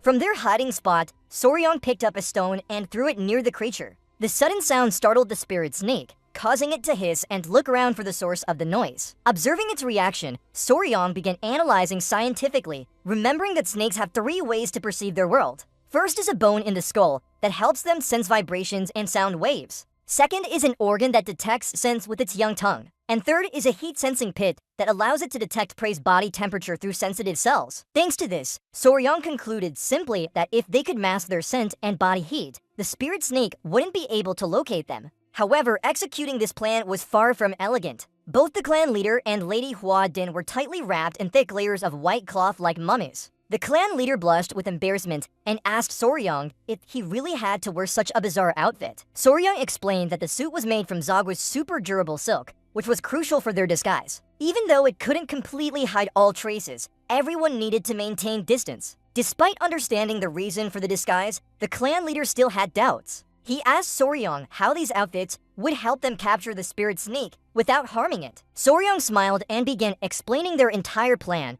repeating Sarkopio's advice that even a divine beast needs to eat and sleep, which was the key point. He revealed the next step, saying they would follow the spirit snake for days, waiting each time it tried to land to eat or rest. They would throw stones to disturb it, not letting it settle down, causing the clan leader and Lady Hua Din to be speechless. Soryong confidently explained his theory, saying that due to the special silk, the spirit snake wouldn't detect them, meaning it couldn't attack. And when constantly deprived of food and sleep, the creature would eventually exhaust itself and fall unconscious because even with 24 deadly poisons, it still had to follow its survival instinct. He admitted that this would exhaust everyone and said he was counting on their endurance, causing the group to groan in complaint. Thus, the harassment campaign began. 6 long days passed as the hunting party grew increasingly tired. Finally, they saw the spirit snake, which had already weakened, slowly land on a small stream out of desperation to drink. A scout spotted it and shouted the order to throw stones. The spirit snake roared in anger and fatigue. its body trembling from exhaustion. It tried to fly up again, but the movements were heavy and sluggish. Its eyes blurred as hunger and lack of sleep clouded its vision. Finally, it couldn't hold on anymore. The spirit snake collapsed, falling heavily to the ground when unconscious. Cheers erupted as everyone realized their target had fallen. And that was all. The campaign succeeded. The warriors rushed forward using Iowa's giant silk bag to tie up the unconscious creature, capturing the spirit snake without a scratch. More importantly, no one in the group was injured. Soryang looked at their victory and named their plan Skynet Operation. The entire group cheered loudly, elated that they had safely subdued the spirit snake. They loaded the giant white silk bag onto a large wooden cart and started their journey back. Hiding nearby, the clan leader stood beside Sunpyo, sighing with frustration at having to deal with such a miserable creature. Curious, Soryang asked his grandfather if he had checked the spirit snake's internal organs, and the clan leader nodded, explaining that although the organs were small, the energy inside was incredibly strong, equivalent to 120 years of martial arts cultivation. This remark left Lady Hua Din speechless. She gasped in amazement and asked if it really was as powerful as 120 years of training.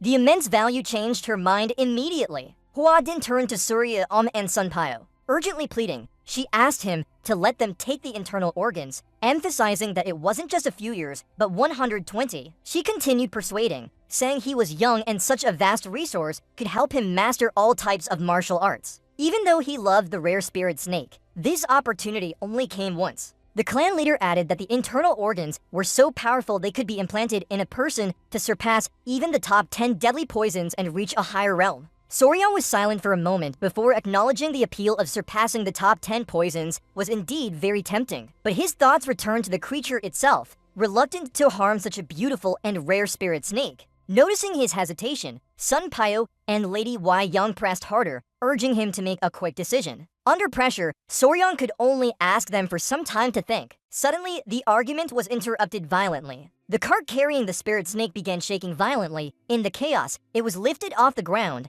making Soryang realize that the creature inside had woken up. The warriors struggled to keep the bag from flailing as they recognized the spirit snake still had much strength. A muffled hiss of rage echoed from within the bag. The clan leader observed the chaos with gravity, sighing and explaining that snakes are known for their resilience and can go without food for a month. He concluded that now they faced a big problem because when it woke up, it would resist continuously, causing the cart to break, making transportation difficult. He added another serious issue, admitting he had hidden Soryang because he knew how much he valued this creature, saying that unlike other beasts, a spirit snake was so strong they might not find a place to keep it when bringing it back to the clan. The clan leader's patience ran out. He sternly issued an ultimatum that if the creature continued struggling violently, they would have no choice but to kill it for its internal organs. Despite his reluctance, as soon as he finished speaking, the struggle in the bag suddenly stopped. Strange silence only held the faint sound of a kill, confusing the warriors. Then an eerie mist occasionally escaped from the silk pouch, making everyone hold their breath to watch. And something miraculous happened. A blue light spread out from a crack in the pouch.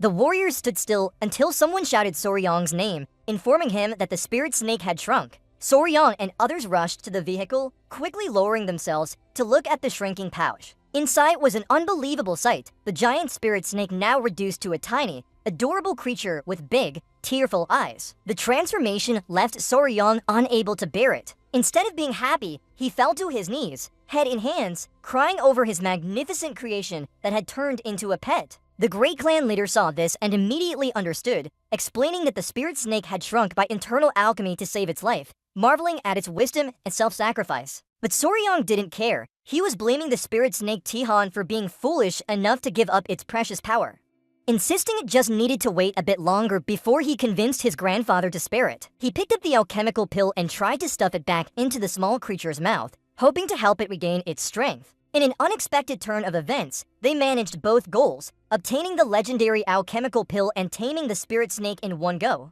Thanks to the smaller body size, they easily transported it back to the Beast Palace. The next day at the Great Hall, Ma and Ho and elders gathered to see the spoils of war. The alchemical pill lay in a polished box, emitting pure energy that made Ma and Ho and the elders realize why the great clan leader valued it as equivalent to 120 years of cultivation. However, upon closer inspection, Ma and Ho noticed something strange and announced that the energy within the pill originated from celestial realms, causing everyone to be both curious and worried. Not understanding celestial power, Soryang immediately asked what it was. Ma In-ho explained not all energies are alike. The Beast Palace's magic relied on earth energy. The Great Clan leader continued, revealing that the Spirit Snake's alchemical pill contained pure celestial energy, completely incompatible with Soryong's current cultivation method. He sadly said his grandson could only absorb half of its power. But Soryong wasn't discouraged. He believed even a half was a great opportunity, making the Great Clan leader very pleased and instructing him to carefully store it while he tried to help him harness more. Lady Hong congratulated Soryong on this valuable chance and happily accepted the box containing the alchemical pill. But just as he touched the box, his 3 rabbit-eared spiderlings suddenly had intense hunger in their eyes. Before Soryong could react, they all lunged down, sucking into the box as the alchemical pill rolled to the floor.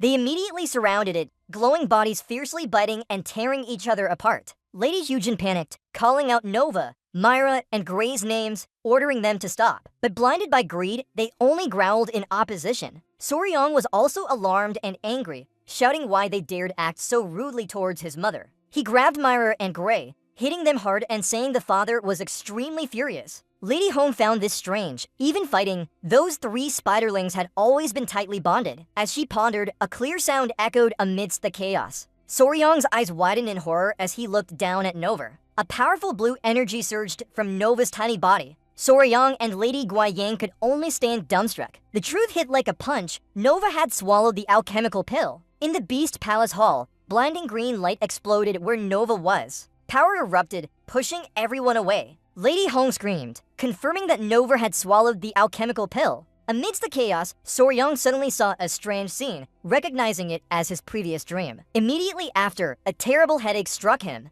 The pain was so intense he cried out, making Lady Hua Din rush to ask what happened. The energy surge affected her too, causing her to stagger back. Overwhelmed by the pain, Soryong fell unconscious, his 2 remaining spiderlings panicking and watching him. Lady Hong knelt beside him, seeing Nova glowing fiercely on his chest, but Ma In-ho shouted for her not to touch it. She hesitated, asking why. Ma In-ho told her to look closely as the light from Nova was spreading to Soryong's body too. Ma In-ho sensed the mind magic orb and realized something significant was happening, warning that anyone touching now could risk losing their soul. Lady Herjin was both scared and lying. A minute later, her hair stood on end as Soryong's body slowly rose, enveloped by bright white light. The scene shifted into Soryong's mind. He found himself in a dark, water-filled space, holding his head in pain. It felt like his head was about to explode. Desperately wanting it to end, he cried out for help. Just then, a large white light descended from above. From the light emerged an enigmatic woman who gently approached him. She reached towards his head. Soryong was stunned. As she placed her hand on his hair, the pain gradually subsided, bringing a strange sense of peace despite not knowing who she was.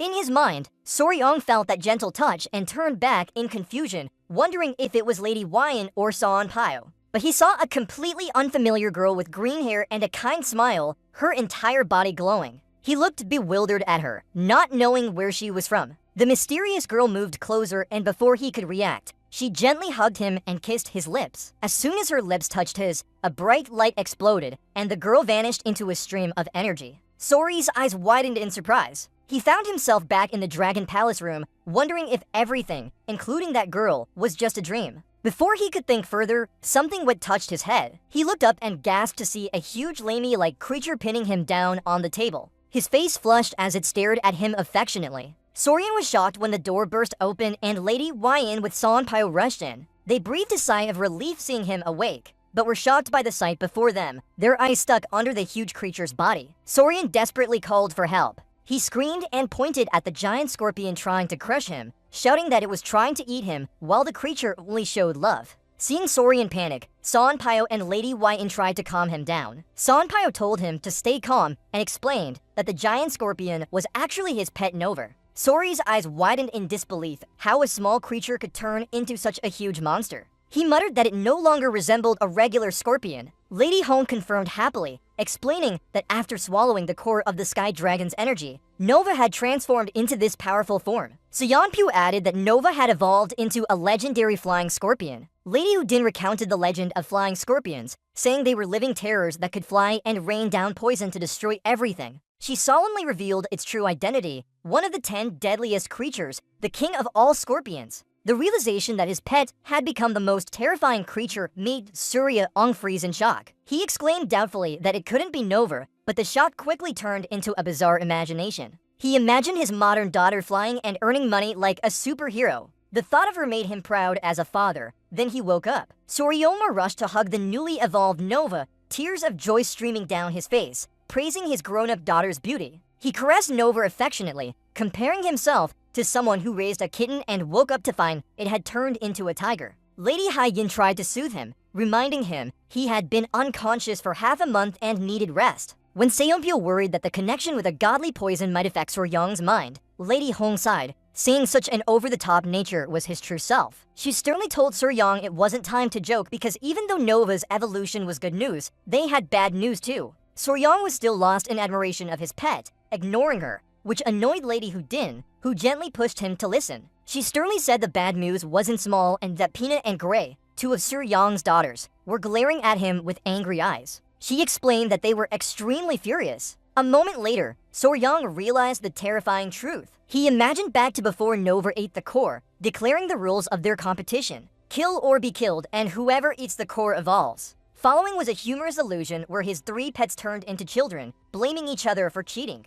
While Nova clung to the core, Soryang played the confused father trying to console to crying kids. Back in reality, Soryang panicked realizing he had unknowingly created a big sister rivalry. Feeling guilty, he quickly apologized to his angry daughters, saying they were all equally precious to him. The two seemed to calm down, leaning their heads on Lady Hering's cheeks affectionately. This made Soryang panic again, as he noticed his daughters now preferred their mother more. Lady Whiten laughed and said that children often love their mothers more than usual. After a while of apologies, the two small creatures finally calmed down. The next morning, Soryang sat quietly as the clan elder checked his inner strength. Both his grandfather and adoptive father carefully examined how Nova's evolution had affected Soryang's power. The clan elder gave an initial evaluation, concluding that Soryang's poison had clearly increased. Ma and Ho agreed, saying it was logical as the mind control of a pet allowed both to grow together. And as Nova's toxicity increased, so did Soryang's power. The clan elder smiled.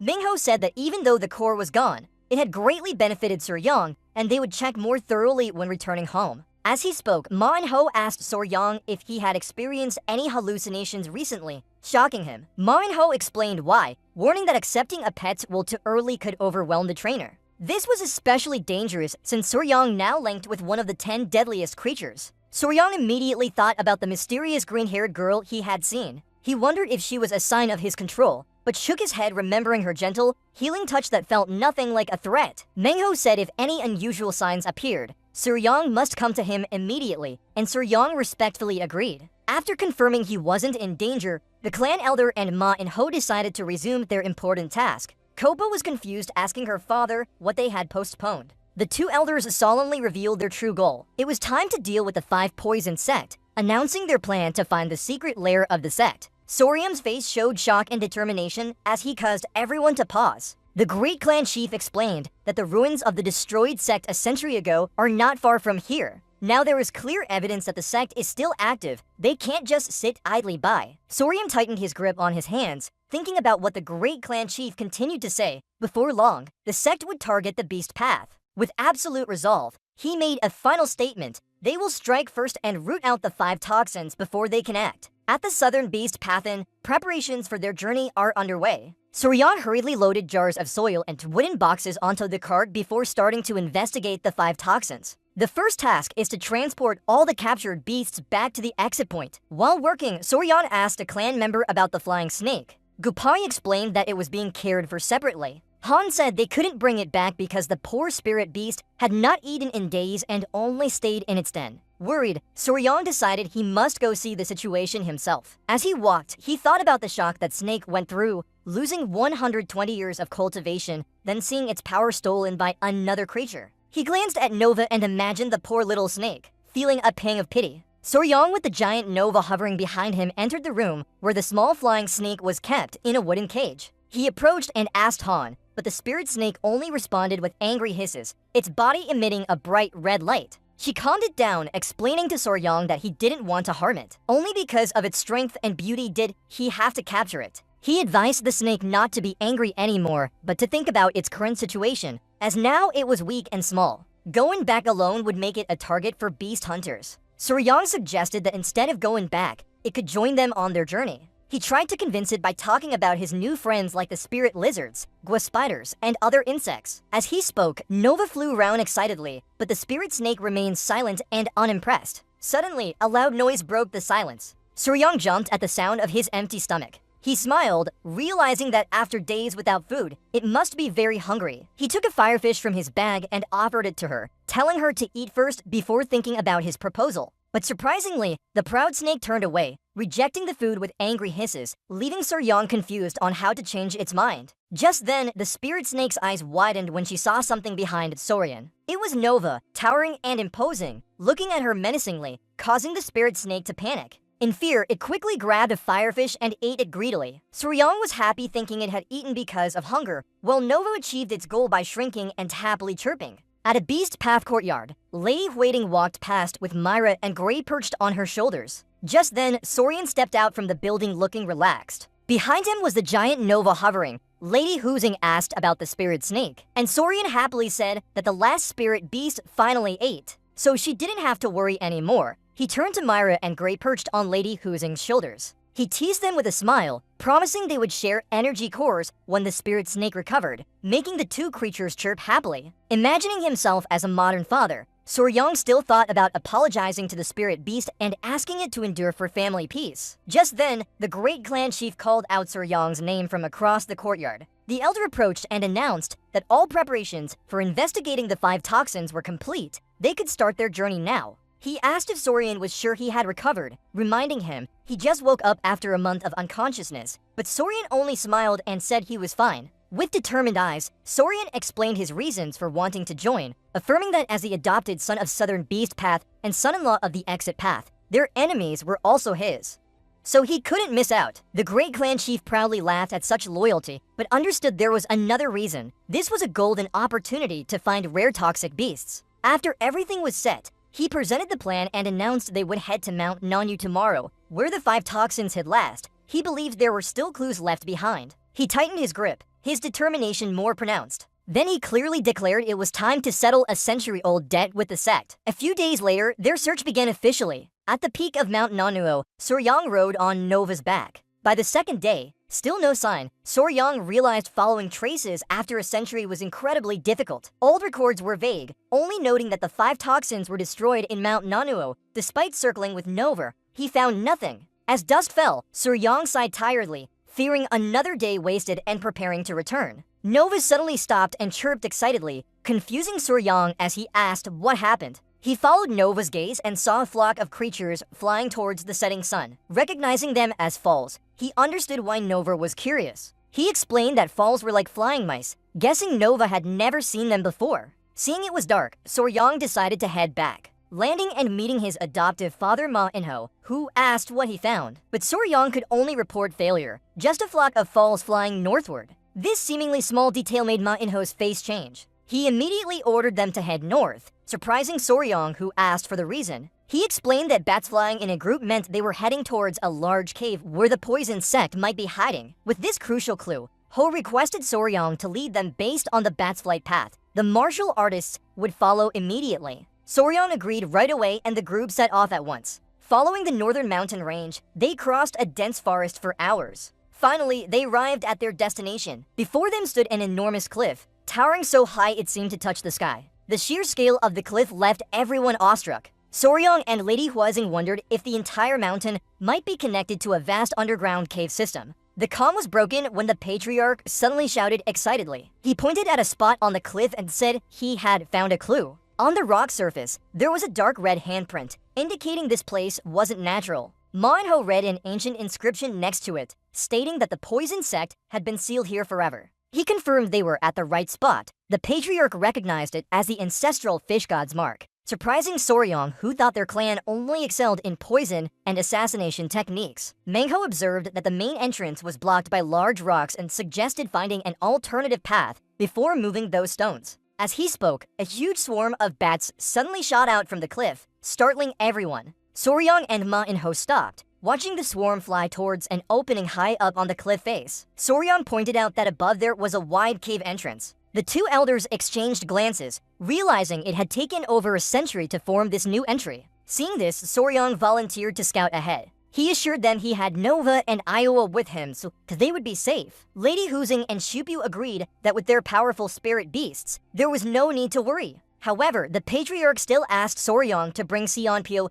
and Lady Huiyang along for safety. He said he and his companions would check the area below first before following, which made Soryang happy to comply. Then Soryang led the way as Lady Huojin, Seonpyo, Yohwa, and Soryang ventured deeper into the dark cave. As they entered, a strong stench hit them hard. Lady Huojin had to cover her nose, while Soryang warned of falling bat droppings everywhere, urging everyone to be careful as they went further in. The echo sounded damp, and the darkness was so thick it seemed almost impossible to see anything. Fortunately, Soryang was prepared. He remembered learning dark vision from Seonpyo at the Beast Palace, allowing him to see clearly in complete darkness. He believed exploration wouldn't be too difficult. But then he realized that wasn't the biggest problem. It was the bats themselves as they entered the large cavern. They witnessed an unbelievable sight. Countless bats hanging densely throughout the cave, their red eyes glowing menacingly. Soryang admitted that despite loving all creatures, bats were the only ones he tended to avoid. And in front of this vast swarm, everyone didn't know how to overcome this danger. Facing such a massive bat swarm, Nova acted quickly. The giant spider took a deep breath.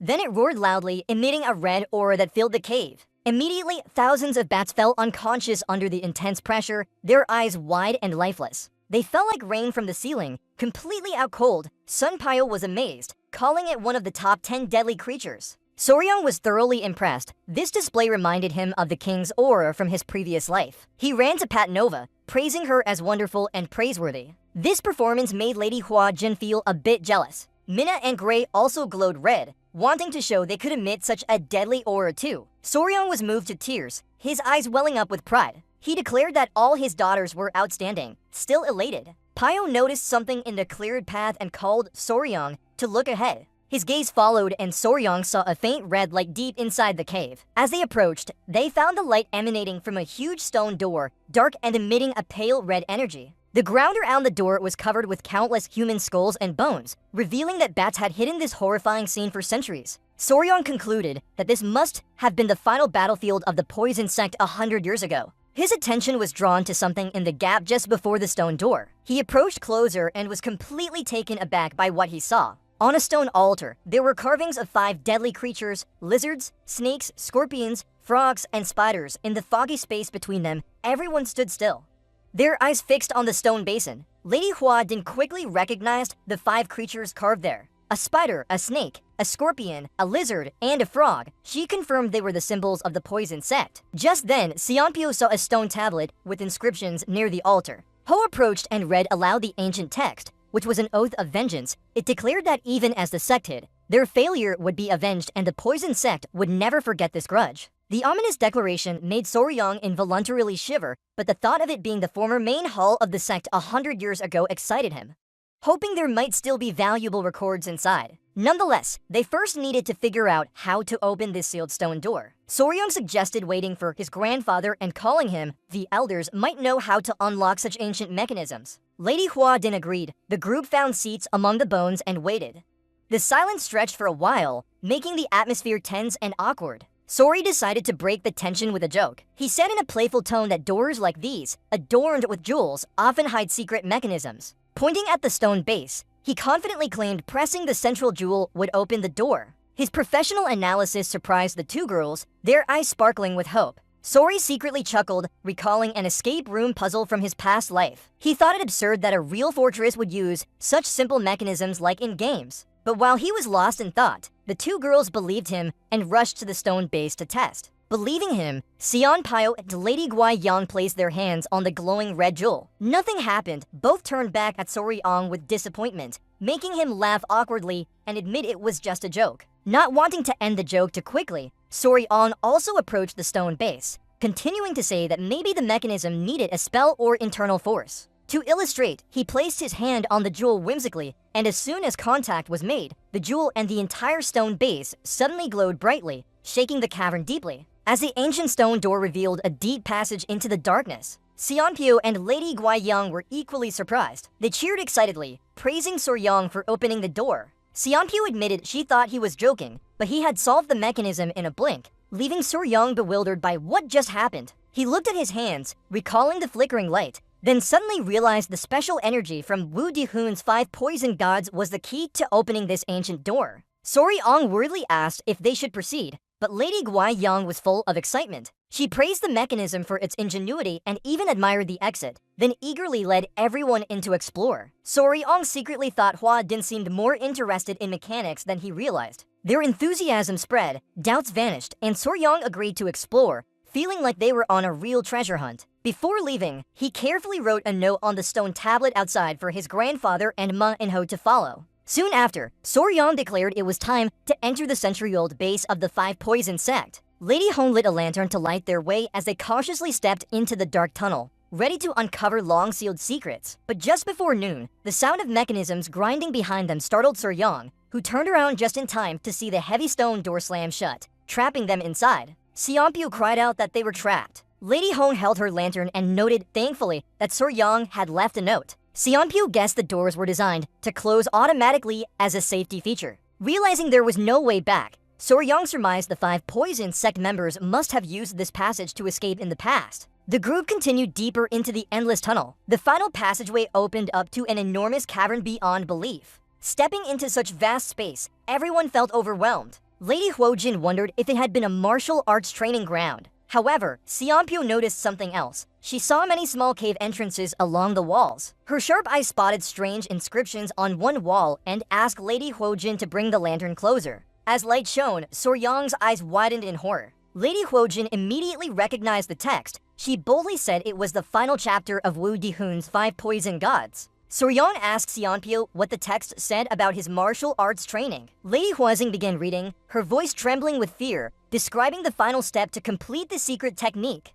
At level 11, one must decapitate their 5 poison beasts and drink their blood. The accompanying illustration showed a masked figure performing a gruesome ritual, making Soryong and Huazing shiver. The brutality enraged Soryong to the core. He couldn't believe the technique required killing his own spirit beasts. He gritted his teeth, cursing the sect as evil monsters. In anger, he turned to Lady Hujing for the lantern. Holding the flame, he scorched each letter, declaring that such vile things must be erased. Killing and drinking blood was unacceptable. Seonpyu looked at him proudly for his strong sense of justice. Resolved, Soryong said they had to find and destroy all similar records, thoroughly searching the area. After a few hours, carefully examining each cave entrance after checking old rooms, they returned to the central area to meet. Lady Huijing reported that despite finding several large chambers, everything inside was destroyed or burned. Soryong concluded the attacking clans must have thoroughly burned this place when they destroyed the sect a century ago. In an open hallway, Lady Huijing noted the cave seemed different. Its surface and structure looked too perfect to be natural.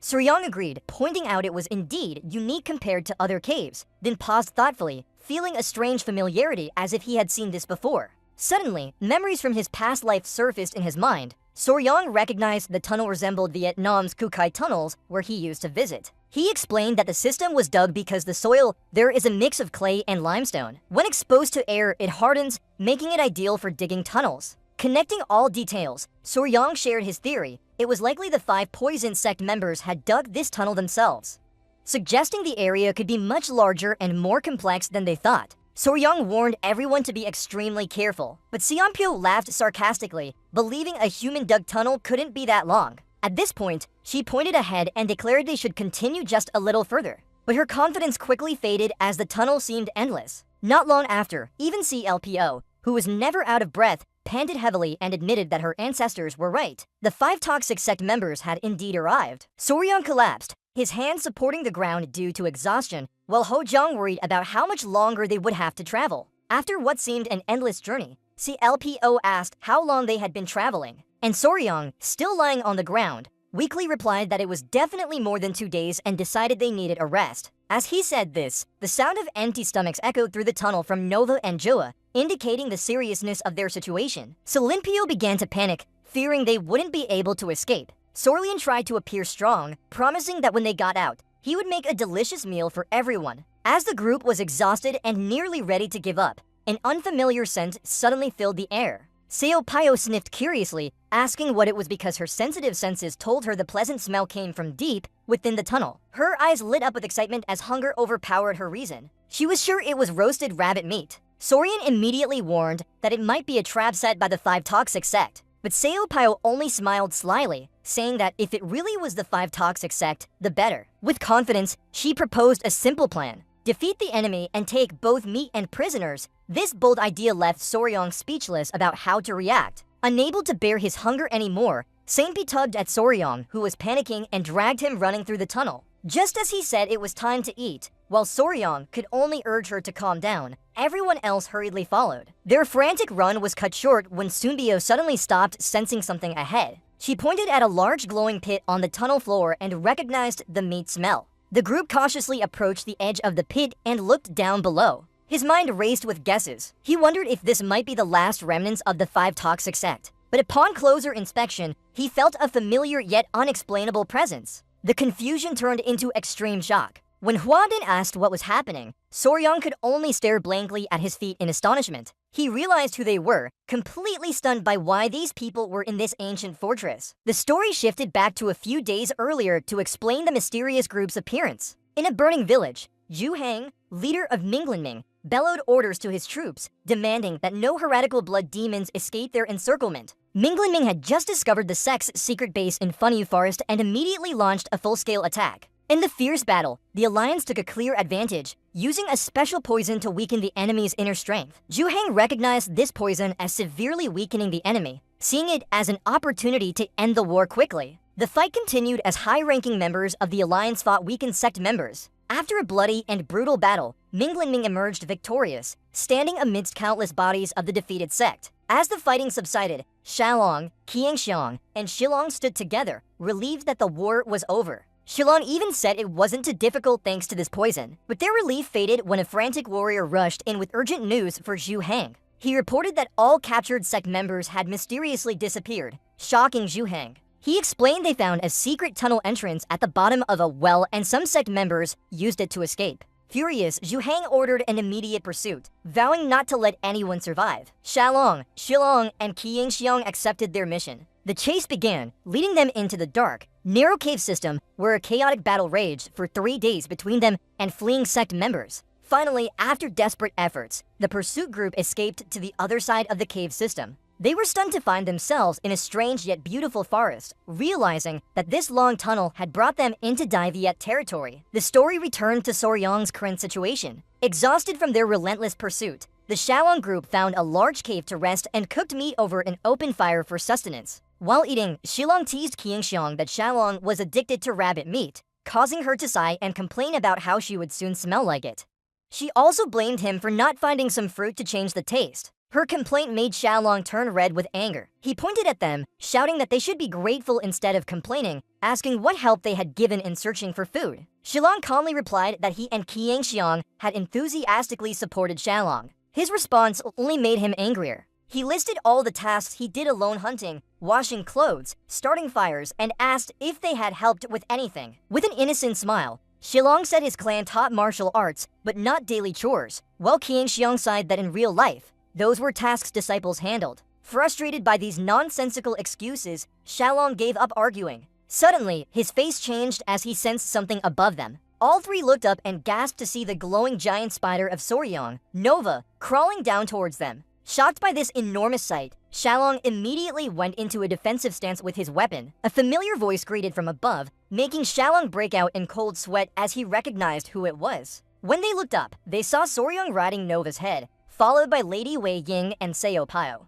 He happily greeted them all, saying it had been a long time, leaving the warriors speechless as they realized he was none other than the young hero Wu Yi they knew. As everyone greeted each other, Seo Pio took advantage of her hunger to bite a large piece from the roasted rabbit leg. After Sorian introduced his teammates Nova and Ayahua, both groups gathered around the campfire, chatting and sharing food while a giant spider slept peacefully nearby. Sat Long was impressed. It was strange to meet here in this desolate place. Kim joked that maybe they should call him Lord Sorian now since he belonged to the Beast Court. Sori said just call him by his name for a natural feel. Satlon noticed Sori had been through much, offering extra meat. But Sori politely declined, saying Guseong needed it too. Guseong insisted on feeding Sori, saying he was happy just watching Sori eat. This made Sori wonder why a person they met only a few times seemed so warm. The reason was simple. Gae Seng belonged to the same clan and was the older brother of Eong, whom Soryong had saved. Upon learning this,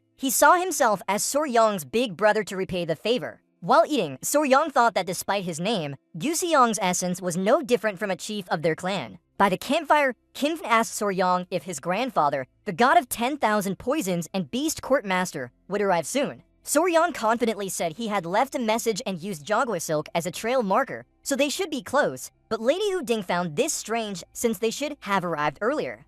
Reminding Soryong that they had been lost in the cave for 2 days, he asked Ayahua if she could sense anyone touching the thread, but she shook her head, indicating no one was following them. Soryong grew worried as so much time had passed, the main group might catch up. The lack of thread sensation made him doubt whether his grandfather and Lady Hu-ding had entered the cave. Seonpyo also said they needed to arrive before reaching the end of the tunnel, guessing they couldn't see Soryong's note. An idea flashed in Soryong's mind. He explained that the issue might be with the door mechanism, which only opens when he inputs the right type of inner force into the stone pull. Based on the 5 poison completeness description, he concluded the lock was designed to open only with a source of 5 poison inner force. Lady Hu-jin wondered why the great clan master couldn't open it. Soryong said his inner force didn't come from that technique, so maybe it wasn't sufficient to activate the mechanism. When he realized they couldn't enter, Seonpyo asked if Soryong should return to Mount N, but he hesitated and recognized they couldn't wait indefinitely. Then an idea struck him. He suggested joining forces with Long Merchant as his blood mage followers were still hiding, and going solo was very dangerous. Together, they could support each other and gather more clues about the 5 poison sect.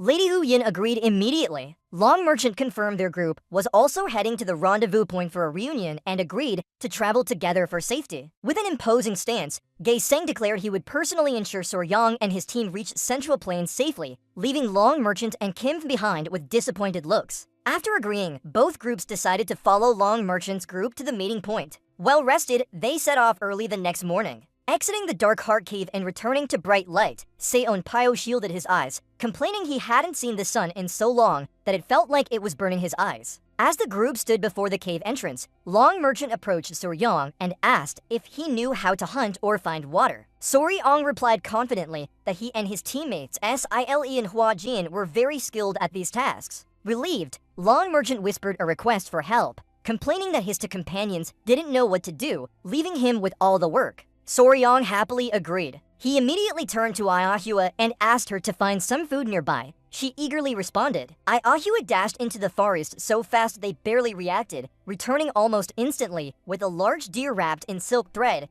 shocking them with her incredible speed. Seonpyo praised Ayahua for catching such a big one and quickly took over the spoils. She said the organs would spoil soon, so she needed to gut and roast it over the fire immediately to carry. Her younger sister added, calling her soon Annie in admiration. Long Merchant was amazed, asking if Seonpyo knew how to preserve meat too. She also shared a survival tip, warning not to drink raw water as there might be sick beasts upstream that could cause illness. Long Merchant listened wide-eyed at her practical knowledge. Seeing his sister's talent, Soryong proudly thought she would surely be a top survival vlogger in modern times. Later, Long Merchant nervously asked Soryong about something else. He blushed and stammered, asking if Seonpyo had a boyfriend. The question stunned Soryong, while Long Merchant daydreamed imagining her beauty and agility. Suddenly, he clutched his chest as emotions surged to suddenly. Soryong could only stare at the warrior, who was overcome by emotion right there. Round Long Merchant, hearts and flowers seemed to bloom, while Soryong wondered why he fell in love so quickly.